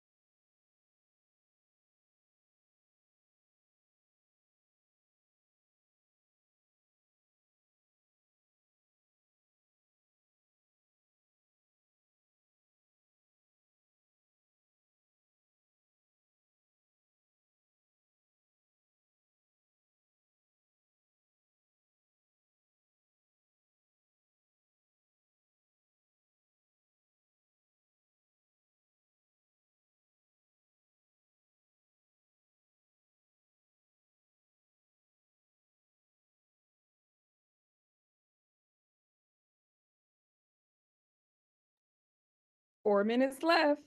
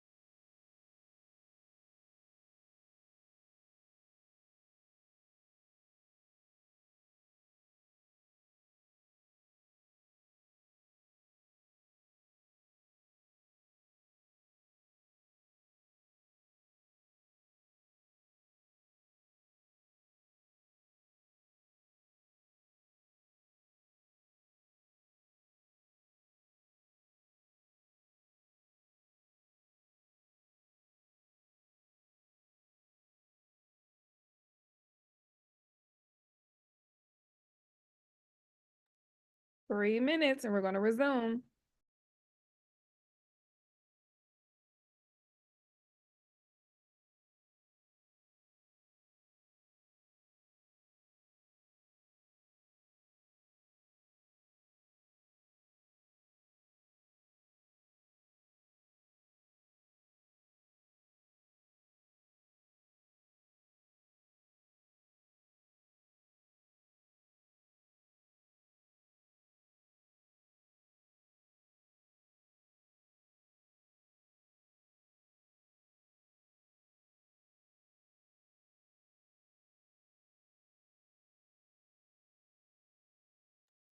So guys, I intentionally did not put music on. And the reason why I intentionally did not put music on, a lot of times we have so much stimulus, right? That it's good just to have quiet time. If anybody can relate, pop a 2 in the comments. I just need to know I'm not alone. Like, you in the car listening to music, you listen to a podcast, you listen to the IG live, all this and that. So I didn't put on no Beyonce, and I ain't put on none of that on purpose. And just to be honest, I don't know how to share the sound from a speaker to the thing, but I just, you know what I'm saying. Okay. Alina, you looking cute, sis. I don't know who your date is tonight, but whoever, just let them. Oh, and your tattoo, girl, come on, tattoo on the chest. Could be pick. Okay, sorry, I had to come out of myself real quick. So we are going to be starting in 1 minute. And I'm going to be joining my girl, the amazing Janice Fredericks, aka Retail Genius. We're going to be starting in 1 minute. I hope you guys got your social media shares on and popping. Can't wait to see. Haven't even took a look yet, y'all. As you guys are coming back, I'm going to go ahead and share my screen. I cannot believe we're done in an hour. This is crazy. When you think of 4 hours, like, oh my God, that's about to be all day, every day. But guess what? Not when you're having fun. When you're having fun, time flies, right? All right. So we are at 7:05 on the dot. And I had to share the screen because these flyers and these pictures are just so beautiful. I'd be remiss if I did not share everybody's flyer.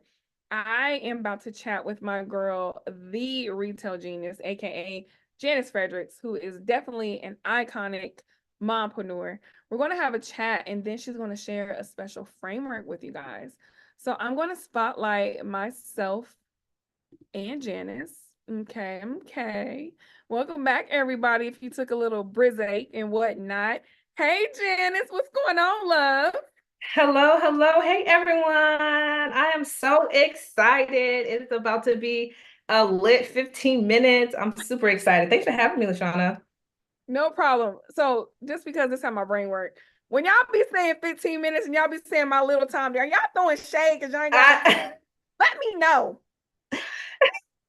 I'm just playing. It's going to be an impactful 15 minutes. I'm excited. I'm excited. I'm just playing, but honestly, I understand. And this is why I'm doing short snippets, because I want you guys to hit up the speaker, the thought leader, the mompreneur, go down their rabbit hole, look at all their great content, the resources, and support that they have for you. But at Healing While Building, y'all, you get 2 days with me and some amazing people. So, Janice, first of all, the reason why I had to have you in the building is because, baby, you got 5 beautiful angels under 5, and I'm about to put you on the spot. You can say no, but can you just stand up real quick? Oh, I'm standing. Well, put the camera down. We gotta see the waist. Oh my God. Put the camera down. As low as I could go, y'all. As low as I could go. Y'all, sis has 5 beautiful angels. I can't. and she's so snatched. And it's not even about her body. It's more so about what she's bringing into the universe, how she's making an impact, and ultimately who she is becoming as a freaking super mom, super woman. So it's not even about the body, because I'm not superficial. However, that's just a caveat. Let's just say that. So we're gonna be talking about moms making millions. Yes. And literally wealth building. So let everybody know who you are, Janice. All right, y'all. So I am Janice Fredericks. Like LaShana said, I am a mom of 5 small children, and these are my babies right here. I wish I had some slides so y'all could see my babies. But I'm a mom of 5 small kids. I have my kids back to back. So I have 5 little kids. So if I have any moms of toddlers, any moms of multiples, like this session is for you guys because I'm going to be really breaking down how to do this when you have little kids depending on you who want all of your time. I'm also a coach and consultant. I'm the Retail Genius Online. So I teach entrepreneurs how to break into the beauty supply industry and become millionaires, billionaires, and trillionaires in their community. And I'm also here just to talk about legacy building. So this is really what I want to touch upon as we go into the conversation of moms making millions, which I love.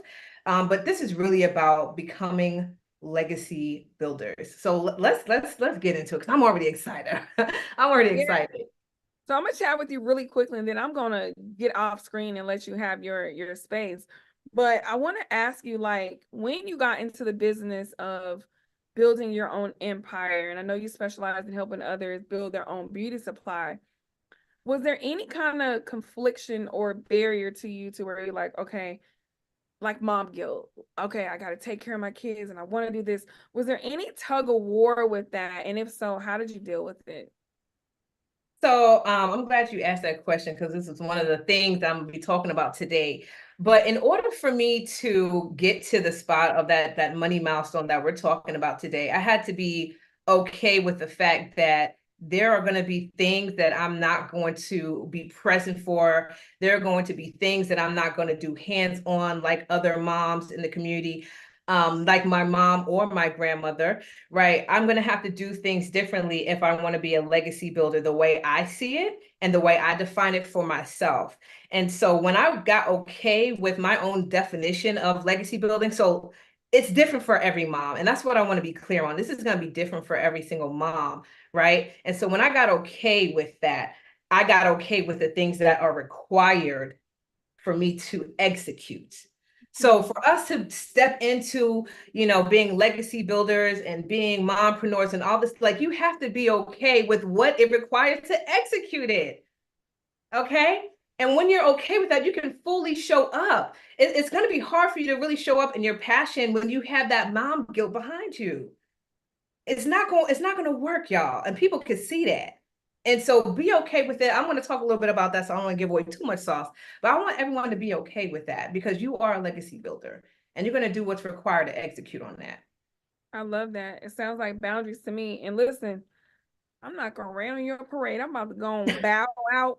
You know what I'm saying? We ready to get this wizard. And you on, player. I'm on. Let's get it, y'all. So like I mentioned, y'all, I love the topic of moms making millions. And for me, this is more about legacy building. Like I mentioned, I have 5 small children that I'm creating legacy for. And so when we think about becoming legacy builders, there's always someone who came before us, right? It may be someone in your family. It may be someone that you've seen in the community or you've seen online that was a legacy builder. And so really what I want to do real quick is I want us to identify who that person is.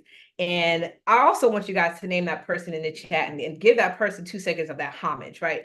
So as you guys are doing it, I'm going to share who that person is and was for me, and who was the legacy builder of my generation. And that was my grandma.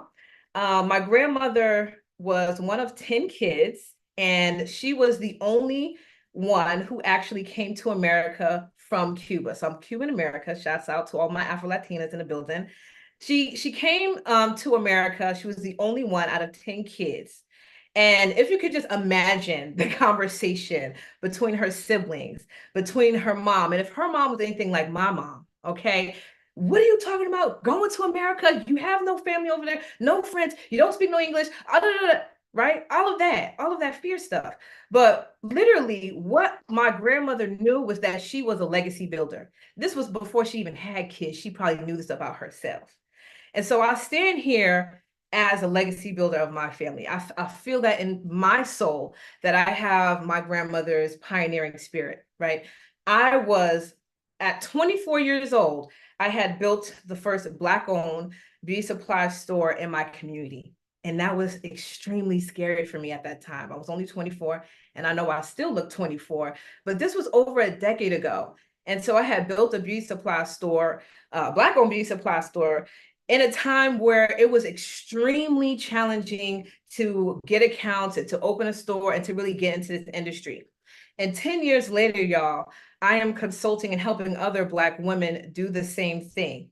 Open beauty supply stores, pioneers, become pioneers, become legacy builders, and to build that impact in their own community. And so I'm extremely proud to continue to not only be a pioneer myself, but to build up other pioneers as well. And so as we talk about legacy building, a little framework in Moms Making Millions, a little framework that I want to talk about, and I use the acronym MOM because I just thought it was so fitting. So I want to jump in real quick. So the M for my MOM framework is going to be mastering your mindset. I know we had a lot of conversation around mastering the mindset and how your mindset is everything. And I remember getting into a lot of masterminds and courses and coaches. And the first thing that they would always talk about is that mindset. And I'm like, I'm always sitting there and I'm like, I want y'all to give me the gems and I want the strategy and I want the tools and resources. And they would always stop and say, no, before I give you any of this stuff, you need to master your mindset. I never wanted to hear it. I never wanted to talk about it. But can I tell you, that was the one thing that propelled me into my first money milestone, was really mastering my mindset.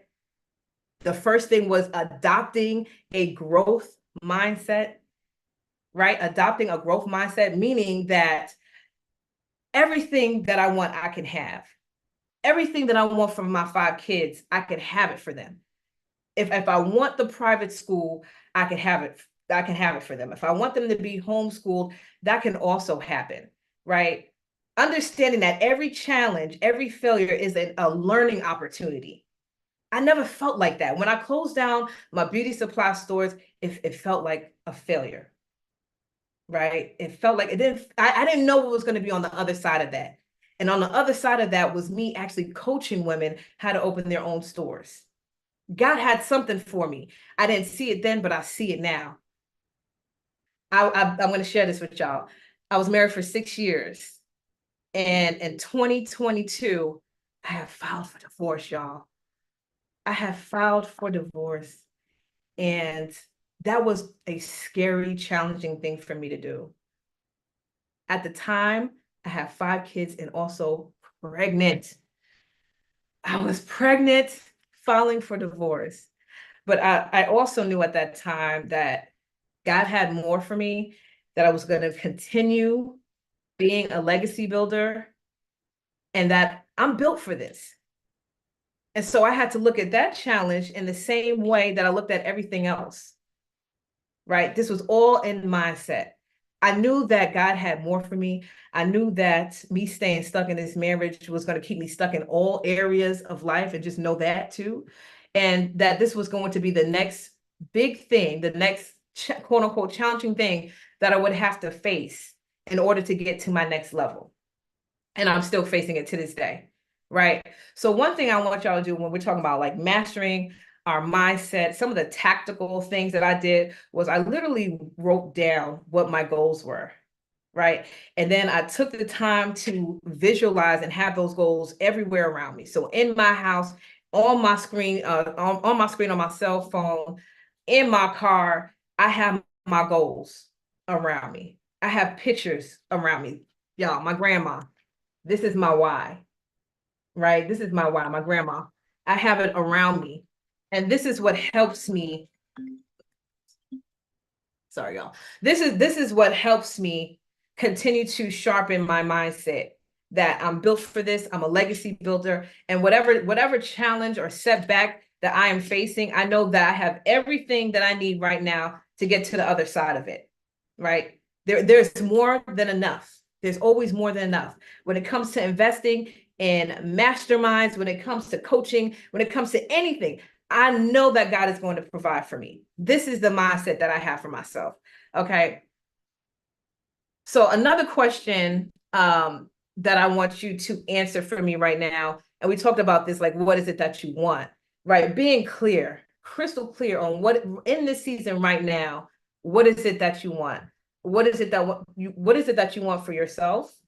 What is it that you want for your family? What is it that you want for your children? And you could just drop one thing in the chat, because I love me an interactive conversation and chat. Okay. So the O, which I'm really excited to talk about, was for operations. The one thing that really helped me scale in my business was me deciding on not only giving up certain things that I was doing in my life at the time, um, giving it up so I could focus on my business. And so I want to introduce this idea of you getting your own wife. I don't know if you guys saw this snippet of this like football player who was doing some type of speech, and he thanked his wife, and it kind of like, it was like a backhanded compliment. I don't know. Did y'all see that? But he this guy like kind of thanked his wife. But you know, when these men get these awards and these accolades and they're achieving all of this success, they always thank their wife. And so I want you guys to think about, what is the wife role that I need right now? For me, that was a mother's helper, and I still have one to this day. So when I had my second child, I got my first mother's helper. And this woman worked for all of 20 hours per week. I couldn't afford a whole lot for her, but she helped me with laundry. She helped me with my kids. She helped me with literally everything in my house right now, so that I can go ahead and focus on the business. Right. And it took me a while to actually get to the place of even accepting another woman coming in and helping me with my kids. Like my mom didn't have that. Like my grandmother didn't have that. And so for me, I had to really sit back and really accept that. Like we spoke a little bit earlier about this mom guilt. Like, but I overcame it because I saw that as she was helping me with the laundry and with the meal prep and with the kids and everything else, that I was able to help other women in their business, and I was able to make more money so I could pour back into my kids, which is ultimately my goal, right? And so I want everyone to go out and get them a wife. Go out and get you your wife, whatever that looks like right now. Even if it's just someone who can just do your laundry for you, right? You can start small. I started small again. This lady only was working for me 20 hours a week, right?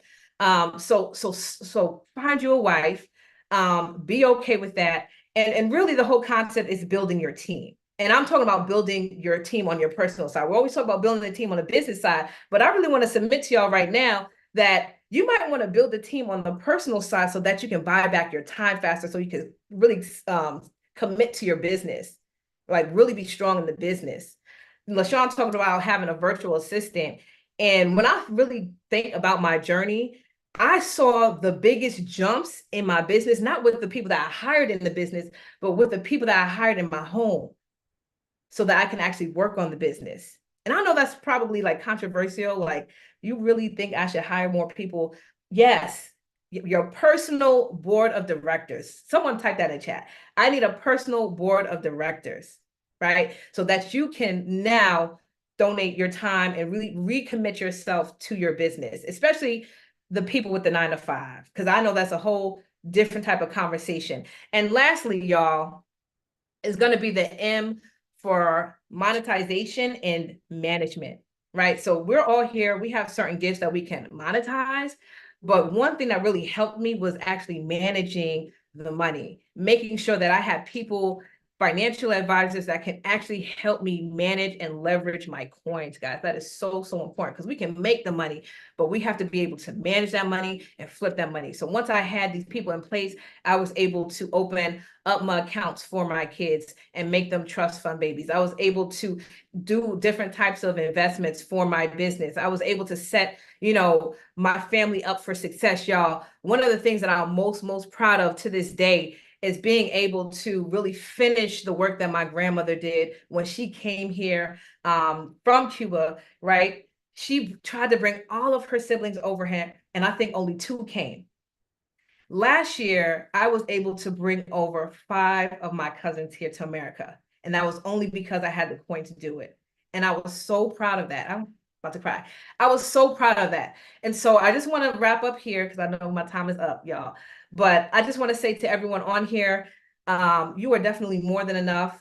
You are resilient. You are brave. You have everything that you need right now in your possession so that you can become the next legacy builder. And I'll let LaShana come on.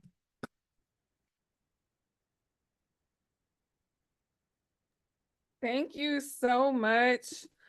That was so good. And I hated to give you your 5-minute prompt. I know, I'm like, let me just be this. but let me tell y'all what idea I just came up with as I heard Janet speaking and as I've just been sitting in the thick of everything. Guess what we have in next year, y'all? We're going to do Iconic Mompreneur in person in Atlanta.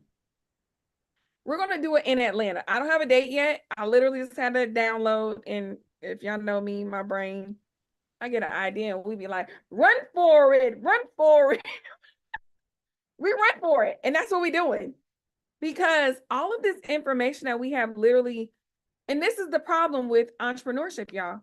We get all this information so fast and we are expected to implement so fast. We need time to decompress, to share about it, to unpack, but there's no time.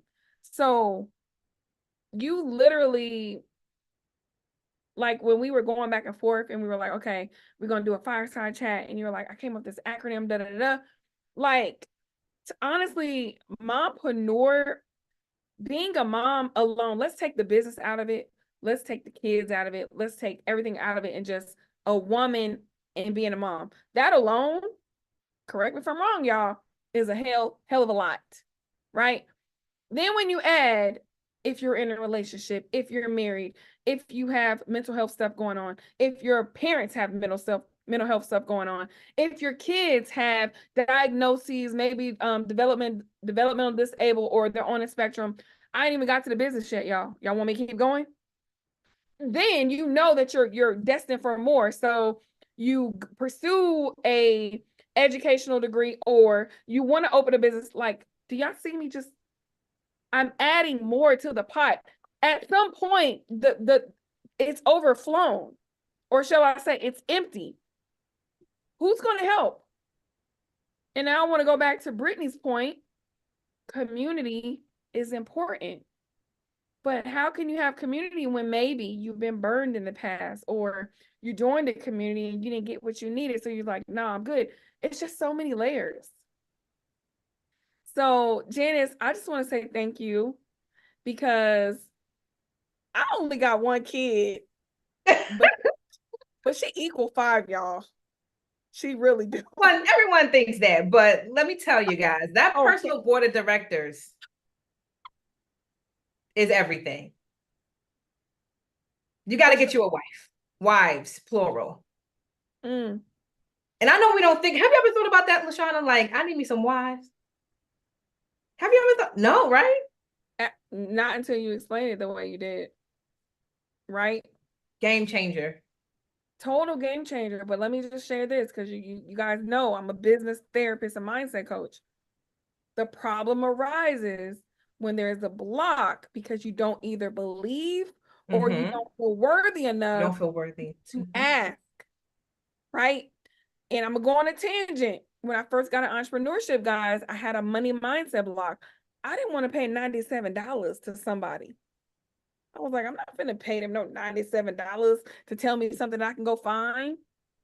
Until I literally sat in that same seat and seen several people surpass me because they believed in themselves enough to invest in a route. Because you're not investing in the person, place, or thing that has the information. You're investing in yourself through them, right? So I shifted my money mindset and went from not wanting to pay $97 to paying $9K, $12K, $20K, $40K. And I'm not bragging, but I'm excited about it, because once you invest in yourself, your swag get different. If you already, I'm not gonna call no names, but y'all know, if you know, you know. Your swag gets different, your confidence gets different, you show up different. And so if you don't hear anything that I'm saying, you are deserving to invest in yourself, no matter what the spectrum is, no matter if it's $10, $100, $1,000, or $10,000. You're worthy enough, right? So thank you so much, Janice. Like, so much information that we really, really needed. For all of our speakers and VIP, you guys get the replays. You get to go back and digest everything. And we're doing Iconic Mompreneur Expo in person in Atlanta next year. I don't know the date yet. Okay, if you know you want to be involved, just hit me up. Let me pop in the chat real quick to see what was popping. So Raimonda said, I invest in people so I can build my legacy and be empowered in my business to do what I invest at. Most definitely. And then we have Monique said, yes, we have to change our family name. Most definitely. And Natanya said, I know she's talking about the Iconic Mompreneur Expo in Atlanta, Georgia. She said that's going to be awesome. So thank you, Janice. We appreciate you. I want to move to our next speaker. We have Jan in the building. And let me tell y'all something about connection, environment. I met Raimonda from Facebook, right? She became a speaker. Jan is connected with her in her community, and I'm assuming said, hey, here's the opportunity, plug in. So Jan didn't know me until Raimonda, how do I say this? Shared space. A lot of times, y'all, either we're guilty of it or someone else is guilty of knowing about an opportunity and we don't share it because of scarcity. I'm just going to be honest. Well, if I let them know about this, this might happen. I'm not saying that's what's going on, but a lot of times we deal with that, right? But when you're connected and you're in alignment with people who believe in abundance, who know that their gifts are so unique that it doesn't matter who else has a gift. Okay, cool. Let's add to the plate. That's where momentum and where magical happens. Raimonda introduced Jan to the platform. Here we are about to learn from her. I didn't even know Jan before today, but I just know that she's on point. When I tell you, so on point. And I'm just so glad that Raimonda introduced you to the platform, and now we get to hear from you and learn from you. It's a vicarious learning and a domino effect. So I'm going to spotlight you. Go ahead and share your screen. And you're up, love. What would you like to share with us? Okay, well, thank you so much for giving me this platform. Let me just make sure that I've got my right screen up. Okay, I need to get to my slides. Yeah, so I'm going to be discussing the whole idea of us as mompreneurs looking after our safe space. And I'm just looking at this screen here, and I cannot change my slide. I don't know if you can. Are you able to click here? Yeah, there you go. Yeah. Do me a favor. Okay. So just go ahead and unshare. And then once you get to your slide, you can reshare. Okay, no problem. Yep, no worries. Reset that. Bingo. Go back. Yeah. So just let me know when you're ready. Yeah, not a Raimonda said, let's go, Jan. I love the support. I don't know about y'all, but did y'all know it's 7:30? We started at 4 p.m. EST, y'all. It's 7:30 EST. So that means where Raimonda is, because she came on at 6 and it was midnight. So now it's like 1:30 a.m. and she's still here. Sis! And just to let you guys know, scheduling wise, we got Jan rocking and rolling. And then after Jan, because look, I gotta look at the agenda. I do not go after my brain. After Jan, we have Alina, which is also going to accept her award. And then we have Monique, and then we're going to wrap up tonight. I want to thank you all for being here with us. Is it 5? What time is it for you, Jan? I am literally 3:30 a.m. and I have not slept in like 18 hours or something like that. And I got my 5 kids as well, going to school tomorrow. Okay, so your beauty routine must be on point because you look freaking gorgeous. I'm trying my best. No filters, really. Just trying my best. Let me see if I can get to my slide. There's a lot of slides to get through. It's totally a lot of slides. So just get to your slide and you can share, and then we're ready to rock. Okay. I had it actually set up, which is very strange. I'm not sure why this kind of the usual technical things that go on with life. So just bear with me a second so I can make sure I don't get the wrong person's slide up. You're totally fine. Take your time. But as well, I think it's really, really great that we've all had a chance to really experience this moment together. These spaces are so rare and so precious, I think, as well, for us to have that space together when we're sharing in this sort of unique way. My slides have somehow disappeared from the editing screen. Can you see it on your end? Because if you want to I'll just tell you to share the slides from your side if you want. Yeah. Because my slide deck is gone. It's gone Okay. from the thing. I'm not sure what happened. It's been deleted. No worries. I see it. So let me do this. Yeah, I'm going to you share. do it, and I'll just tell you it's the best, quickest way. You get on and share the slide, and I will just tell you go to the next slide because it's gone. Totally. So when you want me to go to the next slide, you just say next slide, and I got you. Okay. Absolutely fine. Okay, let me just make this Full long for beat. me. No, Right. You just let make me- it full screen, and I'm ready to go. Totally. Let me present. Okay. All right. You are good to go. Okay, so ladies, thank you so much for your time. And we are going to be navigating safe spaces as mompreneurs. We can go to the next slide. Now, I'm going to start with something a little bit controversial here. I'm going to say, as a preface to the whole topic, mothers in business, we make great entrepreneurs. I mean, we know how to do everything. We got the strength, we got the will, we got the power. But I want to start with something to think about. We should not mother our businesses. Okay. Being a mother is fine, but we need to realize that our space as mothers in our family and homes, that energy is precious. And I wrote a best-selling book, a co-authored one. And in this topic today, I'm going to be looking at some of those key points that I learned, the kind of navigating this space as an entrepreneur and a mother of 5.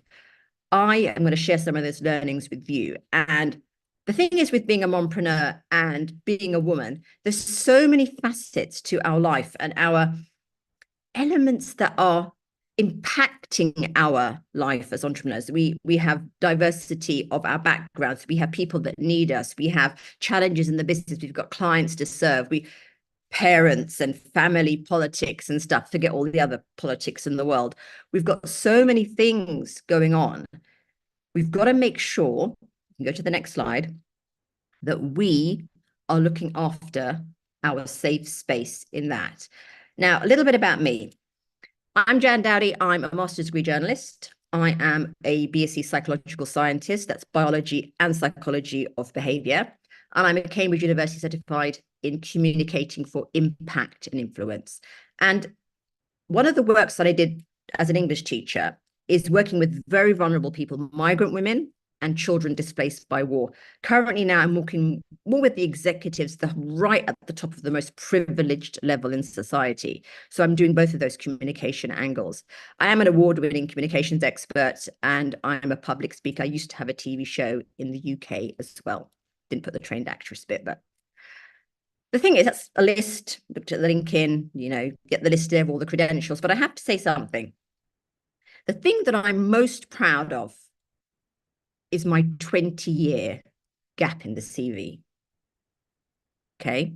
I want to just validate that. I did not work for 20 years and I had worked since I was 16, worked continuously, always had my own money, used to help my parents with the bills, everything. Not that they really needed it, but I had money always. But when I had my kids, I decided that's my career and I gave up my 2 jobs teaching. And that for me was the greatest investment, the greatest ROI in life that I ever had. And I just want to validate that. Never, ever, ever, any of you mothers out there, if you had a gap in the CV, never apologize for it. Never feel that it's something to hide or kind of explain. That is your work. Building children from zero to hero is the greatest career that you can ever had, and it's the greatest career I ever had. We can go to the next slide. So my executive coaching is fantastic. I've done that, but I'm moving into something else now. And my present projects are about safe space self-advocacy skills. And I'm up for an award. I've won a number of awards, but I'm up for an award in Geneva currently for redefining leadership in safe spaces. And I don't think leadership is about getting people to the goal, getting the profit margins, making sure that the team is really hyped. That's not leadership, okay? Leadership, for me, is about making sure that you can manage a safe space. If you can't do that, you cannot lead. And I think for me now, it's all about women wanting to thrive and not just survive. Now, McKinsey did a report in 2020. Every year, they've done it for 9 years, they follow this up. They do a report on women in business and the workplace. And they've explained that women surviving and just like not being able to thrive is a really key issue. And that the women's progress in the workplace requires supportive environments. We can go to the next slide. And that's really, really important that they've done the research to say that if women don't have supportive environments, it doesn't matter what you have, you will not be able to make progress. And your safe spaces really is, let's just define it for a minute. There's so much confusion about this. Safe spaces are the most important factor affecting if you have qualifications, if you've got great people network, if you've got amazing opportunities, loads of money, loads of funding. Safe spaces actually affects every metric in your life. And it's vital to have the sanctuary where you could function without fear, discrimination, and negative consequences, because nothing else is going to work. We can go to the next slide. So 2023, bring this report right up to date now. That was 2020. This is 2023. It says in the McKinsey report, things are not getting any better. Women in business, women as CEOs, we have a critical problem. One of the greatest barriers to women's ascent into your success, your leadership, is your safe space and microaggressions. And I want you guys to really validate this for yourself. We kind of put on this tough CEO exterior and we want to be like, nothing bothers me, I can handle it all. But microaggressions amount to macro consequences. So don't ever dismiss when you're violated. Don't ever dismiss that was just a sarcastic comment. It was just a body shaming joke. No, you got to understand that the studies have shown that they have a huge impact when they all rack up against you. We can go to the next slide. So today I'm going to guide you through your safe space navigation, and literally the space theme is kind of there. We make 3 mistakes as women in our safe space, and I want you to kind of take this home as the 3 things that you must really guard in your safe space strategy. I mean, I'm a mixed background, actually. My mother's West Indian, my father's Asian, and I have 5 Arab kids. I'm going to say 3 Arab kids minus 2. That's a bit, hope they didn't hear that. I've got 5 Arab kids, and it's interesting because so many things people even assume, because like the melanation expression of my kids is different. I give that kind of latte kind of girls, and I literally give birth to white boys. And people kind of violate my safe space by assuming I'm the home help, or that those kids don't belong to me. And I've literally been at the borders traveling globally, and I get questioned about child trafficking. Yeah. So as a CEO, you can be undermined with your safe space for so many different reasons. You're not culturally inclined enough into this, or you don't fit the profile in that, or people kind of belittle you or dismiss you. You need to guard the door of your safe space in these violations, depending on who you are, what you're up against. Next slide, please. So CEOs, we take risks. We are big risk takers. And the thing now is that manipulators and abusers are going to be the biggest risk in your life, not your investment, not your money, where you're putting it, not who you're hiring necessarily. It's your mental headspace. So understand you have no time to risk your safe space. Next slide. Now, the impact of safe space violations from a biological and psychology view, you need to understand that big feelings are involved here. Guilt, shame, embarrassment, depression. You don't want to talk about it. You know, I had one of the incidents I had from a female manager. She used to time me when I go to the bathroom. She didn't like my hijab thing going on. And she's like, let's all get the team to spy on her when she goes to the bathroom. If she takes too long, we're going to call her up on that. You can't exactly play who's got the biggest lawyer game with that. I mean, am I going to go there? I'm not going to go there. Yeah, it's just so childish, like as I'm 5 years old again. But you need to understand that there's a lot of feelings around this, and that's biologically because we're programmed to be part of a tribe, and life and death in the past was based on not being rejected from the tribe.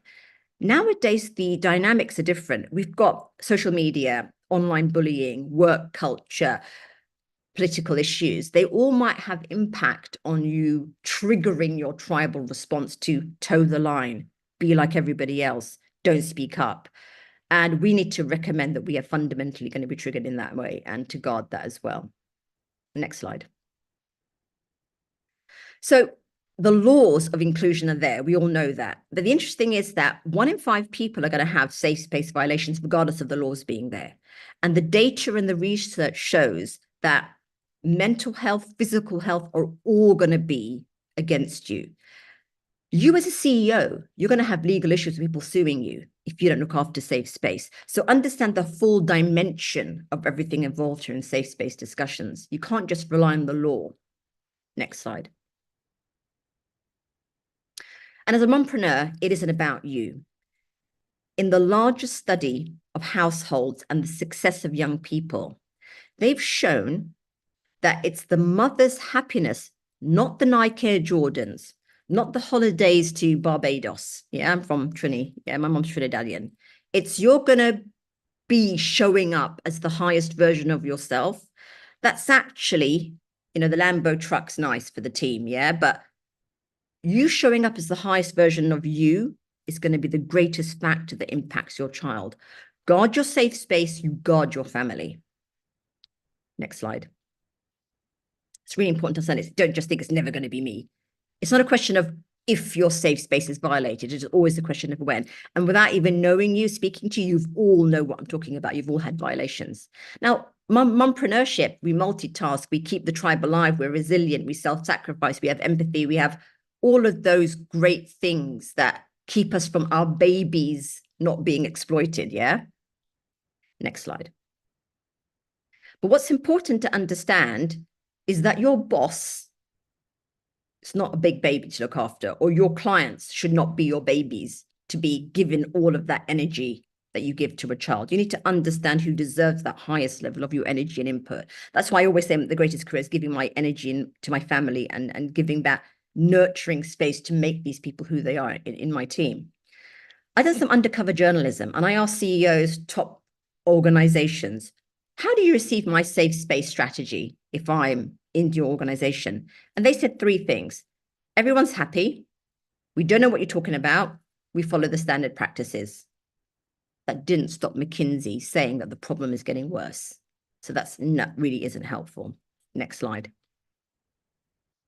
What I want you to say now, ladies, is the 3 mistakes that you need to really be aware of. And if just one slide you need to really look at is the previous slide, yeah. You cannot rely on people to guard your safe space. I've been in situations where people have seen a 6-foot man screaming at me in the office, and all the feminists just stood there watching like I've got my report to do. I don't know what's going on. I don't know. Like, people will let you down.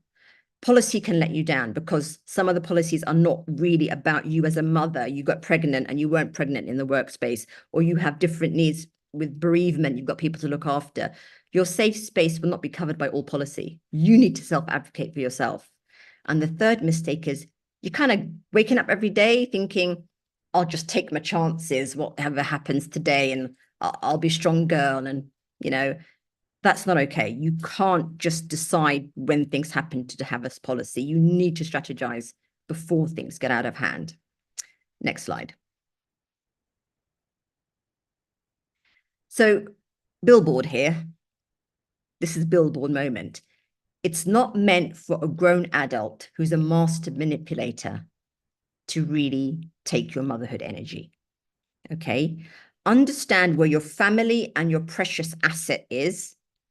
Having that energy access, that empathy access, that unlimited resource that makes us wake up 5 times in the night to nurse, understand who deserves that, and understand where your business barriers, borders are in your safe space. Next slide. TV commercial, I believe.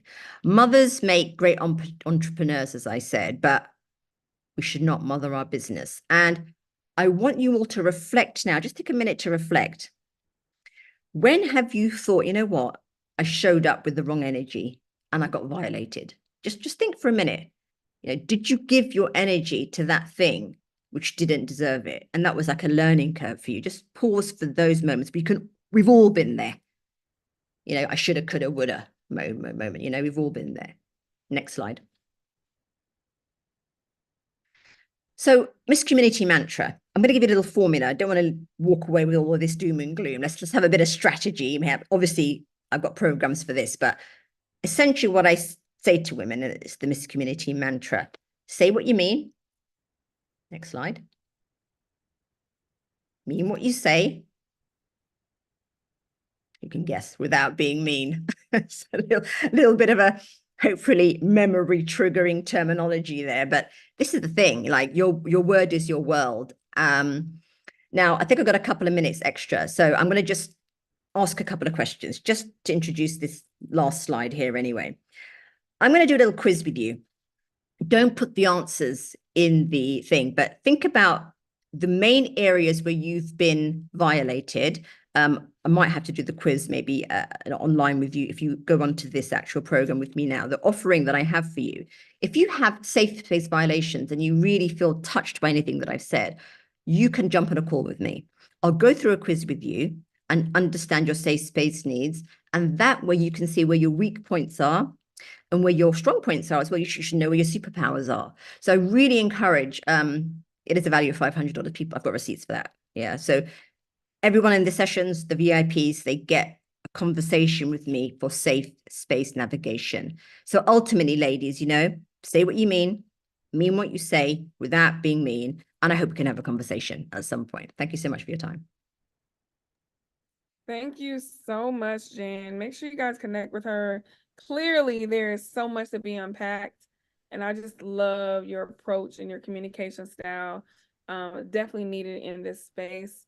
I want to know from everybody, what was your biggest takeaway or your aha moment from what Jan shared? Just curious, pop it in the chat.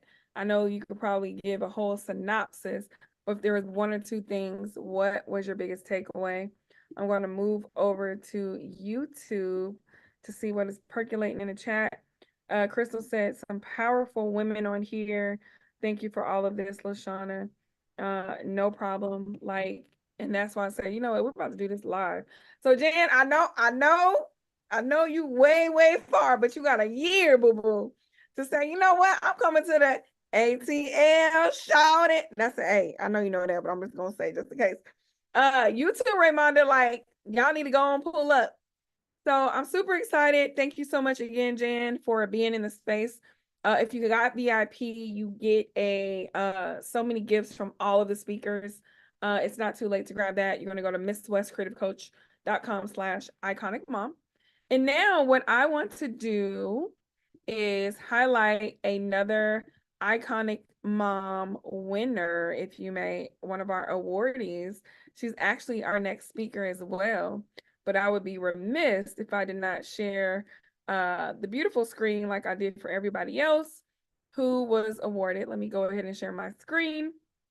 We're running a little bit behind, but God is good all the time. After Alina, who we're about to celebrate, we have Monique, who's going to wrap up for us. And then I'm just going to give a couple housekeeping reminders for you guys. So I just want to present the amazing Alina with our iconic MOMpreneur award. I want to spotlight her so she can share a little bit about herself.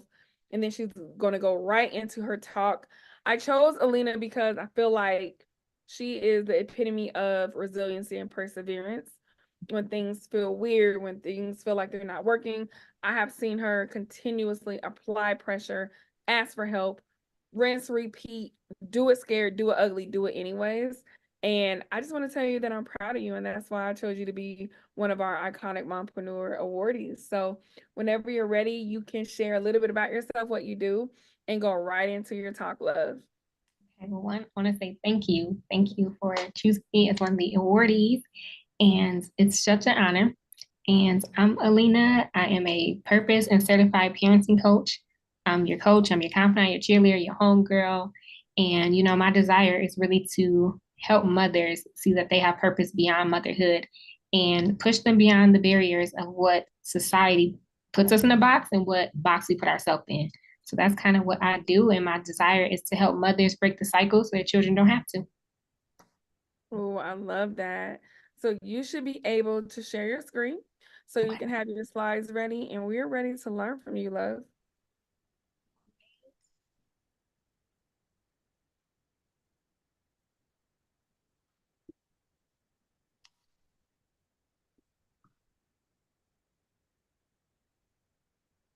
Can you see it? Yes, we can. So you just want to click on your main picture. Yep, present. You got it.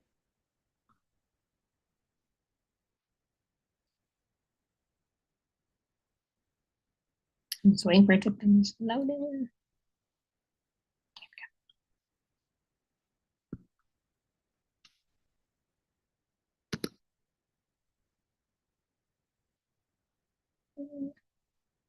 Okay.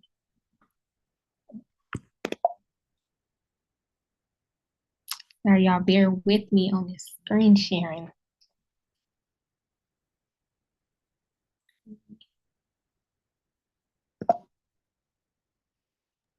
Yep, we can see it.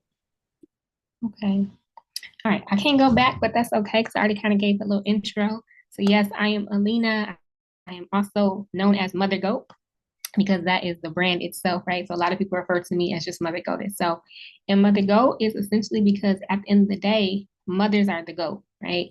And so I will be talking about today mastering mommy meltdowns because even though we're the goats for everybody else, we essentially have to be the goat for ourselves, and especially when it comes to our emotions and ourselves mentally, right?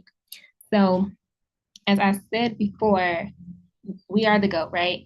And we show up and we pour into everybody else. But at the end of the day, my desire is to help moms go from overwhelmed to overflowing in their joy and their purpose and their freedom. So we can create relationships and lives that truly thrive, right? Because we want not only for our lives to look good, but to actually feel good. And not just feel good for everybody else because we're pouring into them, but feel good for us too. So a little backstory behind Mother Goat and how we got started here. I would say about 2021. And at that time, I was in a very dark place. I was battling depression unknowingly. I was lost, I was broken, and I was just down, right? I had recently lost my best friend at that time of 15 plus years of friendship. And so I felt like a major part of me was missing and gone. And I didn't really know how to pick up the pieces per se, right? And so as I'm battling depression and things like that, I kept feeling this pull, this desire to seek more, right? There has to be something else here. And so at the time I was a X-ray tech and I wanted to start traveling within my career. And it's something that I thought of before I had my son, which he is now 6 years old. But once I found out I was going to become a mom, I was like, no, let me push this thought to the side. I cannot do traveling because I'm about to be a mom, right? So I immediately put one of my desires and dreams on the back burner. And so when this pull and this desire kept coming back to me, I got more and more curious because I'm like, okay, it's a reason for this, right? And I started sharing it. And that's one thing. You definitely got to protect your dreams. Be mindful of who you're sharing them with because not everybody can support you in the way that you need to be supported, right? And so as I'm sharing it with everybody, they kept giving me their fears, their doubts, their limited beliefs on, oh, I can't do it because I'm a mom. Who's gonna take him to and from school and all these things. And mind you, at the time, my baby wasn't even in school yet. So I'm like, y'all asking me all these questions that we ain't even gonna cross this bridge until about 2-3 years later, right? But as they were sharing that, not only was I in this down place, but I started feeling rebellious. Like, okay, let me show you better than I can tell you that I can do this too.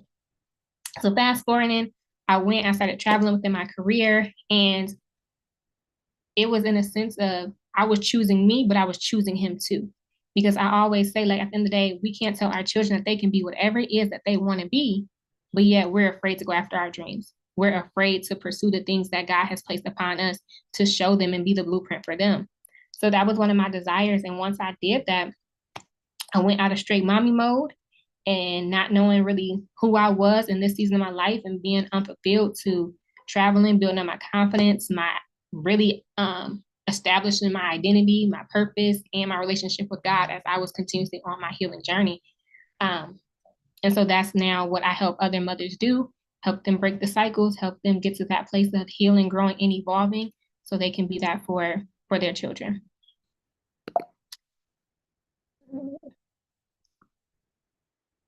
But we all know in the midst of it, and this is why I want to talk about mastering mommy meltdown, because momming may be one of our roles, but it's not all of who we are. But especially as a mom, as a mompreneur, it can be very challenging, right? Life be life and the kids be kidding, and the mama don't stop. One second. Are you clicking on are you sharing different slides? I just still see the same slide. I'm trying to, it won't go over. Do I need to stop sharing? Or get out of it? Click on that for me. Which? Yeah, there you go. Okay. Okay, cool. All right. Okay. So, and I'm going to share a moment. This was back in when I was in Arizona a couple years ago. And in the midst of me being in Arizona, I remember this day like it was yesterday. So I'm sitting in my shower and it was just so much pressure, right? It was so many things going on. And I just felt like I was failing in so many different areas. So as I'm sitting there, I have this pill bottle beside me. And in that moment, even though I said I was growing in God, I felt like this was the only comfort and relief that I was going to get in that moment. And so it was just like having that pill bottle beside me. It made me feel like, okay, there was an option, there was a choice out of this pit that I was in. But in that same breath, I was just like, I have a little one that needs me. Even when I'm needing me, he needs me, right? And so that's when I was experiencing a very severe mommy meltdown, right? But at the same time, it's like, I can't even do that if I wanted to because of this little one that is depending wholeheartedly on me. And I know we often say this so much. I go through the rain, or I'll go through the rain, but my kids don't get wet. And I just want to tell y'all that the lies we tell, because they do get wet. Like, I have yet to see rain come down, you get poured on, but nobody beside you is affected.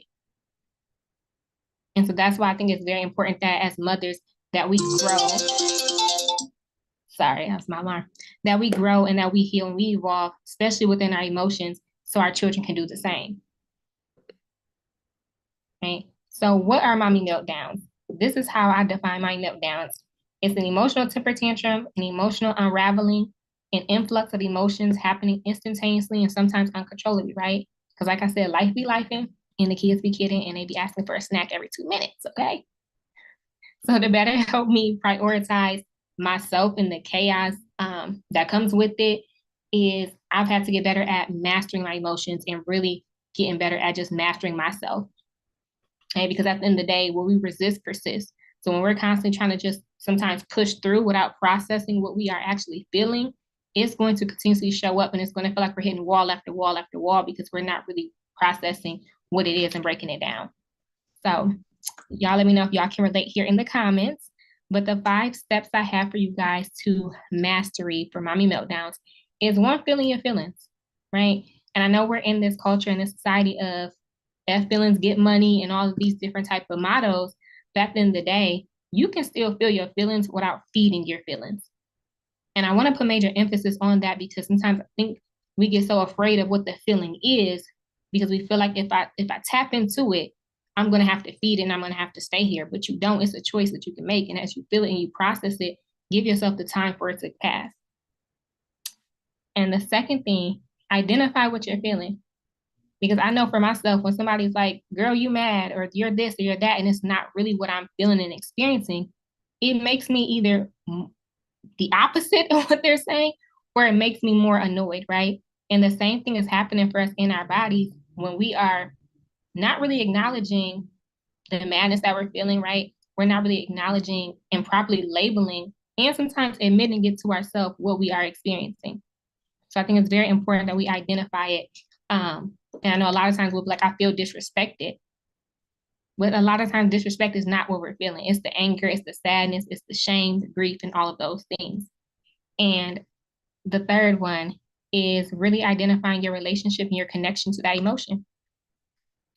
Because if we have grown up, at least I know for myself, feeling like anger is bad, right? And feel like you can't show anger and all these things, then naturally I have learned how to avoid that emotion, right? So when it comes, I'm trying to resist it. I'm trying to do all the things to run away from it versus to feeling it and being like, okay, there's just healthy ways I can express it, but I can tap into this emotion and I can feel safe within it, right? And so some questions I want you to ask yourself are, to really get to the root and starting at the root, is going back to your childhood. What was said? How was it shown or not shown when it comes to those emotions, right? And then also, how does it make you feel? Like when it starts to come up for you, how do you respond in it?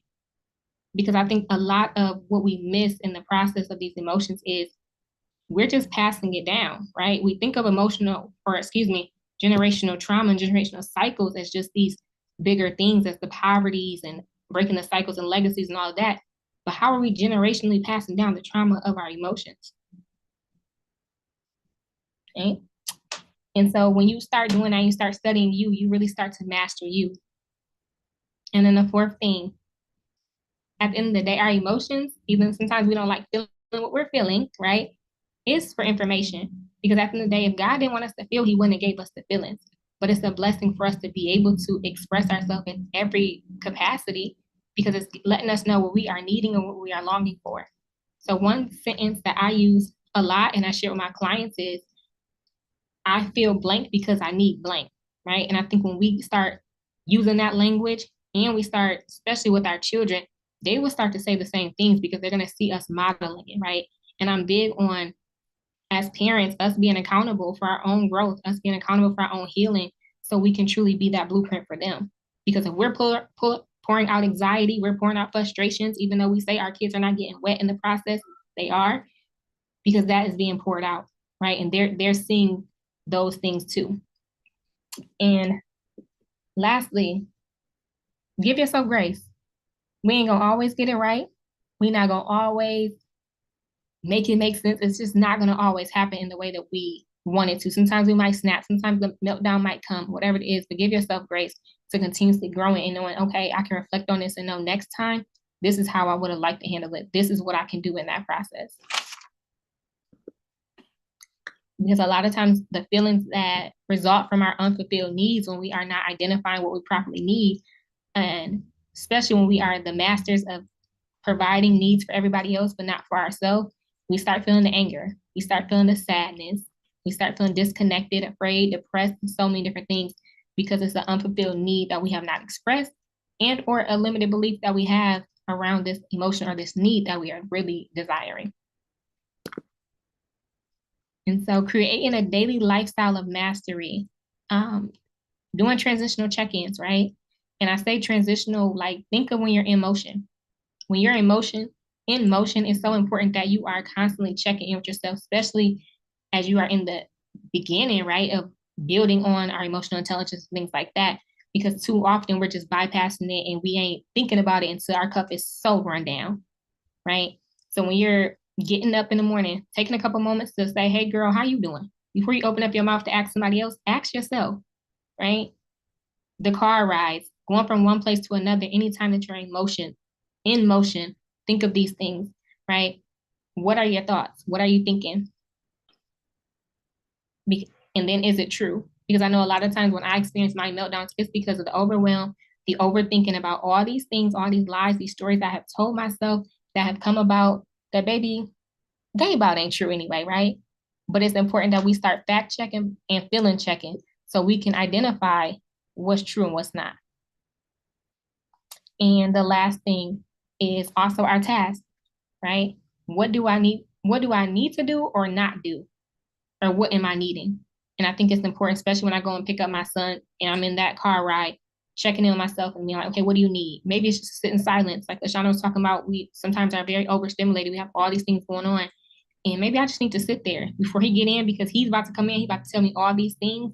And this will be my time to really check in on me, get myself together so I'm not having a meltdown when he comes in the car. So those are some of the things I wanted to share with you ladies about mastering mommy meltdowns. And the picture did not come up, but that is okay. If you want to stay connected with myself or Mother Goat, you can find me on Facebook, Alina Battle, on TikTok, Mother Goat Society. And also this is a new fairly new thing that I am birthing is the Mother Go Conversations podcast. So this Thursday, I will have a guest on and we'll be talking about co-parenting from chaos to collaborations. So I'm very excited about that because we all know sometimes these co-parenting situations don't know what they cracked up to be. So definitely tap in for that and stay tuned for more to come. Oh my God, I love that piece. Co-parenting to collaboration. Is that what you said? From chaos to collaboration, yeah. Oh my God, that's gonna be so good. Please share that with us. Thank you so much for everything that you shared. I think I just love the vibe and your brand and you bringing out mommy meltdowns because just like kids have meltdowns, we got meltdowns too, right? Facts. But your title was the mastering it. It's literally mastering your mindset. So thank you so much, Alina, and congrats on your, bingo. On your award. Appreciate you. Thank you, guys. Thank you for having me. No problem. We're running a little bit behind, y'all. We got one more speaker. I want to give you guys a friendly reminder, if you're in Atlanta, Georgia, make sure that you check out Pop Up and Create. I'm literally here. I'm in our open foyer at the Content Creation Studio. And then also, y'all, Healing While Building is June 22nd and June 23rd. You can get 50% off of your ticket. Just use the code Bring a Friend. And I want to see y'all in person, okay? So let me back up a little bit because we do have one last, oh, your slides are here. Yay! We have one last speaker. Monique is going to share with you guys. Monique is literally going to shake us up with the importance of wealth building and really being conscientious of the monetary gain that we are doing for our family and ourselves. Monique, you are up, and thanks for your patience. You've been here the whole time, which I appreciate. You getting just plugged in into the community, and you have the ball. Thank you so much, LaShana. Good evening, everyone. Just a little bit about myself. So my name is Monique Alvarenga. I'm the mom to 4 and a wife. And I just want to tell you a little bit about my story. So I am a licensed financial wealth strategist, and I have been going from state to state for about 2 years. Not much so social media, and I'm going to show you why am I here today, now deciding to go full on, despite any fears. My why, and it's so funny, her name is Janice too, because that's my mom's name. In May of last year, my mom got sick. I'm her only child, no husband. So it came on to me where I had to take care of her well-being, be her sole caregiver while being a mom and being a wife at the same time. So this is my beautiful mom, and she stays on my desk and remind me of my why. Now, she was sick for 30 years. She beat the odd of the life expectancy for someone who had lupus and kidney failure. So she was dialyzed for 30 years. While going through that motion, I was still helping families, but only helping families part-time, which I saw that there was a need for it now, because going through it where I realized I had to give up everything to be able to take care of her. I didn't have anything set in place. She didn't have anything set in place because of her illness, where I would be able to still have an income, even though I was not able to work and she was not able to work. So everything started crumbling. So I decided that it's time for me to step out of my comfort zone and get this message across. So what do? I empower moms in achieving financial freedom and peace of mind. I spoke about that before. Okay, I don't know what keep you guys up at night, but for me is balancing everything and knowing that there is something that if I was not able to show up for work, or if my husband was not able to be the breadwinner of the family, we will still be okay. That what we went through in that short space of time, where our life went from business owner to now we are losing everything. But thank God for my mindset and how we think, we were able to hold on and maintain everything. So I teach women how to balance business and family, financial security of their life, and how to plan for future expenses. And there's a quote that says, in helping others, we shall help ourselves. For whatever good we give, it completes a circle and comes back to us. As moms and as entrepreneurs, we wear many, many hats. We are either boss, mom, wife, chef, chauffeurs, and the list goes on and on. In some cases, we're making the money, but we're not putting the money in vehicles that will be able to work for us and leveraging our income in the right ways. It's very important that we get some form of financial vehicle that will be able to work as a pocket knife. If you look at this pocket knife right here, it's one product, but it's able to do multiple tasks, right? So what we want to do is make sure that our money is protecting us in every which way. Should we get a critical, a chronic, a terminal illness, it doesn't matter what it is, it will be able to do that for us. Not just using our checking and our savings account where our money is being lazy and not being able to protect us at the same time as growing. And one of the things that I want to leave really quickly is the power of compounding interest.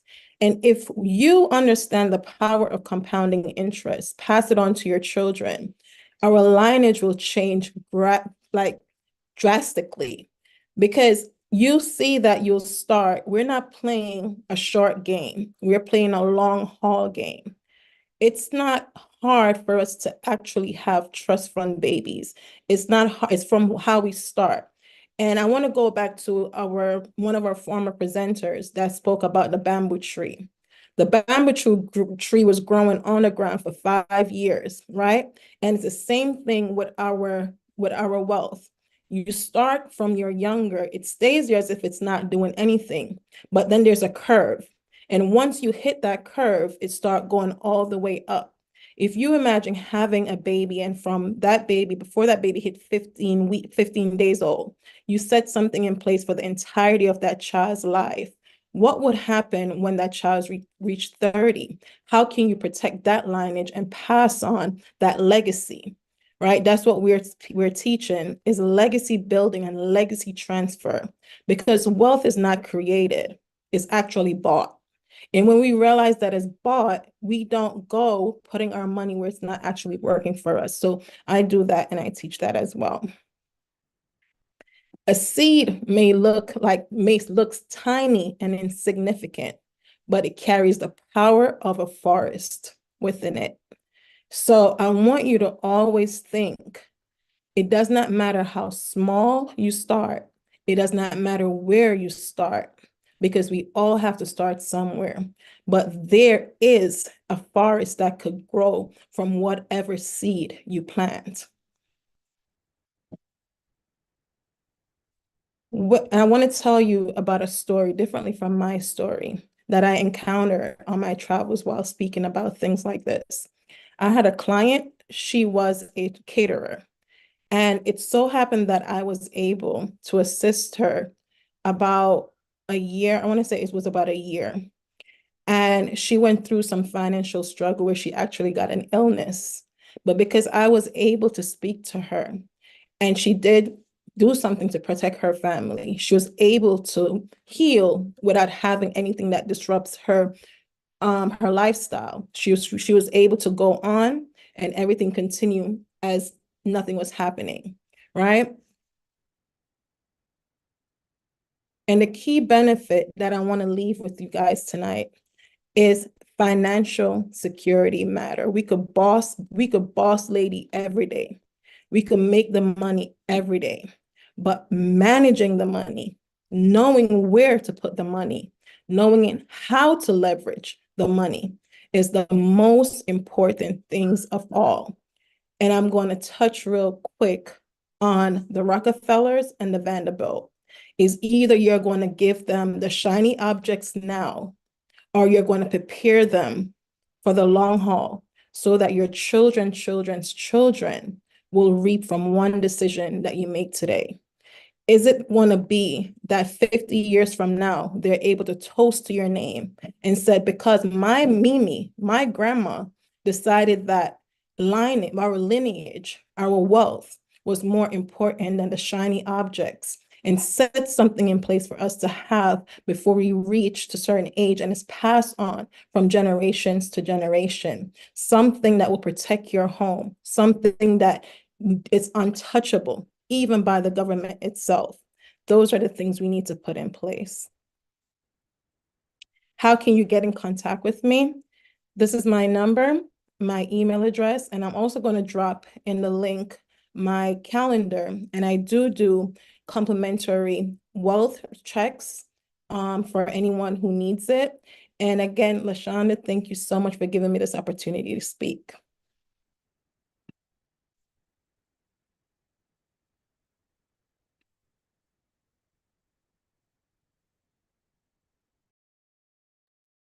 Thank you, Monique. One second, guys. I mean, honestly, this information alone, correct me if I'm wrong, guys, could have been an hour, right? I think this is the biggest area, or shall I say gap, that a lot of women, a lot of entrepreneurs have. So Monique, I love everything that you do. Shoot me that link as well so we can pop it in our digital resource guide, which all of our VIP attendees and all of our speakers will get. So just send that to me on the back end. And I just want to congratulate everybody for literally tapping into the Iconic Mompreneur Expo.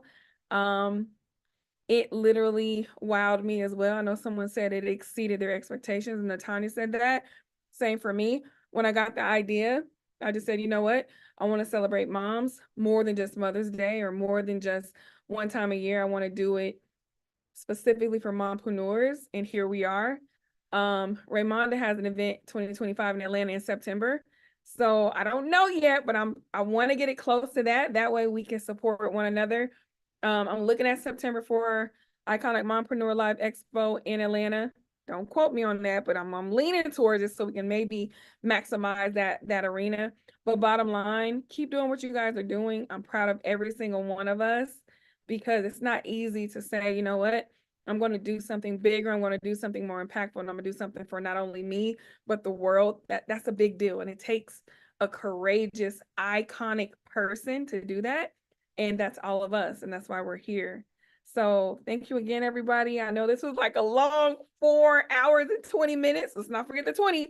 And I want to give a special thank you to Jan and Raymonda, who literally are in different time zones, way different, but you guys are still here. I love you guys. Keep rocking and rolling, keep shining. And yeah, I'm just so excited that we did this. Does anybody have any last words to say? I want to make sure that everybody feels complete. I don't want to just be like, boop, we out of here. I want to make sure that you guys are able to release. Let's take at least 5 minutes, 60 seconds each, not 5 minutes each. Let's just be clear. Who has something to share? Anybody want to share anything, no matter if you're a VIP guest or a speaker here in the Zoom? What would you guys like to share before we wrap up tonight? I want to say we show up for everyone. We have so many dependents, but I want to congratulate all of you for showing up for yourself today. I concur. Thank you, Jan. That was very concise. I feel you on that. Raymonda, you turn your camera on. What's popping? I just want to say congratulations, LaShana, for bringing so many amazing women today, pouring to all of us and to all of our audience here today. I'm shocked that you only have one assistant that's supporting you. And I think you should take that advice of building your CEO team, lady. And we're here to support you. And I think, just being in this space where women supporting women, where we create safe space for each other to celebrate, to be celebrated. And I think moms are just phenomenal superhumans in this space. So keep rocking it, keep shining, and go after all those dreams that you have, because, you know, tomorrow is not guaranteed. And we've heard so many stories today that nothing is guaranteed. So just do the best that you can. And thank you, Thank you LaShana. so It's been an much. amazing event. Thank you for that, Raymonda. I'm like, I need to give her a raise, boy. Quick thing. I'm going to leave this up on YouTube for 7 days. So if there's anybody who didn't get a chance to get it, or you have a client or a sister or a mom who needs to tap in, make sure you guys just pop them my YouTube link. You'll see it everywhere. And then after 7 days, so 19, I'm gonna use my fingers, y'all. 20, 21, 22, 23, 24, 25, 26. After the 26, it's gonna come down. It's just for the VIP people. Yeah, I use my fingers all the time. Okay, ever since I was little. But anyway, all right, what else we got? Janice got her hand raised. What you got for us, boo? Hey, moms. I just wanted to pop on and just let everyone know, first of all, congratulations for showing up here. And if you are a mom that's on here who's facing any challenges, struggles, obstacles, anything that seems big and overwhelming, I just want to let you know right now that you have everything that you need to face that challenge. And on the other side of it is greatness, and God is going to get you through. It would not be happening to you, right? If it wasn't for you, if it wasn't meant to build you, if it wasn't meant for you to have a testimony for somebody else, right? So I just want to leave y'all with that. And I love you guys. And thank you so much, LaShana, for having me on. Love you too, girl. And thank you for popping in and staying and getting downloads and rejuvenated, as well as sharing. I think a lot of times, guys, we share, but we don't have a lot of spaces where we receive. And that's why I'm doing Healing While Building in June. If you're in Atlanta or near Atlanta, definitely tap in. Healing While Building Summit is, think of this on steroids, but in person, where we have hula hoop healing and live meditation and live visualization activities with journaling and thought leaders, the whole nine, in person in the vicinity. So I'm excited for that. Janice, if your schedule permits, I hope you tap in. Michelle, I see your hand is raised. What would you like to share? I just want to say thank you for the opportunity. I think that anytime that powerful women can come into one space and we can send our energy, our synergy together, and we can begin to build each other, is a powerful thing. There is so much, so many spaces where they say, women can't get along, women can't come together, but we just proved all of us can come together. We can speak into each other's lives. We didn't know what each other were going to say, but by the same thing, we all came together and pulled in. One went right into the next, went right into the next, went right into the next. So we know that, when things are done in a way that are supposed to be and are ordained, then synergy happens. And so I thank you for allowing us. You didn't know any of us, really. I mean, a lot of us, you didn't know us, you didn't know me. But you gave us the opportunity, and you said, "Hey, I'm a gamble, because I could have got on here and said anything." You didn't know what I was going to talk about, but I thank you for taking that risk. Michelle, well, I think it's fluid. I didn't know some of you guys, and some of you guys didn't know me. So, and I'm sure you did your due diligence. You checked it out to see, okay, what's going on. But that's what alignment and courage does. Alignment gets you in alignment with who you need to be with, and then courage helps you to say yes and not be in your head overthinking, overanalyzing. Well, what's going on? Well, I look at listen, let's just do it like Nike, right? So Michelle, I feel you. I appreciate you. Where are you located at, Michelle? Where are you located? You on mute, boo.